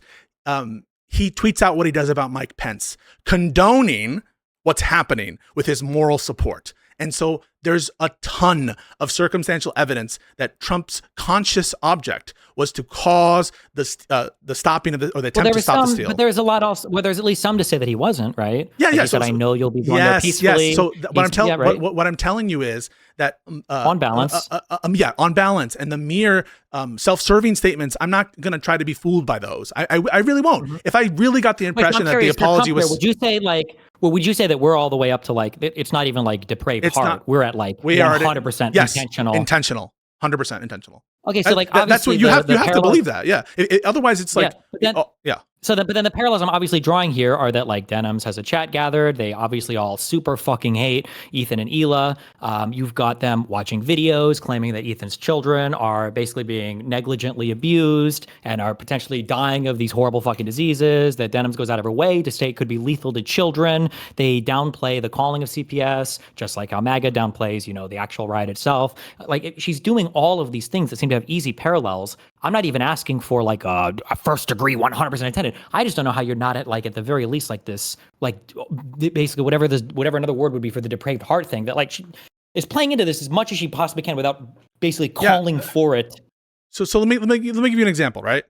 In that specific context, Rob Noor, all right? Rob Noor absolutely was reckless, I think, in the statements that he was making regarding election theft in pre-2020. He wasn't saying that the election was explicitly stolen, right? He was saying that he did say that it was stolen, but that was because of like the Hunter Biden Twitter file stuff, okay? So he did say that. And he was supporting in practice a lot of the efforts made by Trump in the legal cases, and he was trying to so in other words, he didn't support violence. And I'm never going to say that he directly said that he supported violence. But I do think that his kinds of statements contributed to an air of like feeling that things were unfair, feeling like they were getting fucked over. And he literally did take the view that the election was stolen. So in that context, but immediately when the insurrection happened, he condemned the violence immediately. Okay. So that's a clear case where you wouldn't. I'll also say a difference too. As much as I hate fucking Rob Noor, I feel like I've heard Rob, and I don't even watch any. I don't think I watch barely any of his content. Yes. I feel like I've heard Rob Noor say a billion times, no violence. Political violence is unacceptable. No. Like that's an unambiguous position. Yes. And I don't think if I go into his channel, people do. I know right? that. Yeah. So I'm trying to give you an easy case of someone who definitely, I think you could say, contributed to risk of people feeling disenfranchised. But there's no world in which this guy is going to be. You're going to say that he is. Directly intending what's happening on January 6th, right? Take someone like Ted Cruz, all right? Ted Cruz was launching objections in the Senate, right? To slates of electors, all right? Ted Cruz, before January 6th, he was basically lockstep. He supported the Trump the Pennsylvania versus Texas case that went all the way that went to the Supreme Court on the original jurisdiction. Do you hold Ted Cruz that he intended the insurrection to happen? That was his intent for the insurrection to happen, not to steal in the sense of the procedural coup, in the sense of the insurrection. Do you have evidence that you think that you could prove Ted Cruz wanted the insurrection? Probably not. Yeah, I don't think I so. agree. I think it's hard because he's culpable. It would change if I knew, because you can have a legal coup. So technically the Senate's allowed to do their objections as per the ECA or whatever. I don't know what Ted Cruz knew insofar as the whole Eastman plot and the whole fake electors bullshit. How about Tucker Carlson? Had knowledge of Tucker Carlson spread lies he knew to be lies, right? He knew they were lies. And we have Sure. that from I'm the saying Dominion with case. respect to the particular insurrection thing, I would have to know. Yes. I would have to know Correct. about the ECA violations and the fake elector bullshit. Anybody that was involved in that, I would say 100% knew. 100 billion%. Yeah. We're going to hold Tucker Carlson accountable for some stuff. We're going to hold Ted Cruz accountable for some stuff. But I don't think it's fair to say that we're going to charge Ted Cruz with insurrection, that we're going to say that he actually did, as his conscious object, have for the specific insurrection to happen. Now, you again, this is just a way to demonstrate what I'm talking about here, and that I'm in good faith. Sure. Again, that's what this conversation is about. But the problem I have with this is that like this is a once in a lifetime. Well, I guess no, we had a civil war, so twice, whatever. This is an incredibly rare event that. We have to talk about the foreseeability aspect here, right? Like, does Ted Cruz really think that it's foreseeable that he's engaged in actions that's increasing the risk of an actual violent insurrection happening? Like, if Ted Cruz would have been, there are other actions I would have to see to push me in that Let me give you an direction. example. So, do you think that Hassan, with his coverage of stuff, that he is intentional? If there's some sort of communist violence that occurs, would you apply culpability to someone like Hassan for that violence? Yes. And that's because you think that his rhetoric has a high degree of connection between potential violence. With that, and because I think he more or less basically calls for it and lays out all of the justifications, and anytime violence happens, it seems like for every single time, I feel like he calls it a false flag, and he constantly tries to downplay it when it's pretty obviously like a horrible thing. Yeah. So maybe that I'm like the whatever. Maybe you guys think differently. I don't know if I wouldn't put it on like the depraved heart level. Like, this is a much Hutch said this thing kind of by mistake. Or maybe Hutch was like, well, this is a much broader thing when you talk about like Donald Trump. I think that the culpability, when it's more diffused in a population, it's going to be harder to ascribe a higher percentage to an individual. Okay, and here we Whereas go. With the Snarker community. So, Lauren Southern, the Christchurch shooting. Sure. Yes. She's culpable in the sense of she bears. Is she reckless with her rhetoric in the sense of with respect to the result there? At least, yeah. Her whole thing was basically that white people are literally being violently replaced by immigrating people. Didn't the Christchurch shooter literally cite her in his manifesto, or am I making that up? They did, yeah. They did, yeah. And she took real life actions violating international law, literally in the Mediterranean, shooting flares in the direction of immigrants. This standard is going to apply to basically all of MAGA. Wait, what standard? The standard of holding accountable, by which we mean in the degree of risk. Sure. Analysis. I mean, I almost am there for almost every elected person. Yes. That's why people. I half jokingly say that, like, basically all of them should be barred from holding future office if you're like a MAGA Republican right now. Yes. Okay. That's just a different in terms of how I think we see the balance of evidence in terms of what goes into intent. I think that some people want these attacks to happen. Like, I don't think someone like Alyssa Slotkin or Mark Kelly, when they say the National Guard person, like, we think they're all unhinged, right? When they say Slotkin wanted the National Guard member to be shot or members to be shot, we all think that they're unhinged. Do you think, for example, why are we saying that? Wait. But why are we saying that they wanted them to be shot? Why are they saying it? We're not saying it. Or wait, what do you mean when you're saying they wanted them to be shot? I'm sorry, can you clarify that? The Republican state, Alyssa Slotkin and Mark Kelly, they wanted the National Guard's people to be shot. That's why they said this thing about don't follow illegal orders. Yeah, sure. Okay. Because and we don't agree with that.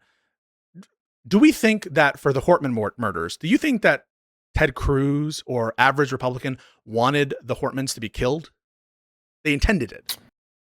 Wanted to? No, but I don't know if there's another word for this fucking depraved heart standard that would be above recklessness or gross recklessness. I know gross, but like I would say that all of their behavior has gotten to that level. Yes. To the point of of a constructive intent, that you think that basically all of these Republicans have a constructive intent to have them Hortmans be killed.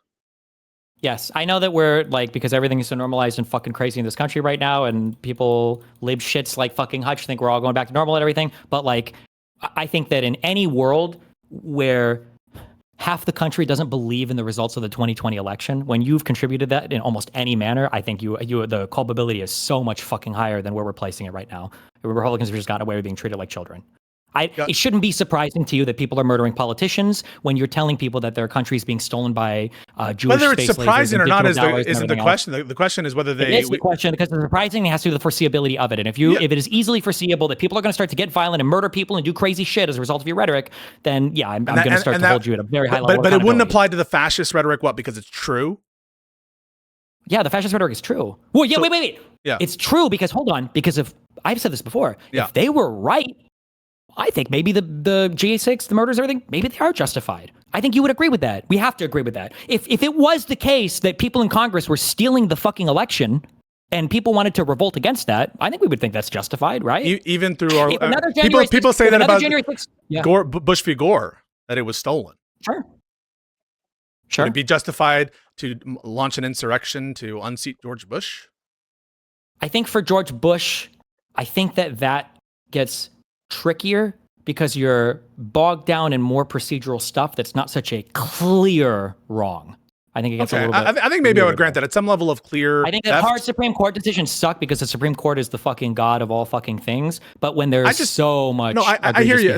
But I don't really buy that like truth is a defense here on the violence stuff. Like it could be true that they're fascist, but some violence is.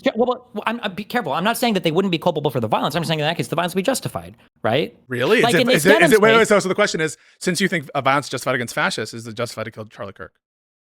I never said violence is justified against fascists, though. Oh, but I thought you just in the United States, we shouldn't kill people. What do you mean? Well, I thought you had just said that, well, it's okay. No, wait. No, I'm not saying it'd be justified because they're fascists. It'd be justified because they're literally stealing all of your elections and literally destroying your but right now, people are saying that by calling them fascists, whether it's true or not, you're just increasing the likelihood that they're going to be killed by crazy people. And in fact, you have, I don't agree with the entailments here, but you do have someone who had a bullet that said, catch fascists. I know whether he fired that one or not. Who cares? So, there's a plausible case there, right? That the fascist rhetoric, some crazy people could use it. If the analysis is accurate and true, it's a different form of analysis than if you're just lying. Why? Right? Why does truth is a defense here? Because when you're lying, it doesn't seem like you're trying to make an accurate analysis. It seems like there is an intentionality to invoking violence. If I were to tell you, if I genuinely believe that in the next room, John is killing Sam, okay, and you run into that next room, and I genuinely believe that, and you run into that next room and John's not killing Sam, and you end up killing John anyway, okay, well, fuck, that's really tragic for a variety of reasons. But if I say John is killing Sam, and I know for a fact that he's not, how can you read that beyond me trying to get you to do something horrible to John? Yeah, I think that it's a much different thing. I think the deception, all else equal, probably plays a role in the evidentiary case that someone has. Wait, no, it doesn't play a role. It makes it a fundamentally different action. No, but it makes it a fundamentally different type of action. So if I know, but like if I lie to you and say, hey, can you go pick up my mail over to the right? And like, there's actually, I think that there's going to be a surprise party for you right there, right? But I'm lying to you. And it turns out instead of a surprise party where there's like a clown it's a murderous clown and it kills you, right? In that situation, the lie, right, doesn't bear on my intent there. I lied to you for sure. I lied to get you into the other room, but it just happens to be the case that I had no intent to do the bad thing for which we're all criticizing, which is the clown murder of my friend. Sure, but this ties back to the earlier thing where my question was, what else would you expect people to do when you tell them that children are dying because of parental negligence?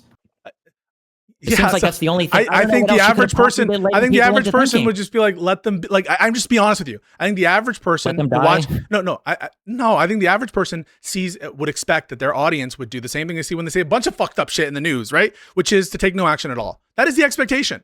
When that is always like the question. Yeah. Sure, let's test the intuitions in the other direction. Let's say that CPS was called, and then let's say that they showed up and they actually found out the children were being severely neglected.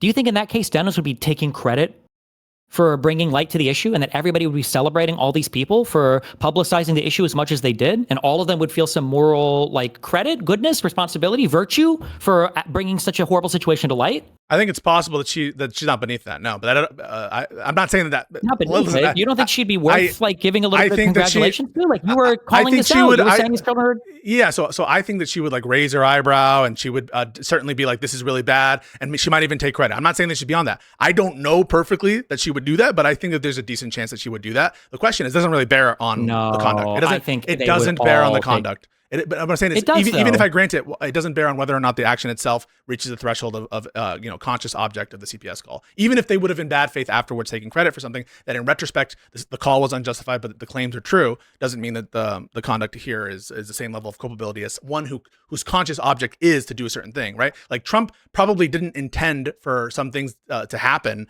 He probably didn't intend for the bipartisan infrastructure bill to get passed, but he bet his bottom ass he's going to take credit for a lot of these projects, and there's nothing inconsistent with that.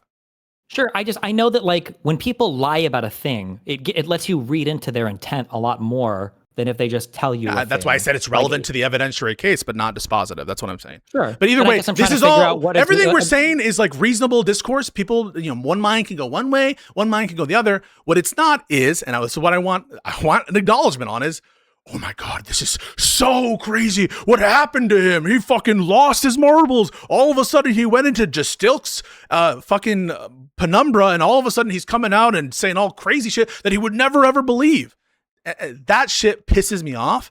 And you might say like, who cares? But whatever. Figure this out. This is you, and maybe I just play too many video games, so my mind is rotted. But right now, our disagreement seems to be: I'm pushing for depraved heart, and you're content with recklessness. And in my mind, there's not very much daylight between those two positions. I disagree. My feeling is, okay, that's fine. My feeling is that Hutch and other people seem like they're pushing for at least depraved heart, and you're at zero moral culpability whatsoever. That's what I think most people's perception of you is that. And that was my perception at the end of the Hutch convo. I basically, if I'm being honest, I think that she has moral fault, but because I view the risk, right? What you have to show, right, in terms of this being depraved heart murder, is that her reacting in the way that she did, that significantly increased the likelihood that the CPS call happened. And I'm just like, no, you don't. What? Why do you keep repeating this? You do, in order to have, for you to consciously disregard a substantial unjustifiable risk.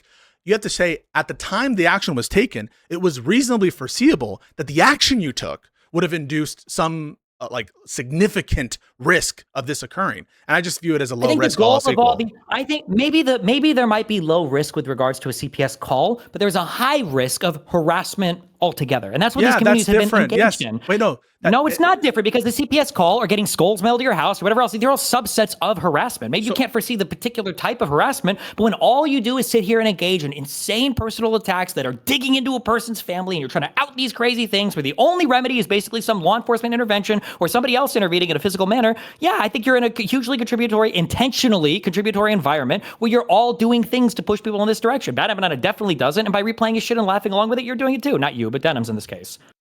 Okay. That's the disagreement. I think honest minds, reasonable minds can disagree about that. I think it's a low risk thing. And I think that there's this kind of explosion of the word harassment where it means like any kind of negative criticism. I mean, by that view, like I'm being harassed right now, but I don't think I'm being harassed really. Harassment has to do with like, your privacy. Why are you talking about this right now? Hold on. What do you mean? When Ethan talks about harassment, is it people saying mean things about him online? No. I'm not saying that. Okay, when I say contributing to harassment, the two examples I gave were a CPS call and skulls being mailed to the house. I think the harassment is a lot greater. I agree. That's harassment. I'm not guys, I am only saying what I'm saying. I'm not saying what I'm not saying. I don't know why you're explaining this other random harassment thing. I agree that some people. You need to show her tendency to, with those statements, as opposed to just her presence in the community, in the general sense, to contribute to specifically the harassing incidents, not just the criticism that is part of like our discourse, right? Which could be unfair, which could be lies, but that we all accept as part of being part of the marketplace of ideas. Do you think that if you were part of the Klan and you didn't directly participate in a lynching of a black person, do you think you share some culpability for being part of the organization? So you pay your dues and you help in other ways. But you weren't directly involved in a lynching. Yeah, I think you could be culpable with respect to your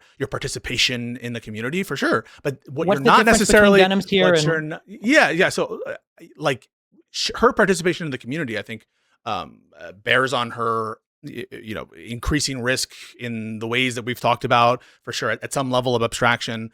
And absolutely, like I could grant that, just like you would grant, right? Being a part of the Destiny community, do you think there's any risk involved in there? And there's some culpability for what Destiny DGG does?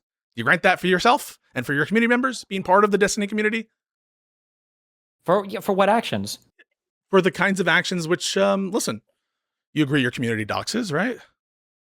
Not usually it's just me, unfortunately. My community sucks at doxing, so I have to do it all You myself. But that's usually because I've hardcore like fucking edited most of this shit out of my community. I had to fucking post everything myself. What do you mean? My community doesn't even do this shit anymore. Where's my community actively doxing people? Oh, sorry. I thought that. So you're saying to the extent that their dox is coming from you, it's you doing it? Yeah, it's me. Yeah, what the fuck? My community doesn't even do this shit anymore. So Dan doesn't do it, right? I don't know. Dan is on his own fucking thing against Ethan or with Ethan and all that bullshit. Do you know whether Dan has doxed? Wait, I just want to ask a question. What? Do you know whether Dan has doxed anybody? Yes or no? No. You don't know? No. Okay. I think nobody will believe me on this, but that's fine because you probably heard differently from Just Eagle Server. Me and Dan, I don't talk about his shit. I think it's cringe.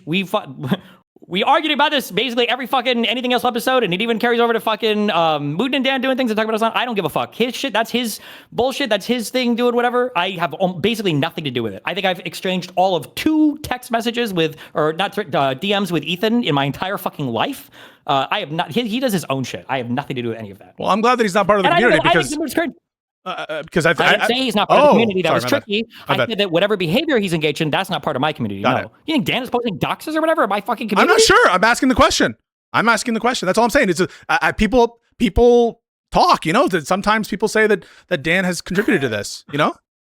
Do you think he has? I don't know. He might have. So I don't think it's bad faith for me to ask the question. But if you're just going to take responsibility for all the doxing events, maybe you don't think that your community has done. They're just innocent little angels. In my community. Dan is in other communities besides mine. He's not my child. I don't take fucking responsibility for every single fucking thing that he does. Would you accept that responsibility? Would you accept that response from one of these lefties? I don't know shit about fucking BadEmpanda. He's not part of the fucking thing. I don't know what fucking Hassan is doing. I just do my own thing. You would never accept that. I would take a look at the behavior of the people. There have been times where Dan wanted to call people out or get into weird personal attacks or whatever. He might have even fucking done it against you. And I told Dan, no, I don't do that. I don't give a fuck about this type of shit. I don't do these arguments here. I don't care about this or whatever. And I tell him no. And my community knows my stance on it. There's a very clear stance on it. My community doesn't engage in it because they know that stance. People get banned for it. I know, but it does seem like we are applying. So if Dan can't be held responsible, you can't be held responsible for Dan. Talk to me about how Denims can be responsible for BadEmpanda. Because it's not Denims being held responsible just for BadEmpanda. It's her entire community and all of the other community that she interacts with, engaging with the same type of behavior and all engaging in the same type of behavior. If Denims was watching, her whole community was like, ooh, not a good look for BadEmpanda, or this isn't cool, I would view this significantly differently. Okay. Well, I at least we can agree that... That's a valid difference, right? These are completely different things. I don't play videos of Dan doxing people or say Dan doxed this guy, fucking good for him, fuck him, yeah, hell yeah. I don't do any of this shit in my community. And half the people in my community, when they see Dan talk about Hassan, they all fucking type yes, honey, and he gets fucking triggered. Listen, this behavior is outside my community. I'm accepting your representation. Maybe he is, you're generally unaware of what's going on, that you don't really interact with it. And I would hope that you would extend that grace. Hold on, wait. I'm accepting what you're saying. I'm accepting what you're saying. Say it, yeah. Continue so I can call you out. I'm accepting what you're saying, that you don't have knowledge of what Dan has done or not done, and that therefore you and your community can't be held responsible because that's out of community activities. That's okay. And you were saying I hope you extend that same charity. Go ahead. Extend that same charity to people who fit that test.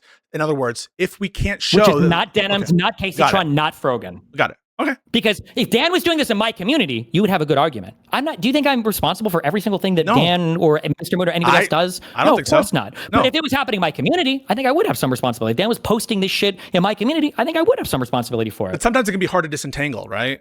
It can be hard. No, it's not. I think it's super easy. How is it hard? Because what's hard? Give me a thing that's hard or difficult. Yeah, so the spaces kind of intersect. People have, continue conversations from one thing that is, technically distinct, one server to another. People, these are not these hermetically sealed communities, and people, have friendships across them different lines. They are. Okay. No, they are sealed. They're sealed. I think if you're bored, you should go back and reread your chat today. They're very sealed, and it's a very intentional thing. It's very intentionally done that way. They're very distinct. They're very sealed. When Hutch's docs and everybody else's shit was getting posted, people in my chat were like, oh, I don't know how to talk about this because I don't want to post the docs and blah, blah, blah. And I don't want to do this. And now, especially since I've done mostly politics for the past 2 years, it's hard to even talk about shit like fucking Kiwi Farms because a lot of the people in my community don't even fucking know what this shit is at the moment, besides the people that are the more hardcore follower types. Well, I agree with you that there might be edge case examples. There might be edge case examples where some people are making weird, like I would agree. I would say that like misogyny is a weird thing that happens in my community and shit, especially because of the fucking male-female divide. But it's a thing that I try to pay a lot of attention to. But whatever we're talking about for like the harassment, and I mean that in the literal sense of the word, not like saying mean things, the harassment that Kaceytron, Frogan, Denims, and the Snarkers and all these people engage in, it's whatever the ambiguity is there, they're way the fuck over the line. Way the fuck over the line. Okay, so if that's the case, and listen, maybe I don't know enough about these communities to make that representations, you would at least extend that courtesy to me, right? Because am I going to be held responsible for just Stilk, for Queeman, for any of these other people? So the standard that you just applied to yourself, how come I don't get the benefit of that aegis? Why don't I get the benefit of the doubt? I don't hold you responsible. Okay. Then. What did I say? What did I say an hour ago? I said you're like the 2018 centrist that provides cover for the Nazis. I didn't say that you're doing it or that you're necessarily doing it. Your community's doing it. I'm saying that like all these other people have infected your fucking community. Doobie's donated almost 12 months of fucking welfare checks to you in the chat to try to fucking own me or whatever. Yeah, these people are definitely. Should I ban him? What do you want me to do? I'm asking, is there any ought that you want me to have with respect to Doobie, with respect to... It's not a matter of whether you should or shouldn't. It's a matter of do you engage in a type of behavior that seems to attract these types of people, or have they set their eyes on you for a particular type of reason? I'm asking, by your standard, by DGG standard, what ought I do with Doobie? Can we just get concrete on Doobie? What should I do with him? Should I ban him? Should I stop accepting money? What should I do? My issues with you rise to and are capped at extreme and intense annoyance. But that's it. I'm not going to say like you have to fucking change this thing. It's not the same as the issues that I have with Doobie or Queeman or just those communities. Those are to a level of hatred and I think there's malice and everything else. My issue with you is annoyance and irritation. That's it. So there wouldn't be a stronger prescription there. But like, okay, so I can continue accepting Doobie money, Doobie bucks, and you're not going to like say that that's bad? You won't say that's bad to accept Doobie bucks, right? Is it bad or not? Donates to you. No, but like, it's annoying, but I don't. Wait, if it's annoying, you wish I wouldn't accept it, right? It is your preference that I not accept that money? It's not about you accepting it. It's about you attracting it. If I was debating with you and I had the anti-fucking, I forget, Peruvian or wherever the fuck your background is, the anti-whatever South American people were all showing up and they're like, oh, you need to get this fucking I don't know what they call, I don't even know what slurs are for people in South America. They start donating all this shit. My question would be, why the fuck are these people, my fucking community, donating? But isn't the answer like obvious? The answer is because I've taken some kind of takes on exactly two issues. Where people think that we disagree with DGG. Issue number one, yes, Hassan Global Entry Detainment, and issue number two, Ethan Klein lawsuits. But if I were to never address that and were to become bedfellows with all these people, I think people start to look at me and I think they would rightfully say, well, hold on, do you like support everything these communities do? No, because you're giving them a pass? I talk shit to Doobie. I talk shit to these other people in the chat when I see them, when I disagree with them on the same grounds that I disagree on some. But like, if you think that there's something else I ought do, because do you want me to withhold my genuine opinions on the Ethan Klein lawsuit? I don't understand how you keep saying like it's a thing. Sorry, go ahead. If I found out that Kik was owned by Israel and I was getting paid money by them because Israel so strongly agreed with my position on things that they were like, we need to funnel this guy a fuck ton of money. Yeah. You don't think that I would stop and think like, how is it that I'm so aligned with Israeli interest that they don't even have to give me marching orders and they find it like prudent to pay me? You don't think that I would think like, that's kind of weird? I would maybe think about it. And I have thought about it. I'm like, am I being used in part of a proxy war with respect to Snark? And what I did in response to that was to edit the rules of my community to specifically say that like excessive drama baiting, that kind of stuff is not allowed. And that was, I thought, a reasonable response to some of the quote unquote turf wars that were happening in my Discord and in my community to make it clear that, hey, I don't want to talk about this lawsuit for reasons I've already stated, the one that you're involved in. And I don't want this to be a turf war where that happens. And by the way, there's a lot of criticisms from both sides on that. I think I've taken a reasonable position. There are a lot of reasons that you guys will never know about that position. And it is not because of what some people think, although I have stated some actual public reasons why I do it. But that was the actions I took so that to make sure that my community, which has a lot of Destiny supporters in it, which I have never said is not okay, which I have continued to when there are public issues that are of like national importance or where you do a good debate, I have signaled that I'm willing to praise you. That is not something consistent with one of these snarky, like, are these snarker people? Like, taking opportunities. It's not, to, I don't understand. You're like, Yeah. you're missing. I just don't understand substantively how you're missing the point. If my community were to start, we're up full of a bunch of people, and they were like spamming all these crazy slurs at you and everything, and I said my response is, okay, guys, you guys are like super racist against Pisco. You're spamming all these slurs. We're gonna ban racial slurs now from my chat. Would that be adequate to address that behavior? Do you think? Using the racial slurs, banning the slurs themselves. Sorry, I Yeah. want to make sure I understand it, as opposed to banning the people who were saying the slurs, right? No, I'm not even. I'm just sorry. saying we ban all the slurs. No more slurs in chat. So it depends, right? If the people are, the problematic people are indicating like a future tendency in my spaces, both my chat and my Discord, to violate the rules, then the mere fact of like the rule change wouldn't be enough, right? I would have to remove the members. Yes, But correct. Yeah. But Well, and I'm not saying you have it's wrong, but I'm stopped. saying, like- You have stopped short of saying that would be justified, But and it's I not- think it's that not it's so much not. about- Go for it. It's not so much of removing the members. It's like, why are the members? Why are these particular people attracted? Because first of all, I have known Doobie for years, right? So Doobie and I, even though like I don't know him it doesn't personally, have to- right? Like it's not just. Yeah, you're personalizing this so much. It's not like me and Ethan hate each other now, okay? Because I think he did weird shit and I countered him, so fuck it, okay? That being said, my community's never turned into an Ethan Snarker community, okay? I just think he's retarded.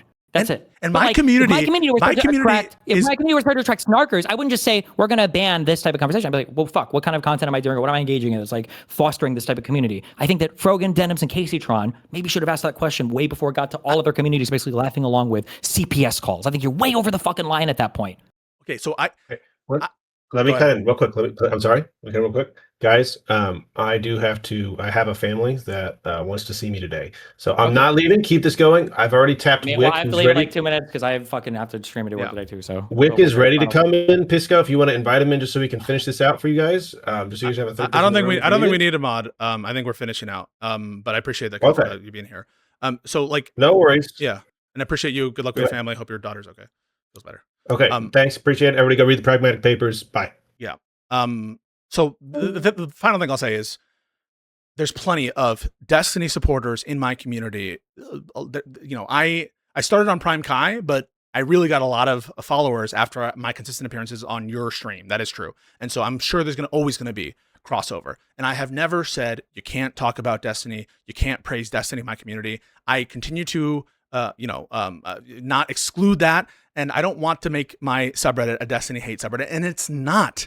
A lot of my mods really support you. Some of the people who are helping me with like my channel stuff, they are Destiny fans, and they have been and they continue to be. So this whole notion that I'm just because I take this opinion, I'm sure if you like ask my audience, probably 60% of them disagree with my take on the at a bare minimum on the global entry detainment issue. It's just like me and like 2 other people in my Discord who stay on that topic. And so it's just not the case that I'm fostering a community to antagonize you, to antagonize DGG. I'm doing what I've always done, which is say what I believe, say it loudly. Maybe there's an ego thing where I'm like myopic or maybe I'm arrogant or whatever. But what I'm not doing is being insincere. You can guarantee I'm being sincere and I'm not fucking grifting. Because if I was trying to grift, I would read the room and say, fuck Denims, fuck Hassan, these lawsuits are based, and do what everyone else is doing and do it better than them. But I'm not doing that because I don't think it's right. And I think that there's additional insight I can provide, and it's not my view. And so I'm not doing the thing that would get me the most money. Whenever I do one of these videos, one of the reasons I don't post them anymore, they get fucking review bombed because everyone in that community hates them. So I think that I'm aware of that, but I'm not stopping because of money. And I'm certainly not going on this crusade to the extent that it is based on like, trying to be a grifter. And I'll say one other thing, right? Ethan made a malicious lie about me, right? Ethan said that I LARP as an attorney. I'm like Mike from PA. That's basically suggesting that I don't have any, that I was never admitted to practice in any state. That's what he suggested. Never taken that back. So on this entire Hold thing, on, right? wait. Yeah. Did Ethan really? No, mate. Yes, First of all, fuck Ethan because he's retarded half the time. Wait. Yes. What did Ethan say? Yes. So I'll bring up the quote. Do you know what I'm about to ask? No, I don't know what you're about to ask. Okay. Well, I just want to see the thing. Bring up the quote.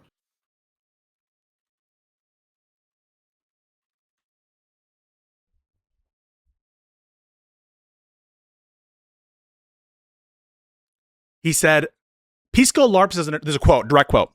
Pisco LARPs as an attorney when he's about as qualified as Mike from PA. What do you mean by that? I'm doing a little bit of mind reading here, but my guess is he just thinks that Mike from PA is retarded, and he thinks that you're retarded.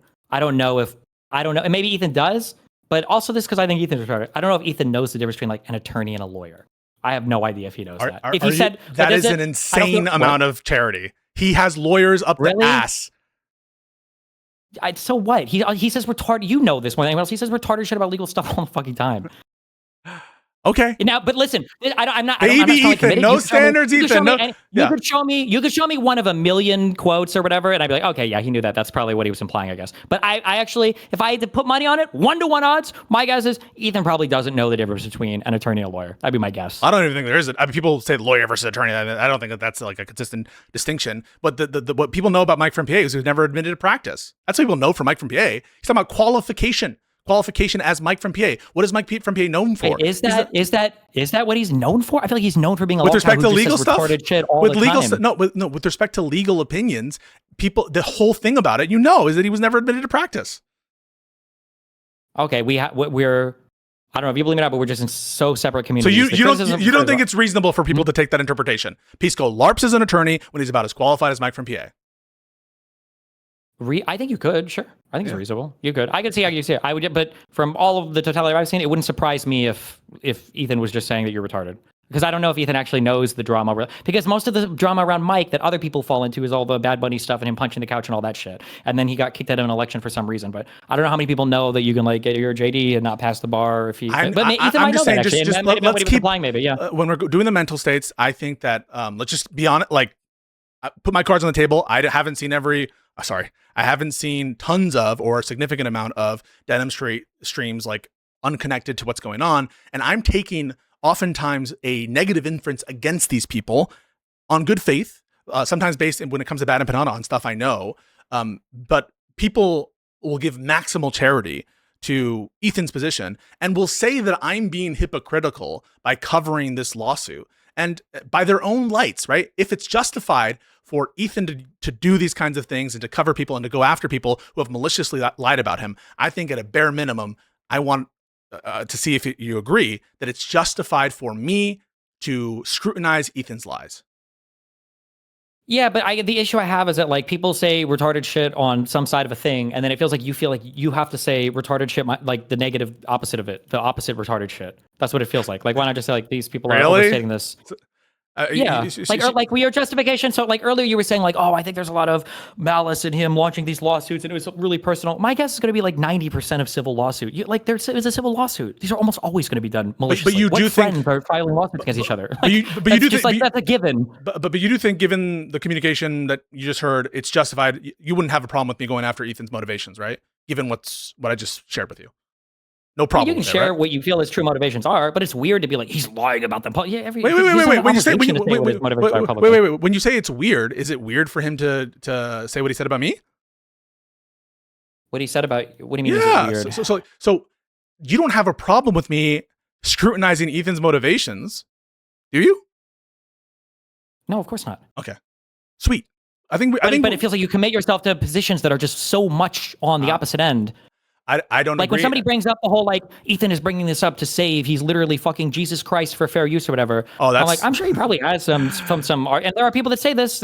Trust me, Dan is the number one fucking Ethan dick suck in my fucking life. Okay, and we argue about this shit all the time. And it's like I'm sure that Ethan cares to some extent about free use for sure, but these lawsuits are obviously heavily personally motivated. But like but then you see people making the Jesus argument, and you're out here like every single civil lawsuit should only come from the purest of fucking intentions. And it's like, dog, 90% of civil lawsuits that aren't involving like corporations are going to be fucking spite personally motivated.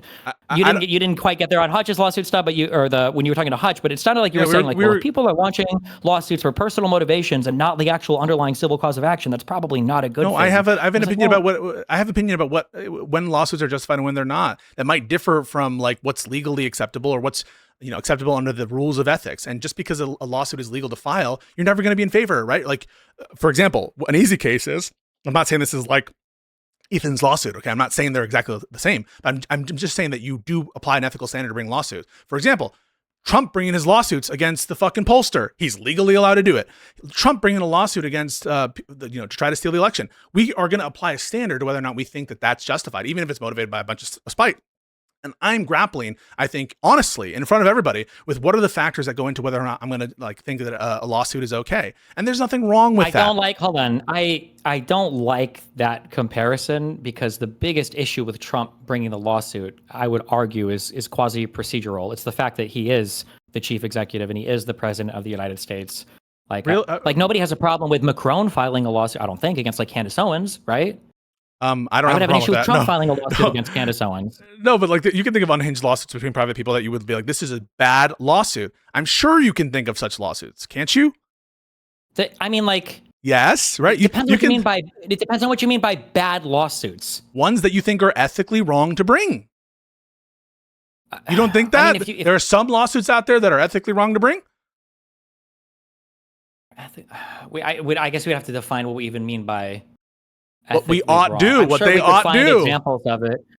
I'm sure we could. No, but like, what makes it like? If you got into a personal fight with a friend and you knew that like his mom was dying of cancer and he's paying for it out of pocket, you know that if you sue him, you'll kill his mom or something. Like, maybe theoretically, possibly. Not just that, right? Man, we also have to get into like really hard. So for example, if you thought that a lawsuit was like totally baseless and not worth the court's time and was just done for an improper purpose, you would probably be against it, right? Yeah, but that's not a question to the motivation. That's a question to the actual facts of the case. If you knew, for example, that someone was filing a lawsuit only to fuck with you, to take your time, take your money, and basically do things out of malice, you wouldn't think that would bear on the ethics of the lawsuit? It would be personally annoying, but if they have a valid cause of action and they're not lying about any underlying evidence, people have a right to fucking file lawsuits. Right, but that's what I mean. Like, you're going to apply an ethical standard. No one's questioning your right to bring it. No, that's not an ethical standard. It's you annoying. will. It would be annoying, but I wouldn't say it's necessarily wrong or you're in a moral wrong to do it. Wait, right? they ought not do it. They ought not file it, right? My issue related to Pixie is that she's lying about a lot of the evidence. That's my issue there. But does she have a right to file the lawsuit? I literally told her DMs, listen, if you want to sue me, then fucking sue me. You have the right to do it. I'm not going to sit here and say they don't. Without getting into merits, should she have sued you? Sure. You think she should have sued you? If she genuinely believed that the evidence that she had in the beginning was correct and true, then yeah, I think she had a right to, and I think she should have. If she felt like, I'm not saying should have is weird, but like she wouldn't be in the moral wrong for doing it. So another way of saying that is she ought have sued you, given that that is her belief. If you assume it is, it's when you say ought, you're implying like a moral compulsion. I don't know if I would use ought here. By which I mean it is morally good. It's fine. It's not morally bad. Okay, I have a different view. I think we can be scrutinizing towards lawsuits, their motivations, why they're being brought, the purposes behind them. It might be some area where we think that like there's reasonable minds can disagree on a particular thing, and I'm honestly trying to grapple with our intuitions that some lawsuits we don't agree with, and so I don't think I should be blamed for that. I'm curious. Sure, I'm curious then, because this is my issue. I don't know how much you listen to me scream at you over this, but like my issue is that the standard that you're using, I feel like there might be. I feel like 90% of certain types of lawsuits are almost exclusively going to be motivated by personal spite. So like contract law, maybe not. Maybe certain torts or whatever, maybe not. But like when you get into things like defamation or intentional infliction of emotional stress or whatever, any of these, I feel like almost because what are we saying? What if they don't care about the property right underneath it? Like I'm giving you a stylized example, which is a simplified example. What if it's the case that we know for certain, it's a hypothetical, that they're suing, they don't give a shit about the property infringement at issue. They don't care about it. In fact, they like that it was infringed and they're suing over that. Would you support such a lawsuit?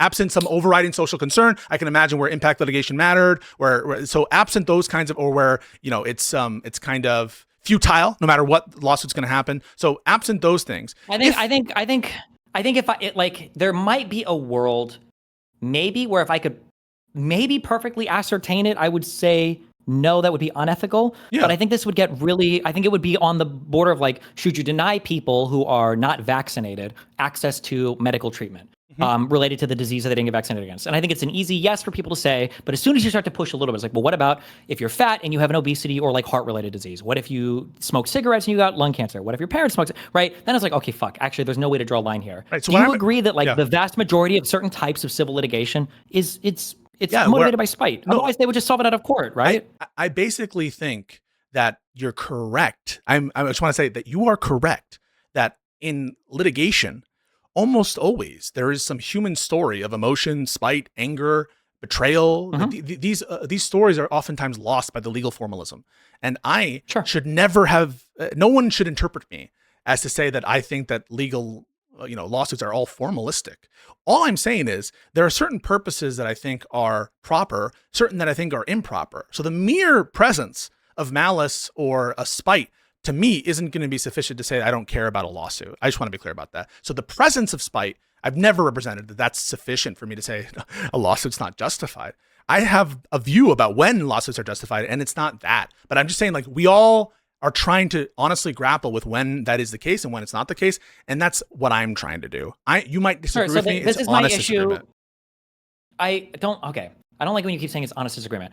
I agree with you. You do this thing where there are a particularized, Hutch was running this too. There's a particularized example where it feels like you're so far beyond the pale. And then you back it up to like, well, aren't there times where, like, for instance, we could say that, like, aren't there times where, like, consent is hazy when two people have had maybe a little bit too much to drink, but they, like, have had sex before and they had sex, and you're like, okay, sure. But the particular case you're talking about is, like, a guy who roofied some girl and fucking ran a train on her with his entire fucking family. It's like, I don't know why we're bringing up that, like, reasonable minds can disagree. Like, we're so far beyond the pale at this point. I feel like with regards to the Ethan lawsuits, we have, like, very clear and obvious copyright infringement. It was so obvious that he literally set it up in advance of this happening. I agree. The copyright infringement was being used to further the other harms that were being done to Ethan. I think that it feels like, I could be wrong, but it feels like sometimes civil litigation is used to recoup or attack somebody for other harms. Like, for instance, if people don't get a criminal conviction, there might be civil litigation that follows where somebody's trying to be made whole again. So I feel like in terms of like a vehicle for Ethan's spite, this copyright related lawsuit is kind of the perfect vehicle. Yeah, I don't agree with that. And for reasons that I've stated in those other situations, I think I can give you an example where I think your intention would be flipped. And the one I keep going back to is the Tim Pool example. Let's say that, same facts, Tim Pool sets a trap for me because I had said something about him taking Russian money, which he didn't find totally good or whatever. And he actually wants me to infringe that copyright. And he sets the plan, and then I do, and what I say, and then we have the intentional stated malice. And he sues me, even though he even says, I don't really give a shit about the copyrighted issue. And later on, he extracts concessions for me, like, also, I apologize for not apologizing about Charlie Kirk Harder. I'm sorry for what I said about Tim Pool, being part of a Russian-aligned shit. I'm sorry for whatever, like all this other stuff. I think you'd be on my side. If the underlying fact pattern was the same, I don't think so. I think, especially once you start to make malicious statements, like, even I recognize for people I don't like, I mean, I'm technically watching their content. I'm kind of surprised that, like, Hassan or somebody hasn't tried it. Probably just don't want to deal with the lawsuit shit. Would try to, like, sue me for watching a fucking stream or whatever. I would probably try to fight most of this on fair use grounds, but, like, that was like a huge fuck around and fight out. Like, if I know that I'm fighting hardcore with something, like, if I was like, all right, guys, today I know Hassan's streaming in fucking China, and I know he's mad about his low viewership, so we're gonna fucking take as many viewers from this motherfucker as possible. Let's go. So you're saying if that happened to Connor? You think I'd be out here be like, I can't believe what? If that happened to Connor and Tim Pool sued Connor, because Connor was malicious to Tim Pool, and Tim Pool sued him, and basically was trying to financially fuck with Connor, who has his family or whatever. Well, I'm saying if the underlying fact pattern. No, I'm saying the underlying. If Connor was literally like, I'm watching this to take as many viewers from this guy as possible. He says that. Saying shit like that. It's Tim Pool. You'd be like, fuck Tim Pool. Fuck him. That's what you would say, man. No. You would say fuck Not only him. would I not say that I'll respect somebody's fucking copyright and the rights that they have for their shit like that. No, I wouldn't say fuck. What do you mean? Fuck him doesn't mean you can do anything else that you want to him or whatever else. What do you mean? So you really care about copyright infringement? Do I really care about? I don't know if I would say necessarily like principally, but like I respect the legal aspect of it. Sure. Yeah. So like if, for example, some shit happened with movies and people were doing that consistently, that would be something where, if they get sued by the thing, you would be like, yeah, that's based. Or you yourself, if you got sued by a rights holder, you'd be like, that's good. And if you knew the rights holder just wanted to stream movies, but if I knew that, like, if somebody was engaged in that behavior or whatever, then I'd be like, oh yeah, if you get fucked, I mean, of course.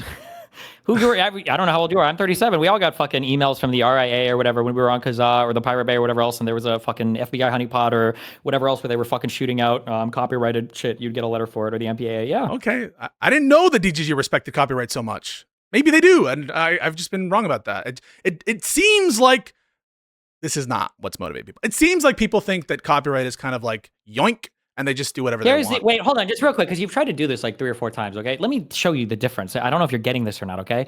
The thing that I hate more than anything else are fucking cry bullies, okay? There are things where, like, if I got like a fucking, because I know you're trying to fucking do all these memes to reference my community. If I got like a torturous interference letter or some bullshit, and they're like, your website facilitates blah, blah, blah, blah, blah.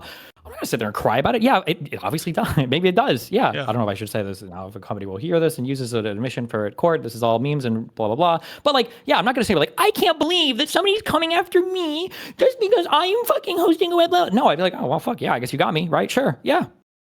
Okay, but if you had a sense, like, you own it. You own your actions, own your behavior. If somebody earlier you tried to do it the doxing thing. What if somebody harassed just to go blah blah blah? You know, it's like I don't want people to. What do if that they trapped you? What if they try to do this? You think I'm gonna pearl clutch? Be like, I never intended for anybody to be mean or harass anybody. Blah blah. No, of course I'm not gonna pearl clutch like that. This is serious shit. I'm doing it in response to serious shit though. Just don't pearl clutch like these other communities are doing. Own the responsibility. Own the outcomes of your actions. So if Hassan sues you for copyright infringement, you're gonna be like, based.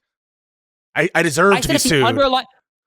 Well, no, because I think all of my stuff for Hassan is fair use. That's why I said if the underlying fact pattern is assuming you just play. Okay, but if you assuming you play it, and so do you actually believe this line about intentional stated malice? That should be the line. That should be the standard. You don't believe that? XQC's fine. Should it be the line? Yeah, it shouldn't be the line. So you're not going to uphold that line. That's like a made up thing. That's like made up. Hold on. It's absolutely not a made up thing. Okay, it's not a line that people care about.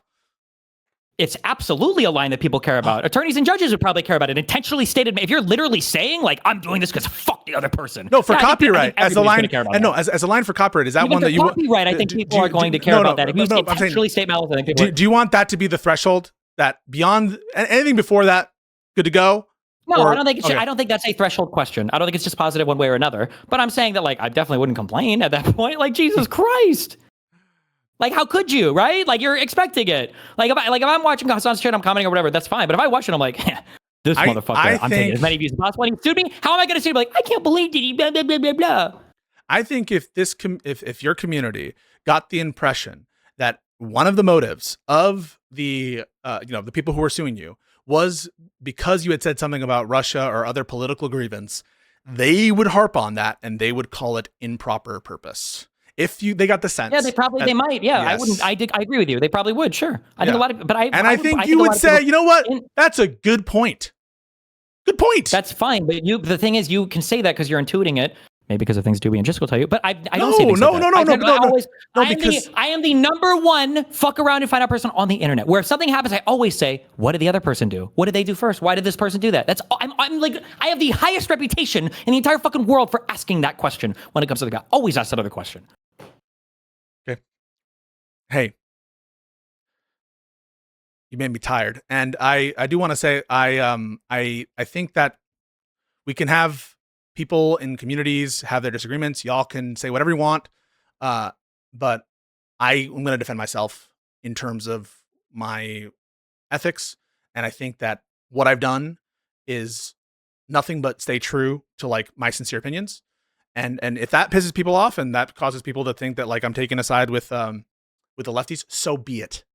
I'm going to keep saying what I want to say and what I actually believe. I'm not a tanky. I'm not a socialist. I'm not trying to withhold opinions for one reason or another, but if people take that impression from me, that's their impression to take. I will try to rebut it. I will try to defend myself, but it's not the case that I'm stealing talking points or opinions from someone else and that I don't genuinely hold them. To the extent that people have presented information to me and I find it convincing, it's because it's on the grounds that I find it convincing.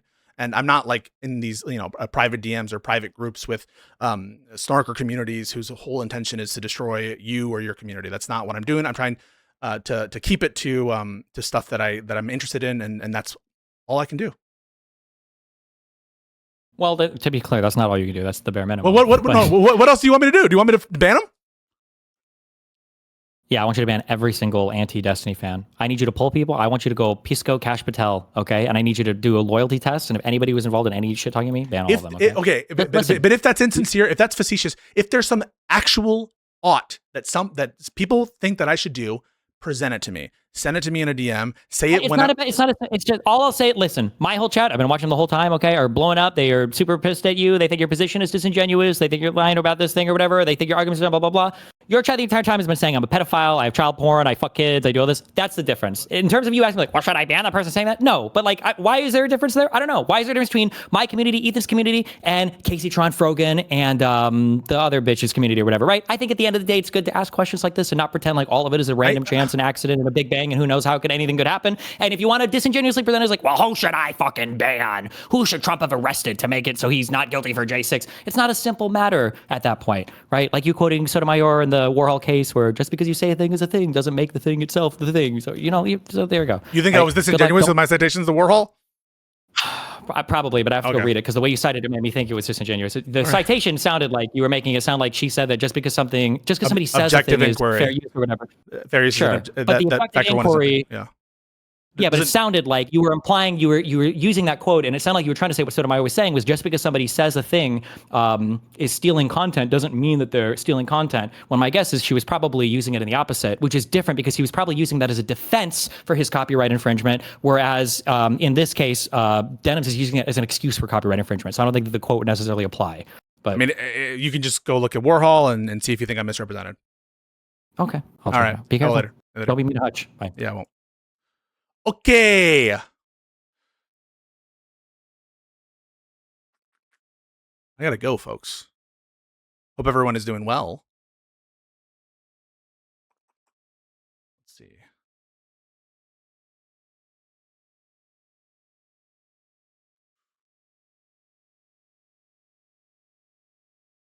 All right.